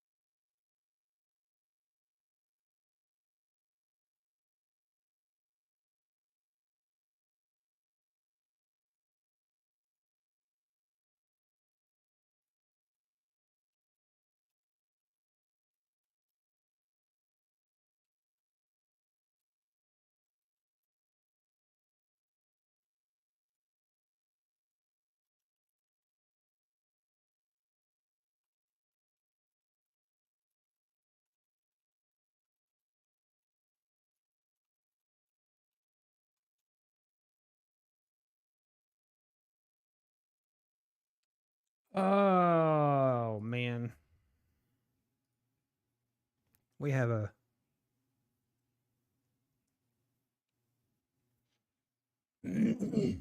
Hmm. Yeah. Okay. So let me read here. For me, when it starts to go sideways, I drop a sideways channel, assuming it'll break to the upside. When it doesn't, I follow along. Okay, I see. I mean, I definitely feel that same, like, 100% agree where I'm like, Like, I know I trade these trending days by far the best. Like, that's easily, and for me, it doesn't really matter if it's up or down. I just know I'm terrible at trading like this kind of right here, like this. Like these V-shaped reversals and all that trash. I hate it.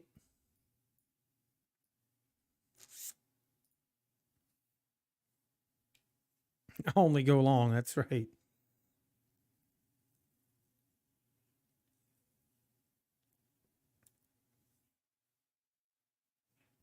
But in unrelated news, not that you guys care, I think I have to go. We got ourselves some situations at work. We got some real problems. Oh, man.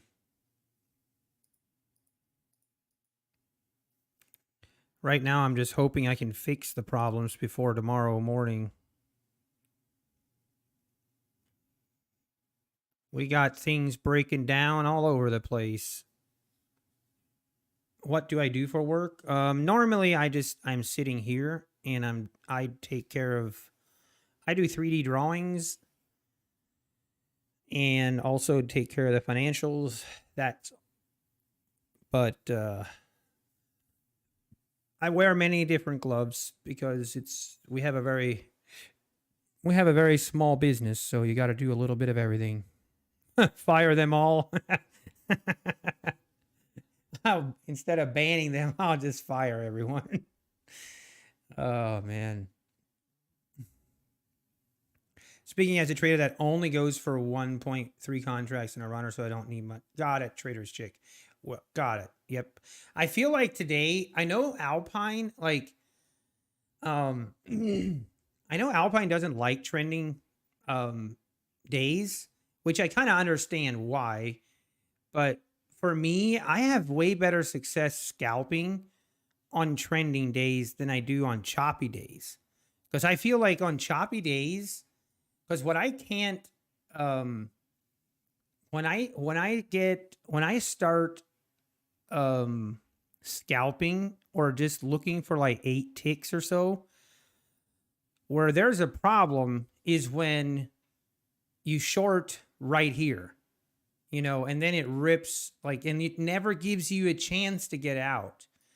Where I feel like on a nice trending day, just buying the dips, it'll eventually let you get out if you have a little bit of a bad entry, but obviously it's all said in hindsight, because today's a trending day, the next day it'll reverse. So that's what we got to keep in mind.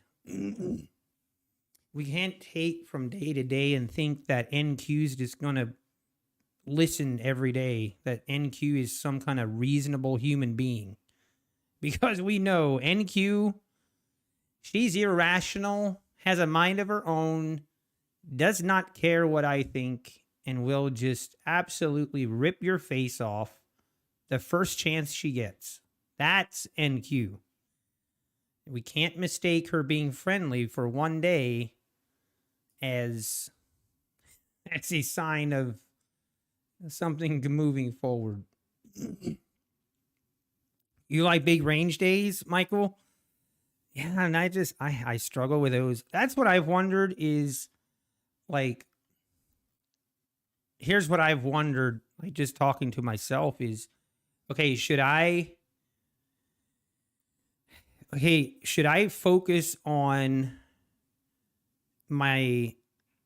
should I focus on my trading and learning to adapt when there is a ranging market so I understand and know how to trade that? Or should I just eliminate trading those days? Hey, John, quit talking about my girlfriend.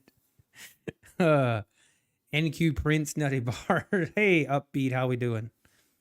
But it's like, that's kind of where I'm at, because I feel like to be a well-rounded trader, you kind of like, I feel like you have to know how to trade a range day, how to trade a trending day. And then obviously you also need to know when not to trade, you know, that's also important. So I don't know, food for thought.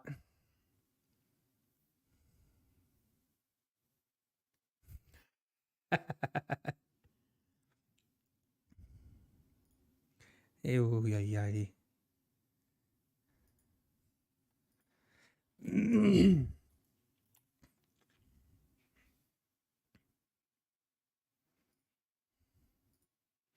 This guy just commented, this guy is part of a large scale of scammers. Oh, man, I love it.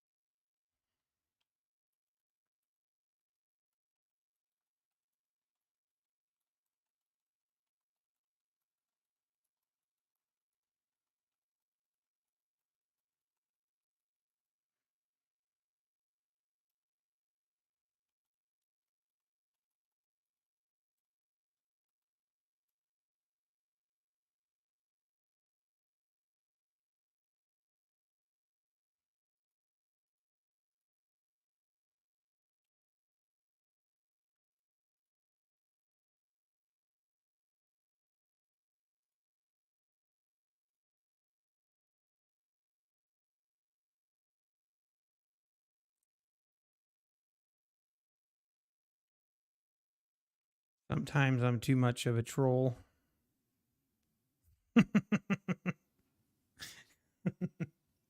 Learn to trade range, etc. Remember, the market is not here to make your life easy. Yeah, I agree, DL. I agree. I feel like I'm okay with trading a range or trading a trend. And how do you get high, like how do you get good at trading a range or trading reshape reversals? Like that's what I struggle with, is like I don't see an edge. I don't see, like I just don't see anything that is like consistent that I really have really good faith in, or that I really would that I trust. It's like I feel like that's just what I see.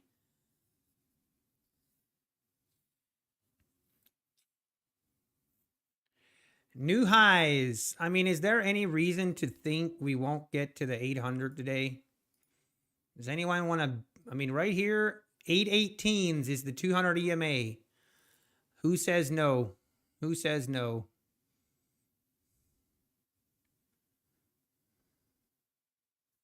This is actually crazy. When was the last time we had this big of a green candle? Probably right. I mean, right here from the 7-7. So this here would have been a 300-point move. 450. Yeah, it's similar. This is a big move though. This is a, here we go. 775s. We're back to where we don't even pull back to the EMA. We're just that bullish.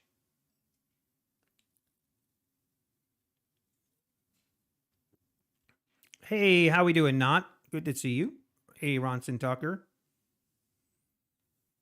Yeah, only works on directional days. I mean, I agree. It does. Now the thing is, with each day, like, will you find a lot of days like today? No. But within each day, there are trends that are, you know,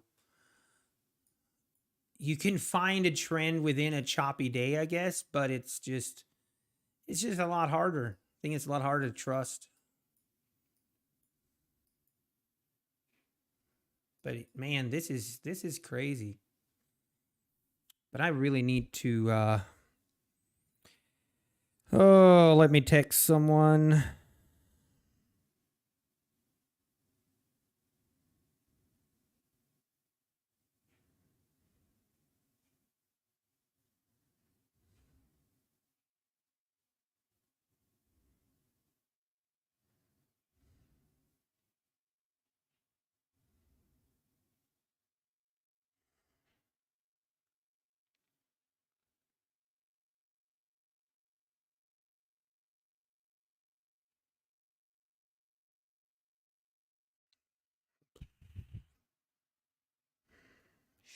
Sure.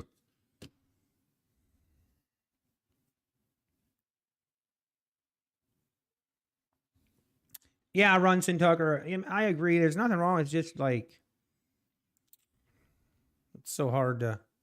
We actually like we do not get days like today that often. Does not happen that much. I would say like once or twice a month we get one of these really bullish days.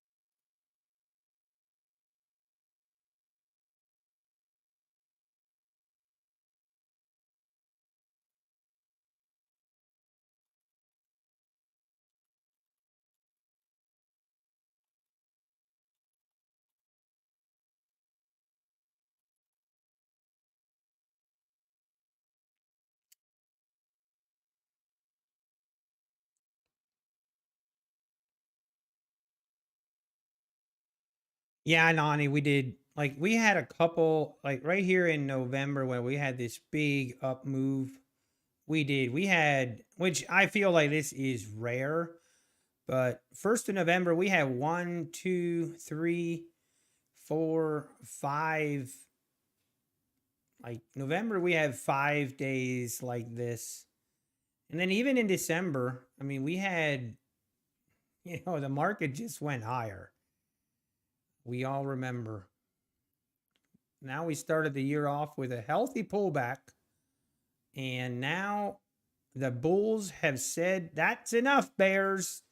We are taking over. And take over they did.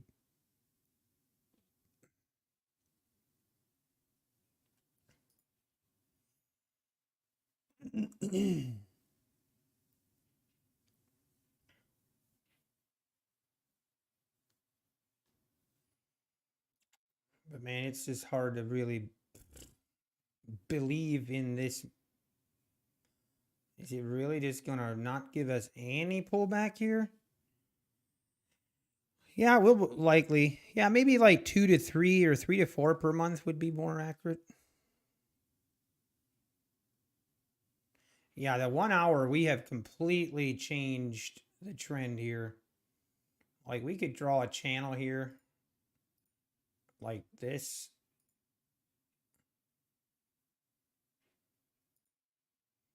And we have definitely broken out of that channel. Very convincingly.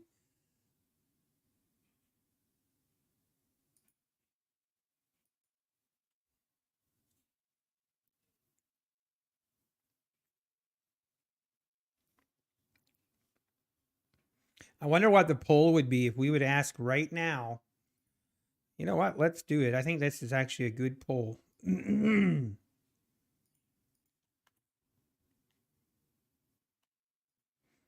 How do I do a poll?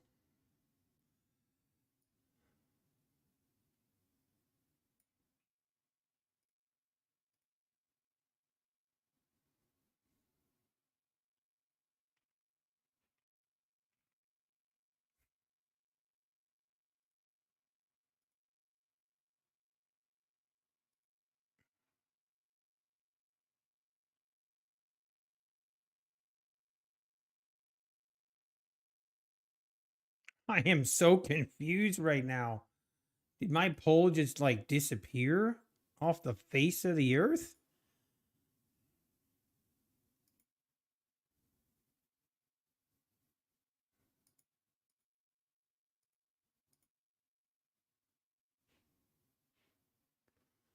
I am so confused.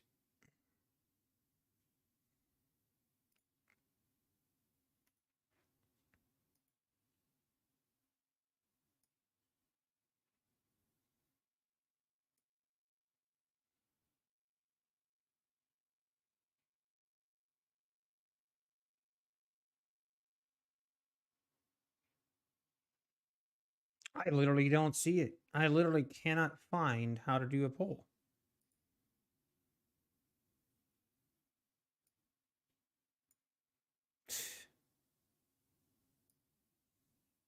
That is so weird.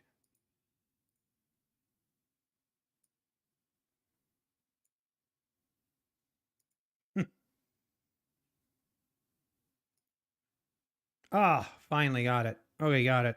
Had to refresh the.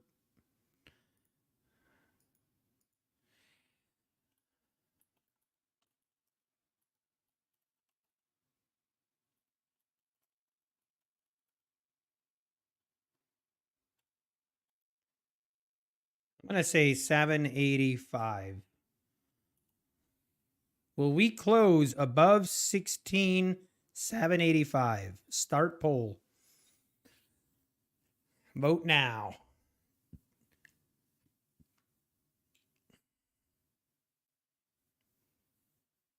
Will we close above 16,785?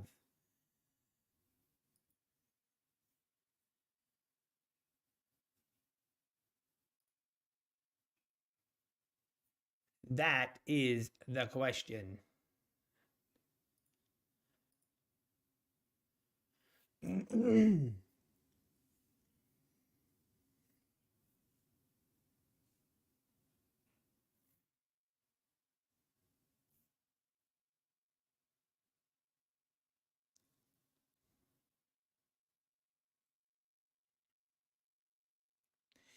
Or like, yeah, like close as in like at 4 o'clock today. Will the price be above 16,785 or below it?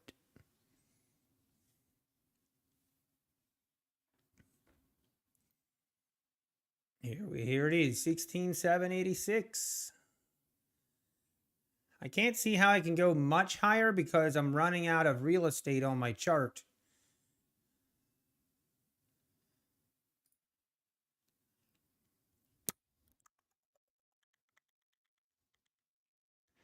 Nope. Question was 785. Basically, want to see if people think we're going higher than this for the day or lower. Just curious.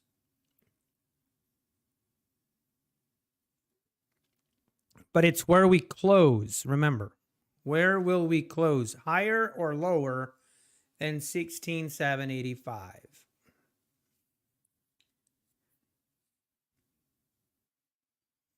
Imagine we close at a precisely 16,785.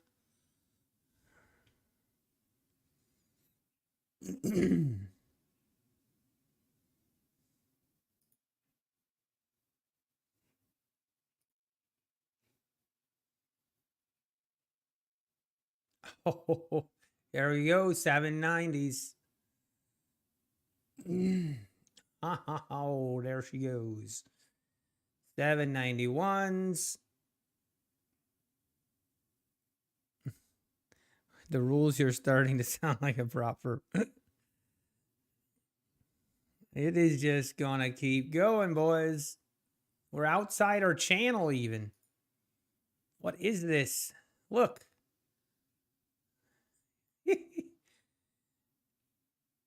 She's on the roids. The NQ is on the roids today.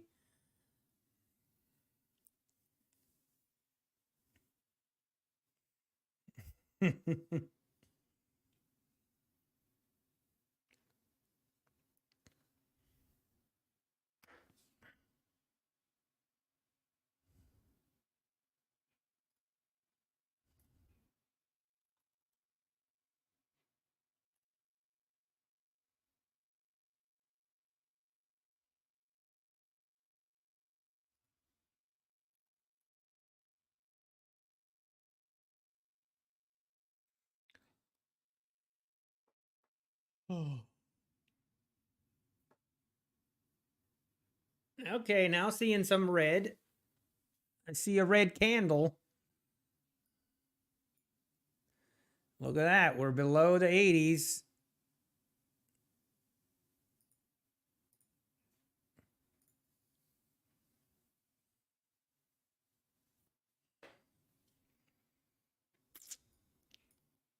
You know what sucks is I have to end stream now. It's 3. I actually, hang on, maybe not. Let me check my messages. Oh, I'm waiting on someone.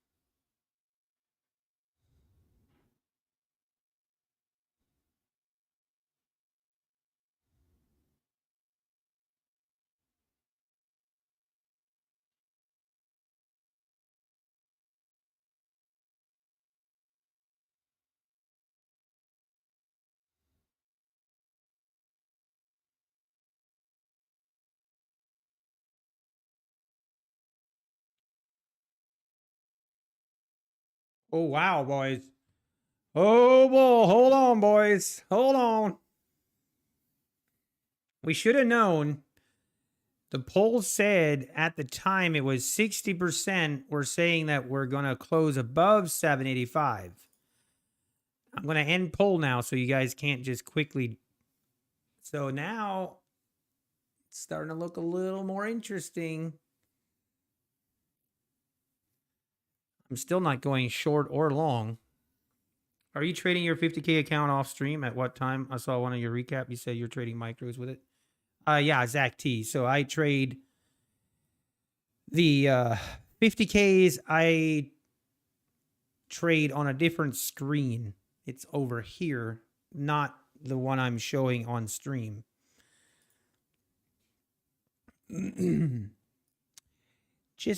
I'm just trading at micros, and I actually haven't taken that many trades today. I have not traded it that much. Probably should have been trading it a lot more and just kind of haven't.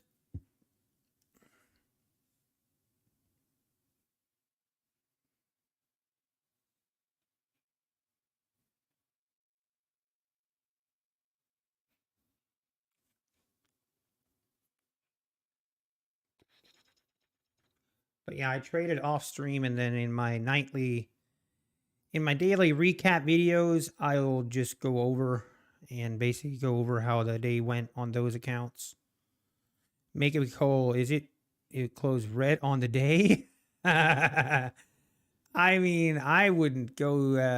I don't think we'd have anyone that would say it's gonna end red today.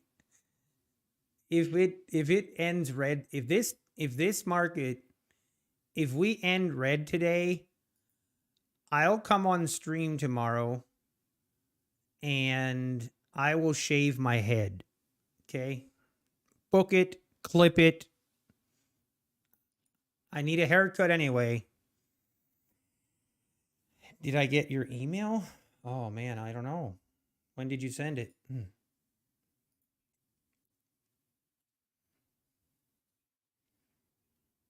I get a lot of emails, so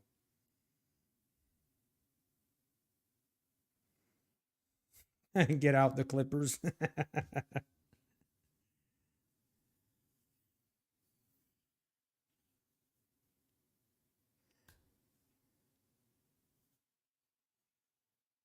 Yeah, little Millie trades. Sometimes it does. Okay, let's see. Well, is this actually just gonna keep going higher? No shot. No shot, Charles.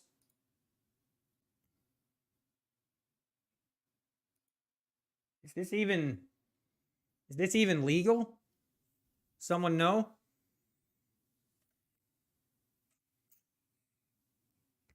How to get funded, A-Man? I mean, you have to sign up with Apex, put in your credentials. You got to buy an evaluation account, and then you just have to follow the rules. On a 50K account, you have to get to a $3,000 profit before you lose $2,500. There's a little bit more to it and then trade for at least 7 days. You can trade a lot longer, or you can trade for more than 7 days, but you have to trade for at least 7 days. Hector says no.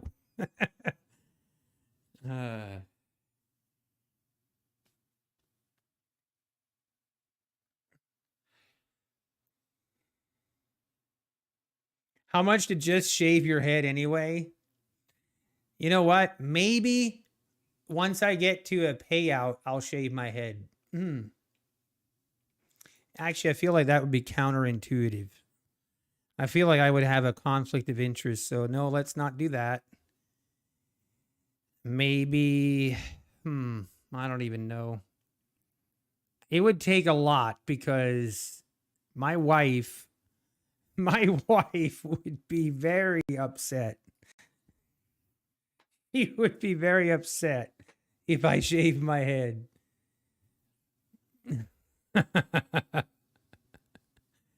Oh, it would be ugly.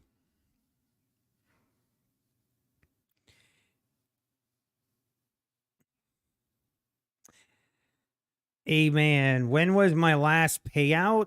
Well, about that. Okay, here we go. Now pulling back. So A-Man, with Apex, I have not gotten a payout. I'm trying. Okay, I'm trying, I promise.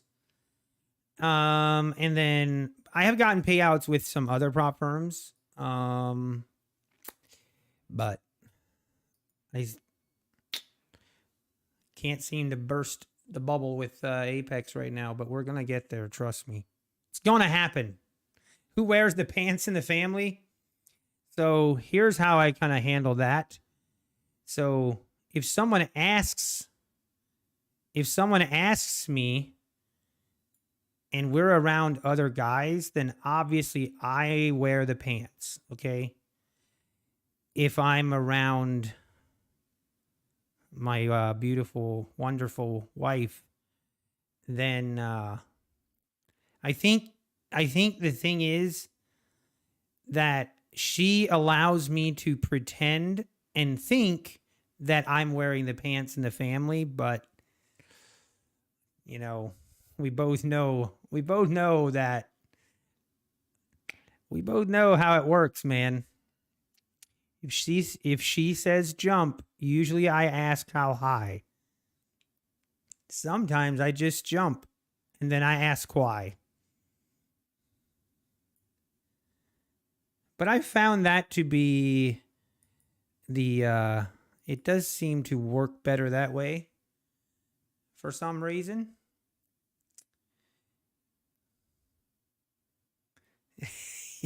John. Closet pants wearer. Yes. She would get the 800 for sure. Yes, she would. She's pretty upset about it, I'll be honest. She is not very happy with Patrick for a couple reasons. First of all, when he donated that $500, she took, he kind of took a shot at, calling, basically she called her a loser in a way, so that did not go over well at all. And then I told her, I'm like, hey, we're going to go out to eat in a really nice restaurant with that $800, okay? Just me and her. And then the $800 disappeared. So it's like a double whammy. So yeah, I'm pretty sure she would get the 800 from him. He would be glad to pay the 800 after all would be said and done. You know his address. I don't think we need to go there. Oh, man. Exactly, op man. I do appreciate that she allows me to think that I wear the pants. I feel like that's pretty special. So I do appreciate that. It's like, hey, I make the decisions in this home. Wait, honey, what did you say? Like, yeah, that's not a problem. We can do that. For those that are not married, you guys, you probably don't understand. Those that are married, you know exactly what I'm talking about. And don't pretend like you don't. Don't pretend like, don't even pretend. We all know what's truth. We all know how it goes down.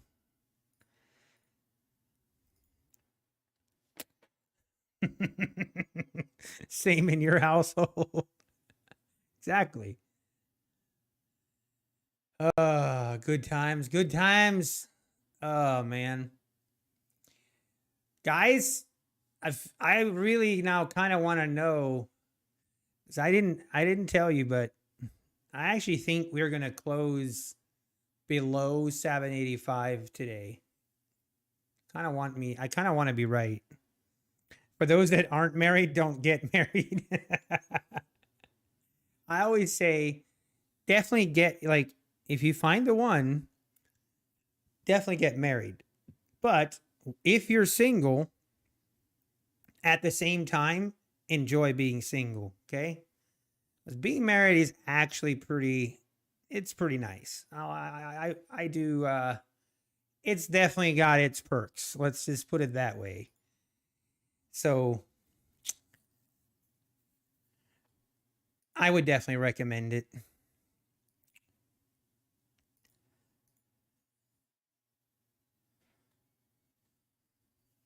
You watch from other poor souls to never get married. I do feel like sometimes in this day and age that it makes me sad sometimes seeing like how some marriages. I mean, I first and foremost, my marriage isn't perfect. Okay, let's make sure I'm clear on that.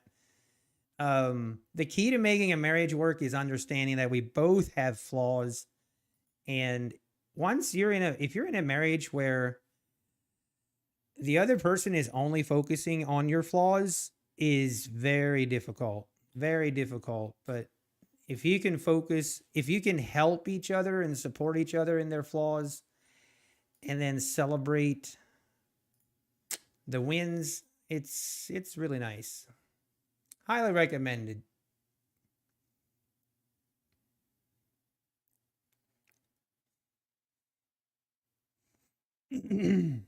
How was my dinner at Wendy's?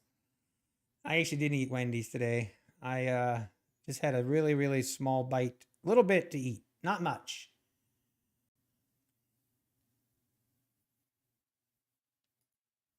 Oh,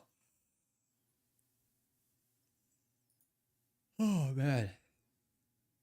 Okay, we have our. Oh, hang on.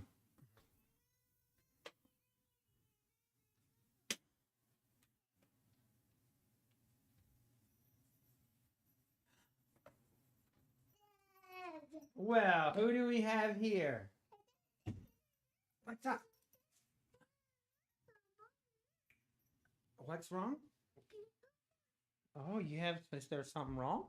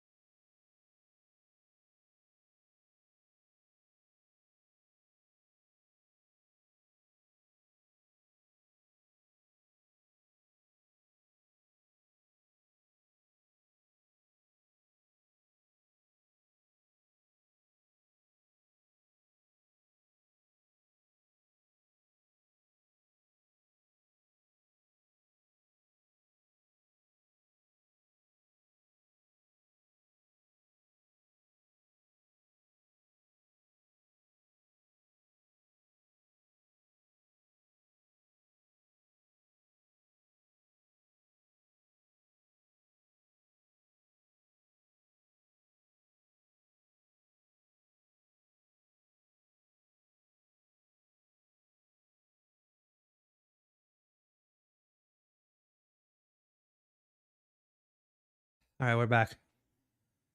Oh, man, this is kind of a pivotal point here.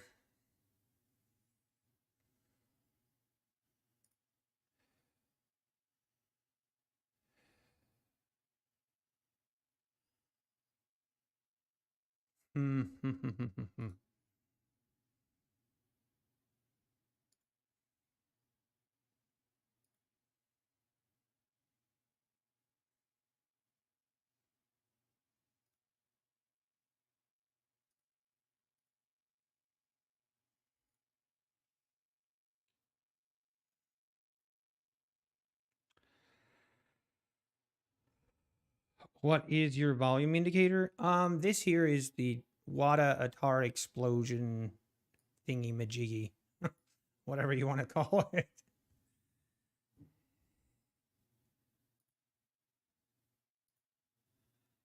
Wow, are we actually?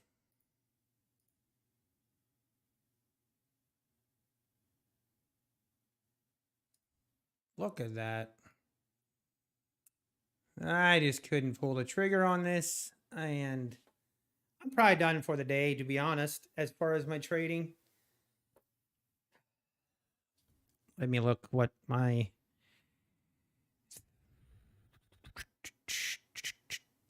I'm waiting for someone to message me, and then I'll have to go.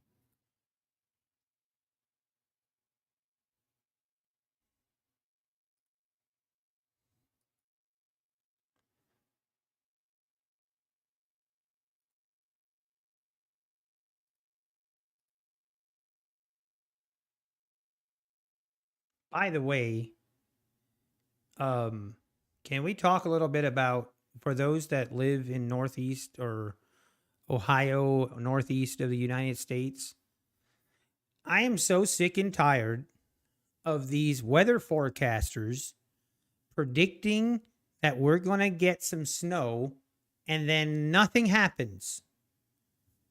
Like, seriously.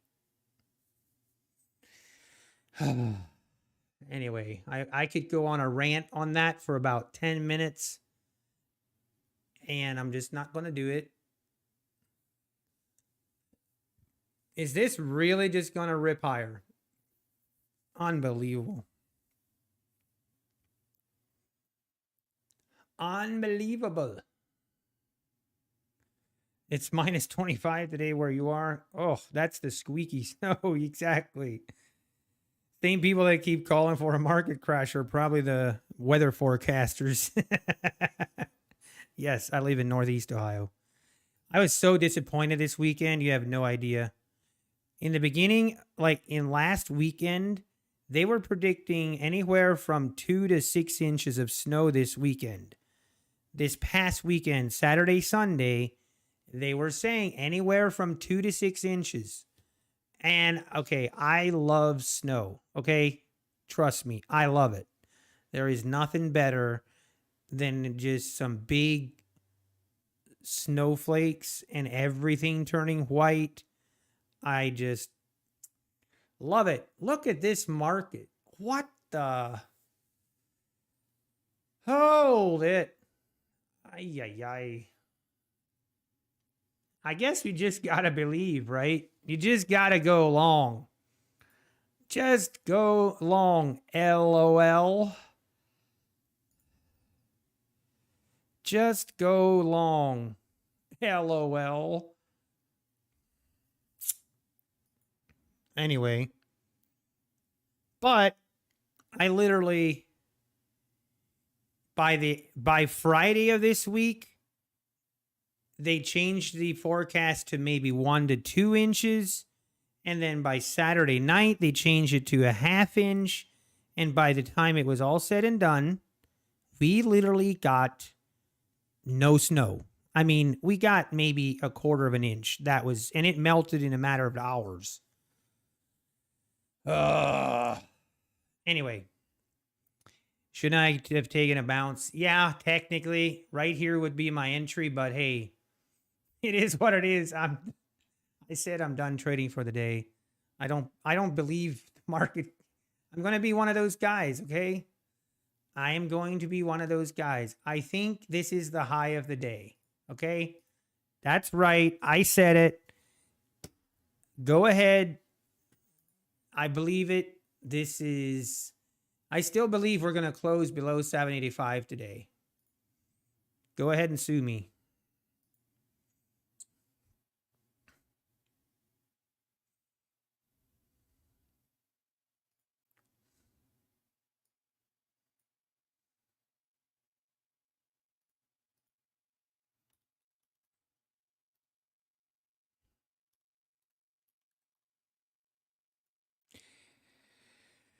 Oh, I should have traded my 50Ks way more today. I almost didn't because I was lazy. Does that make sense?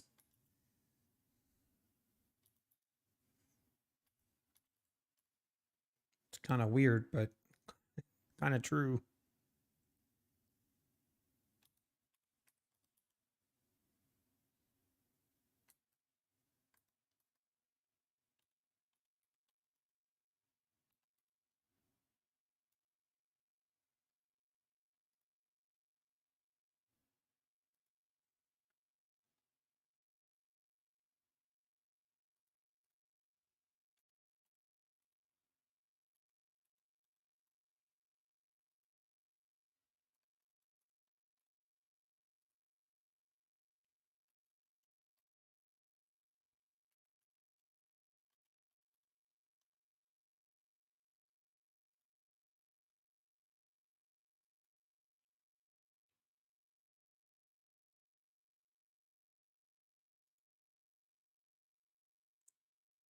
You'll see the 800 today. We could.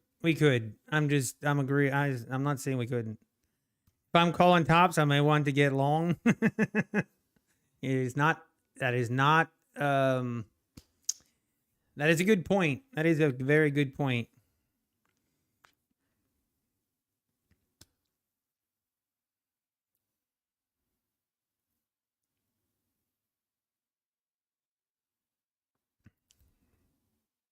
Fufu rar, no, but I would. Here's what you should do: if you pass on the 13th, on the 11th, and it renews the 13th, as soon as you pass, reach out to their support and let them know, and then they'll go in and make sure you don't get rebuild.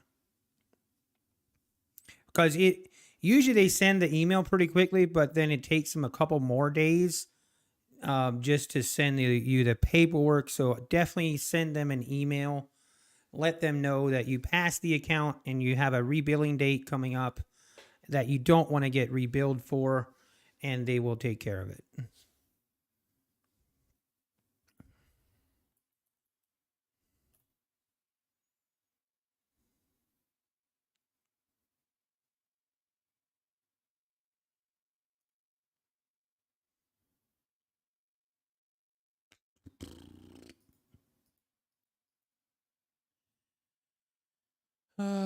What do I need on this account? $3,050 more. $3,050 more. Okay.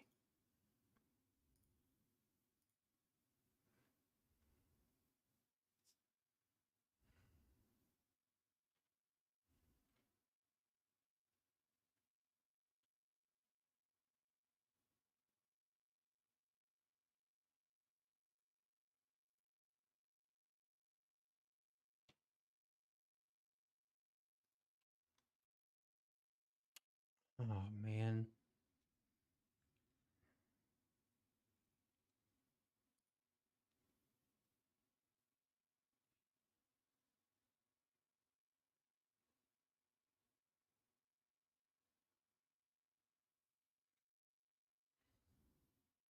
Let's say you open an account on January 4th on Take Profit. What is considered 5 trading days from that day?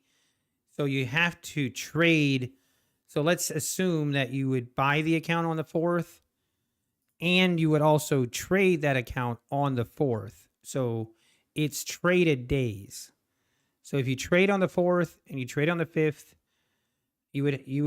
that would be 2 days, and then the 8th would be today as 3 days, the 9th would be 4 days, the 10th would be your 5th day.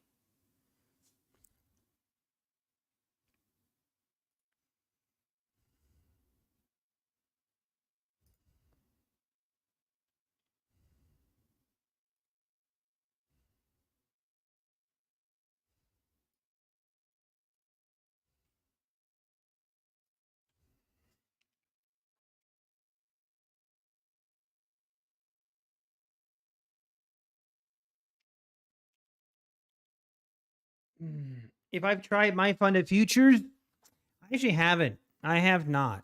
And I'm trying not to.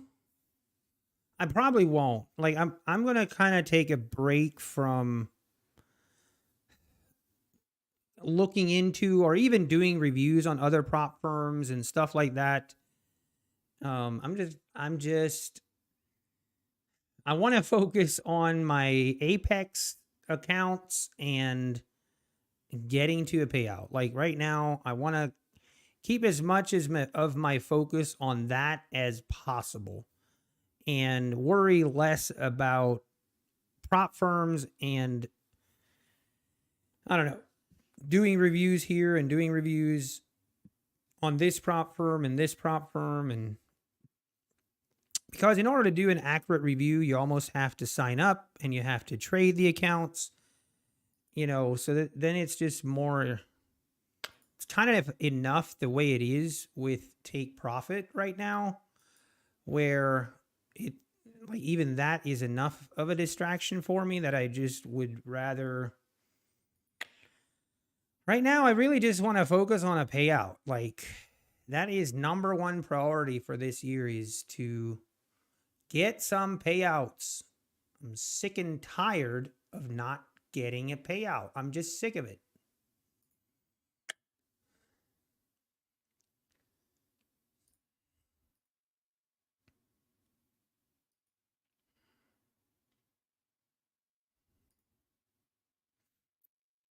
Did a trailing drawdown occur end of day for the expert 150? Yeah.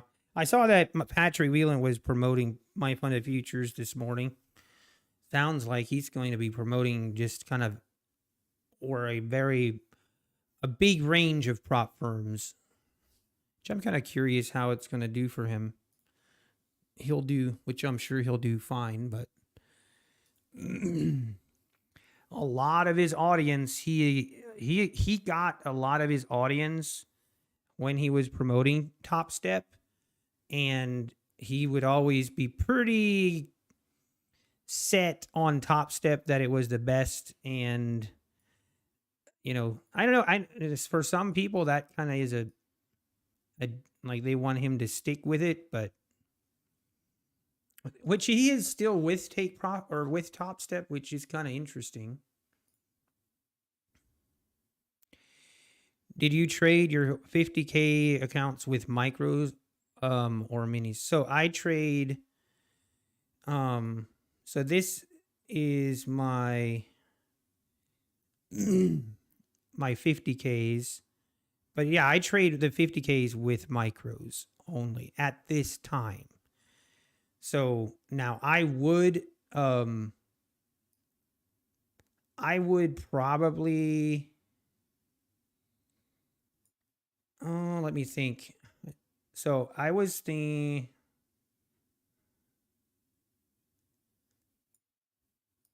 if I lose, like if this 150K account doesn't make it to a payout, then I would basically, then the plan is I would only trade one 50K account at a time, and I would trade it with 2 minis. Basically trade it the same way I trade the 150Ks.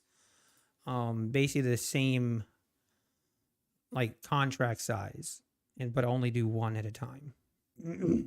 But right now, I'm just trading those with micros, taking it slow. Okay, we are pulling back, folks. What's with the name Nutty Bar? It's just a nickname I've had, or Nutty Bars and coffee is the best breakfast. So I didn't put a whole lot of thought into on my channel name when I started it. But for example, if you play Escape from Tarkov, or if you play Fortnite, or any of my, maybe I shouldn't share this, but if any of my online personal, like personas, or like, how would I say, my default name for like my name in Fortnite or my name in Escape from Tarkov or anything like that, my default name is Nutty Bar. Okay. Because I love Nutty Bars. So that's my default name. So Nutty Bar just kind of stuck and I just went with it and like, yep, Nutty Bar Trading. Why not? Here we are 9 months later, and I never thought I'd actually have to explain to someone why I'm called Nutty Bar Trading. I remember Patrick Whelan, the first time that he called out my channel, he tweeted something about how terrible of a name it is or something like that. Market. Really? Really? Is this legal? Like, is this actually legal to just continue going higher? No. I believe it is legal.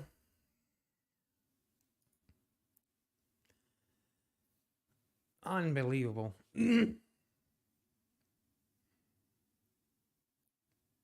Hang on, might be a fake out.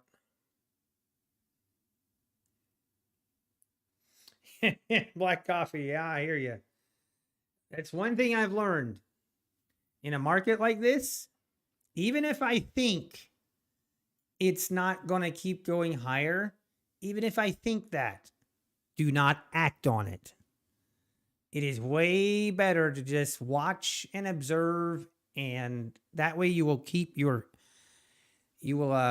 fingers and your toes. If you start dipping your fingers and toes in this short, they're likely to get ripped off. Maybe not, but I'm good just watching and being wrong.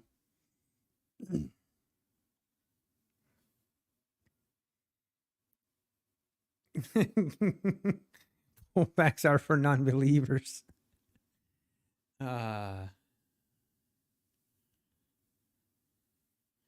Yeah, DeFi, Rick. I agree. I mean, it's just been ripping. It just keeps going higher. Every time we feel like, okay, maybe. I mean, we did fail to make a new high on this push higher. So let's see if this goes lower below this 770, then maybe we do push a little bit lower.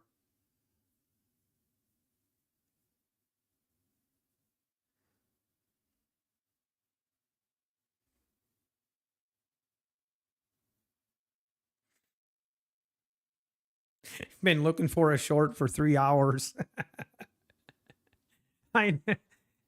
Have you ever asked yourself, then, Black Coffee Trader? I know you have, but I know I do. I'm like, I'm waiting for a good short entry. I'm waiting for a good short entry. At the end of the day, you look back and you're like, it just all of a sudden dawns on you, right? It's like a light bulb moment. It's like, wait a minute. I could have also just been looking for a long entry. There was a couple of them, just a couple. But it is way better to just be looking for a short than actually to be short. I'm saying not in real life, but in trading. Nothing against short people.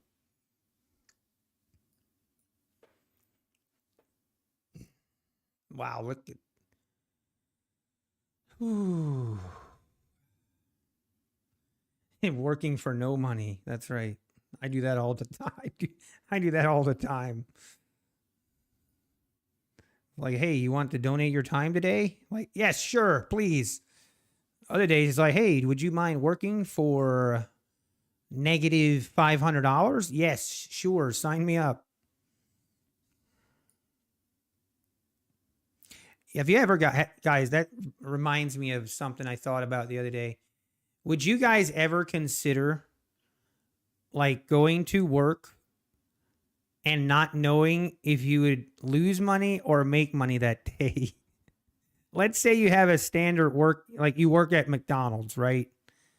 So let's say you have a job at McDonald's and you go in and you work but at the end of the day, they're like, yeah, I'm sorry, man.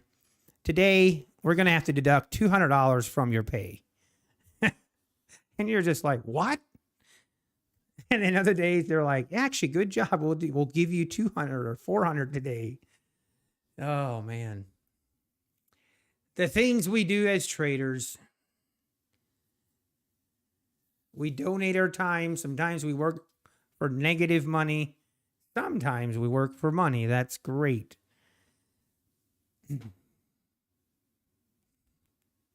This is why I said earlier, I can't quit my current job to become a YouTuber. No, I can't. I mean, I'm still working my job. So, here we are. Brokenhearted.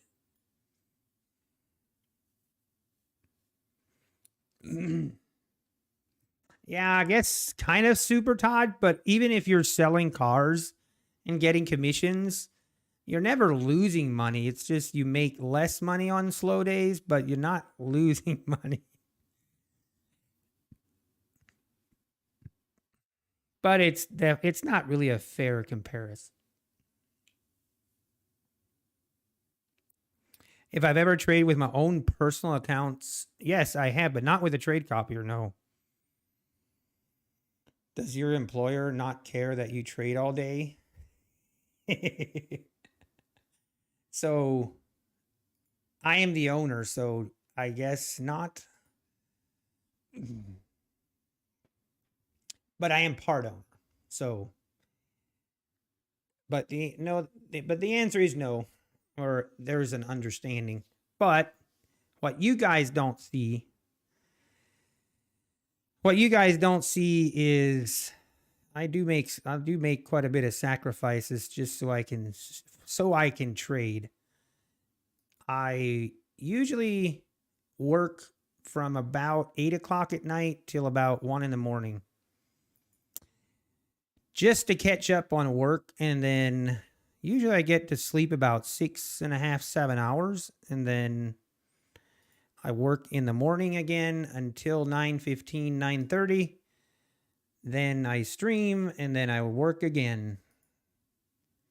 Now, there are times of the year where we're pretty slow, where when we're slow, then I don't have to work as much.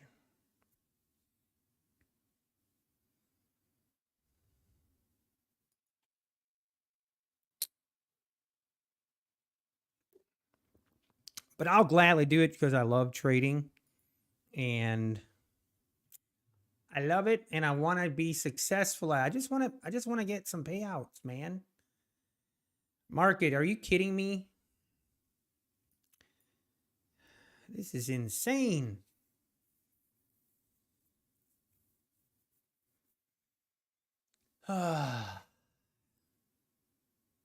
Imagine even like here, just holding. No, I'm not going to do that. We're going to be happy with where we're at today. We are going to be content. We are going to be content. Even if we miss a lot of setups toward the end of the day here. We are definitely going to reach 800. That's just going to happen.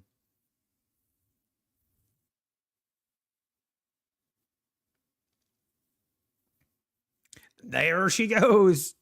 NQ is... She is definitely on some kind of drugs today. She must have taken speed this morning. Rip anyone who tried to short today. Hey, Equity Pilgrim, how we doing? You seen this quote on Twitter? Let's see it. Wait, did you try to share a link? So I don't think you can. Okay, there you go. True market leader. I love this job. It punishes the emotional and rewards the systematic. It humbles the arrogant and exalts the meek, demotes the impatient and promotes the calm. Trading makes you a better human in general, but taxing you for a negative character trait you possess. Yeah, I can kind of see that. Though there's one particular person that comes to mind where but I mean, to be honest, he has not, I mean, yeah, whatever. He is not that successful with trading. Oh, look at that. 800 is breached. Look at this move. I say, so we opened at 511. Actually, we dipped down almost to 500. Let's, for the sake of doing math, we're going to say we opened at 500. We opened at 500 and we are currently at almost 800. I'm not great at math, but I think that is, hang on. Yeah, 300 points. Pretty crazy. Pretty crazy. $800 exactly, John. That's what I said. I need to do like I should make a badge, and that badge, like something about Pat. You know how, have you guys ever seen this? I know in my area there's some stores that do this, like the so if you go into, this is more like for mom and pop shops. You'll go in and maybe it's like a sports store, and you'll go in to pay, and behind the counter on a bulletin board, like they have in like pretty easily, you can easily read that it says XYZ owes this amount of money. Like they'll like broadcast it to the public if someone wrote them a bad check or if they owe money. Like they will just broadcast it to the world. Maybe I'll do that to my stream. I'll just make like a badge and put it somewhere up in the maybe top left corner. And Patrick Whelan still owes $800. And I'll just keep it there until he pays.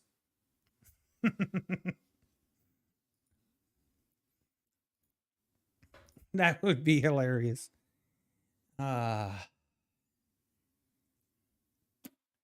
We're gonna get as many miles out of this as we can.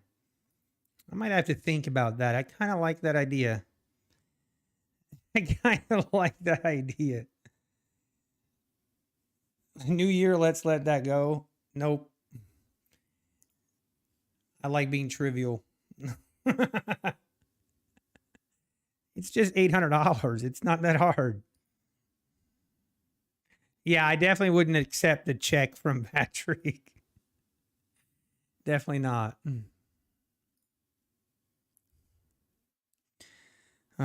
Shoot. It's not even about the money. It's more for the meat. It's just it's kind of at a point now where it's just kind of funny.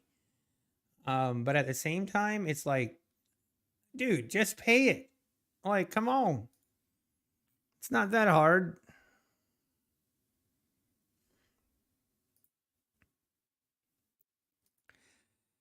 Okay, it is actually 3:44. My goodness. I did not think I would be streaming this long. But I still have not gotten a text. I'm starting to wonder if they forgot.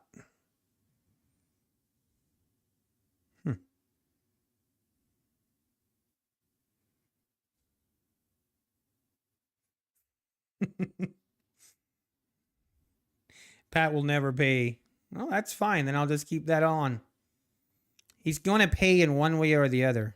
He's going to pay with people are going to know he's a cheapskate and you can't trust him.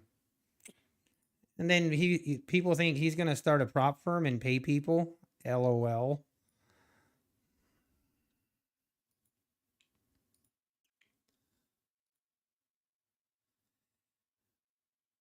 3:45. It is 5 minutes from the murder bot. Raise your hand if you do not know what the murder bot is, okay? Let me know. We need to make sure everybody understands what the murder bot is.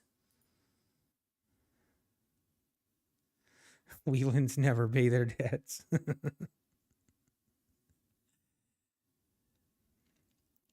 Get ready for the murder bot. Travis has subbed. Thank you very much. Appreciate it.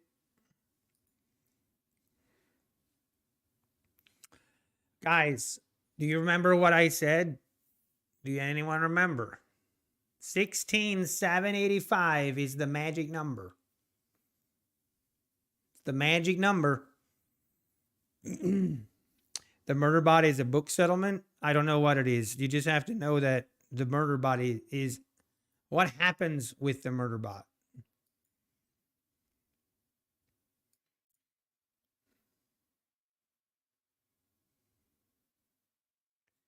What's the story behind $800 in Patrick Whelan?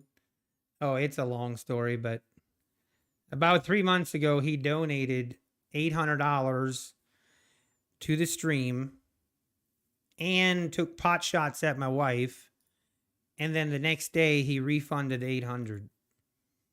So he's, you know, he owes me for the 800. That's what it's about. Yeah. It's based on MOC market on close imbalances. That sounds way too technical. Here, we just call him the murder bot. That's all you need to know, okay? You do not need to know more than the murder bot happens at precisely 3:50 p.m. Eastern Standard Time. If you choose to be in the market at that point, that is to your own discretion, but the murder bot is known to, you know, it would be highly recommended to only watch.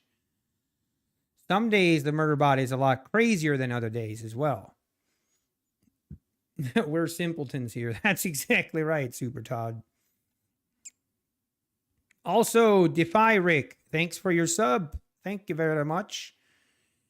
Ooh, boys, we're below 16,785. There is one thing in this life that I enjoy. Do you know what it is?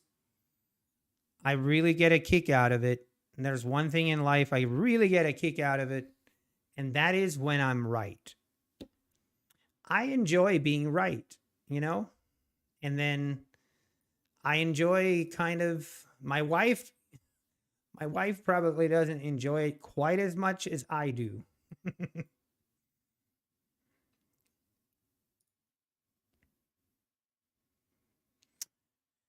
Murderbot, get ready. Murderbot will be here in 1 minute and 24 seconds.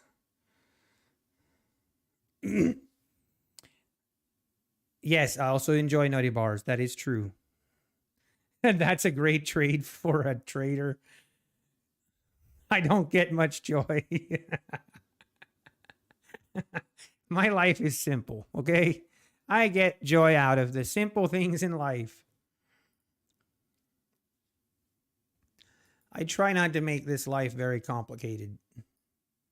You know, keep it simple, stupid. That's what they say. Murderbot in 45 seconds, folks. 45 seconds. Do you read me? This is no time to mess around. Murderbot in 30 seconds. That will hinder my trading. Yeah, I agree. It does definitely hinder it at times. It's better to be accurate and flexible in your trade. Yeah, I agree. I'm just saying in life in general. But I know what you mean. Sometimes that does bite me. 5 seconds.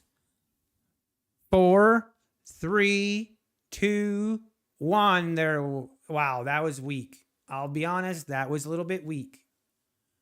Well, we had what, 76 to 80s? Yeah, it was pretty weak. But it did spike higher, so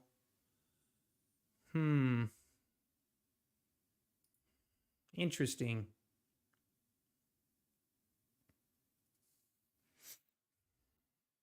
Oh, the Apex 1-day pass? Is Apex saying that right now? Are you kidding? Where are you seeing that? Do not spread fake news.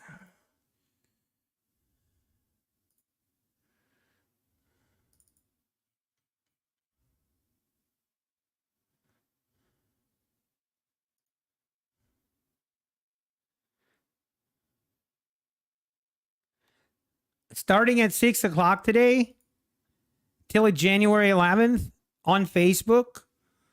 Shut the front door. Let's go. 1-day evals. Okay, can we all agree? We need all to come together and agree. The Facebook Apex needs to be shut down. Okay? That I hate Facebook. I never go on Facebook anymore. And that's where they drop the news. Come on.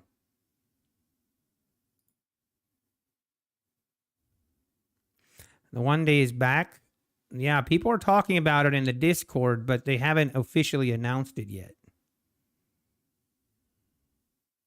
Yeah, why didn't they do that last week?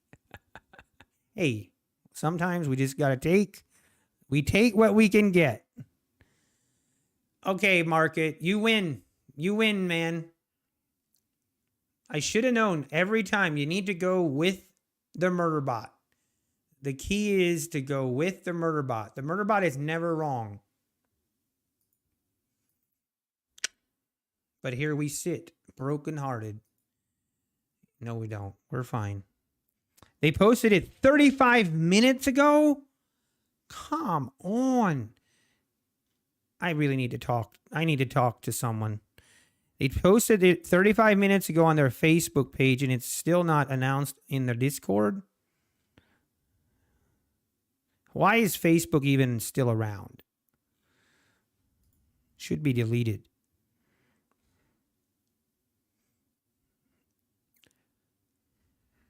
Okay, this is too close. I'm going to keep... I was going to end stream, but why not stream for 4 more minutes?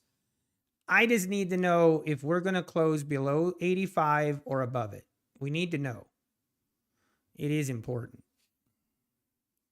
Let's draw a line.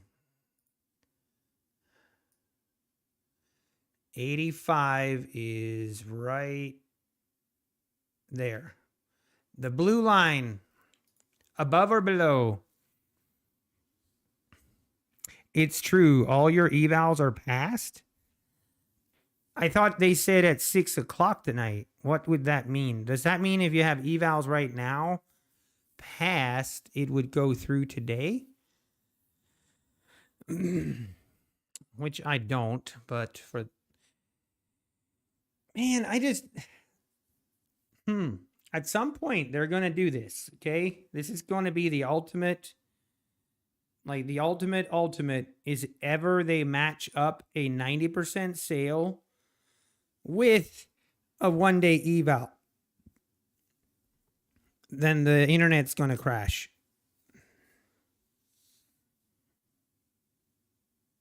Right, you don't have to activate them right away. No, that was true for the last one as well. Everyone jump in with 15 contracts. Yeah, right now, everyone's going to buy an eval, and then in the next 5 minutes, pass it just to get the 1-day eval passed. I'm just kidding. Do not do that. Don't do that. Well, do it if you want, but don't do it. It's not a good idea. It is not a good idea.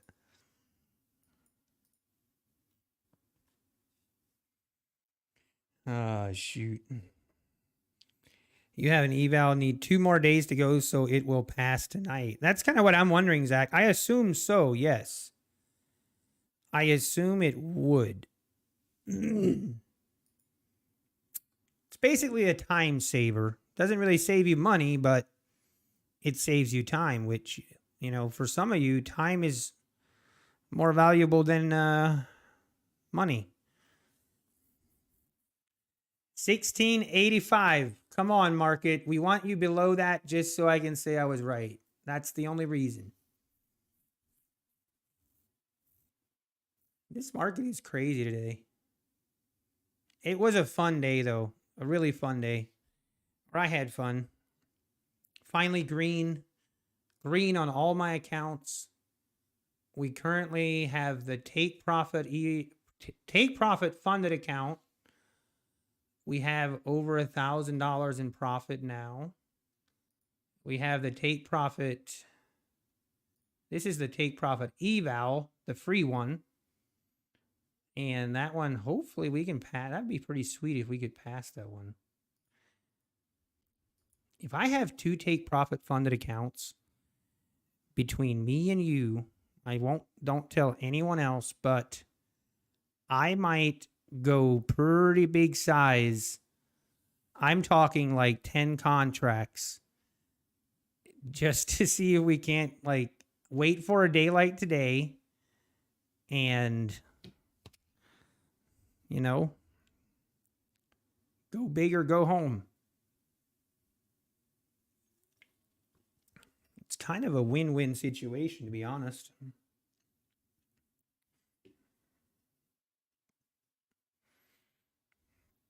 Don Trady. So, hey, how have you done? How are you doing?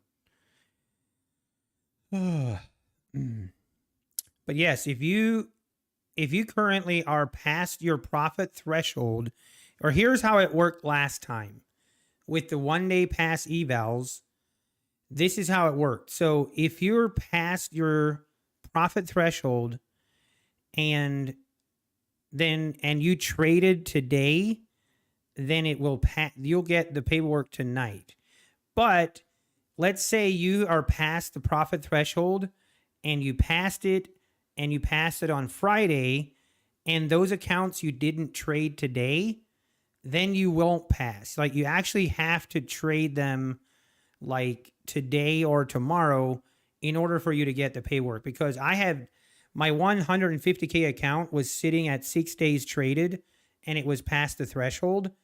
And the last time they did the 1-day pass evals, I didn't get any paperwork for that account because I didn't trade it one more day, you know. So just FYI, you actually, even if you have accounts right now that are evals that are sitting at the profit threshold, you have to trade it one day. Like, you have to trade it one more day. Okay, he has a video up about it already. Of course he does. Like, Canadian futures trader, I bet he probably makes $2 million in affiliates every year. The guy is on it. The guy is on it.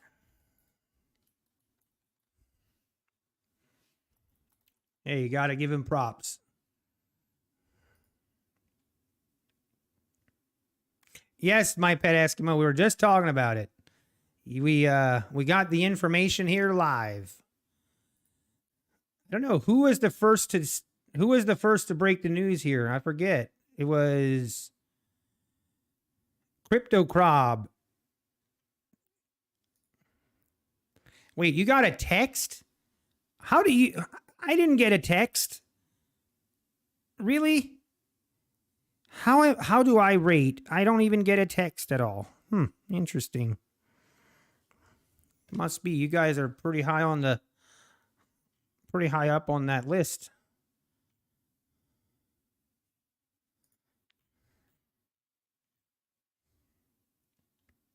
Yeah, Jin. Apex is definitely smart with let's just say they are very, yeah, Apex Canadian futures traded. 14 minutes ago, he released the video past 1-day evals for Apex. I mean, this guy must have been doing the video. Wait a minute. He must have known. There's no other way. He must have known what's coming. Man, I need to really improve my connections. I need to know this stuff. I'm not on the in. I'm not on the uppity up.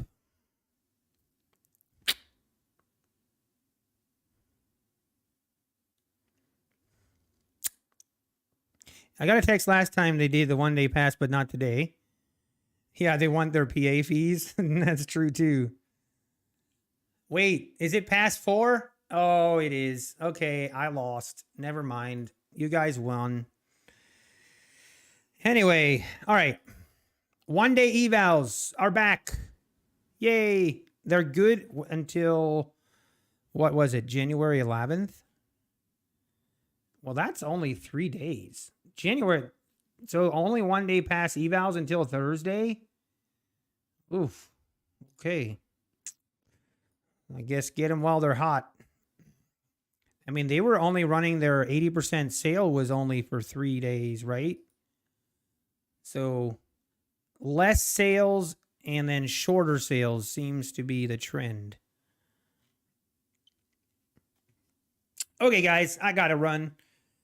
Thanks, everyone, for hanging out. I do appreciate everyone. Had a good day today. We needed it. I needed it. I needed a great green day after the debacle last week. We're going to just take it and run, and hopefully we can keep it going tomorrow. So anyway, take care, everybody. Appreciate every one of you. We will be back tomorrow morning. Take care. Have a great evening, and God bless.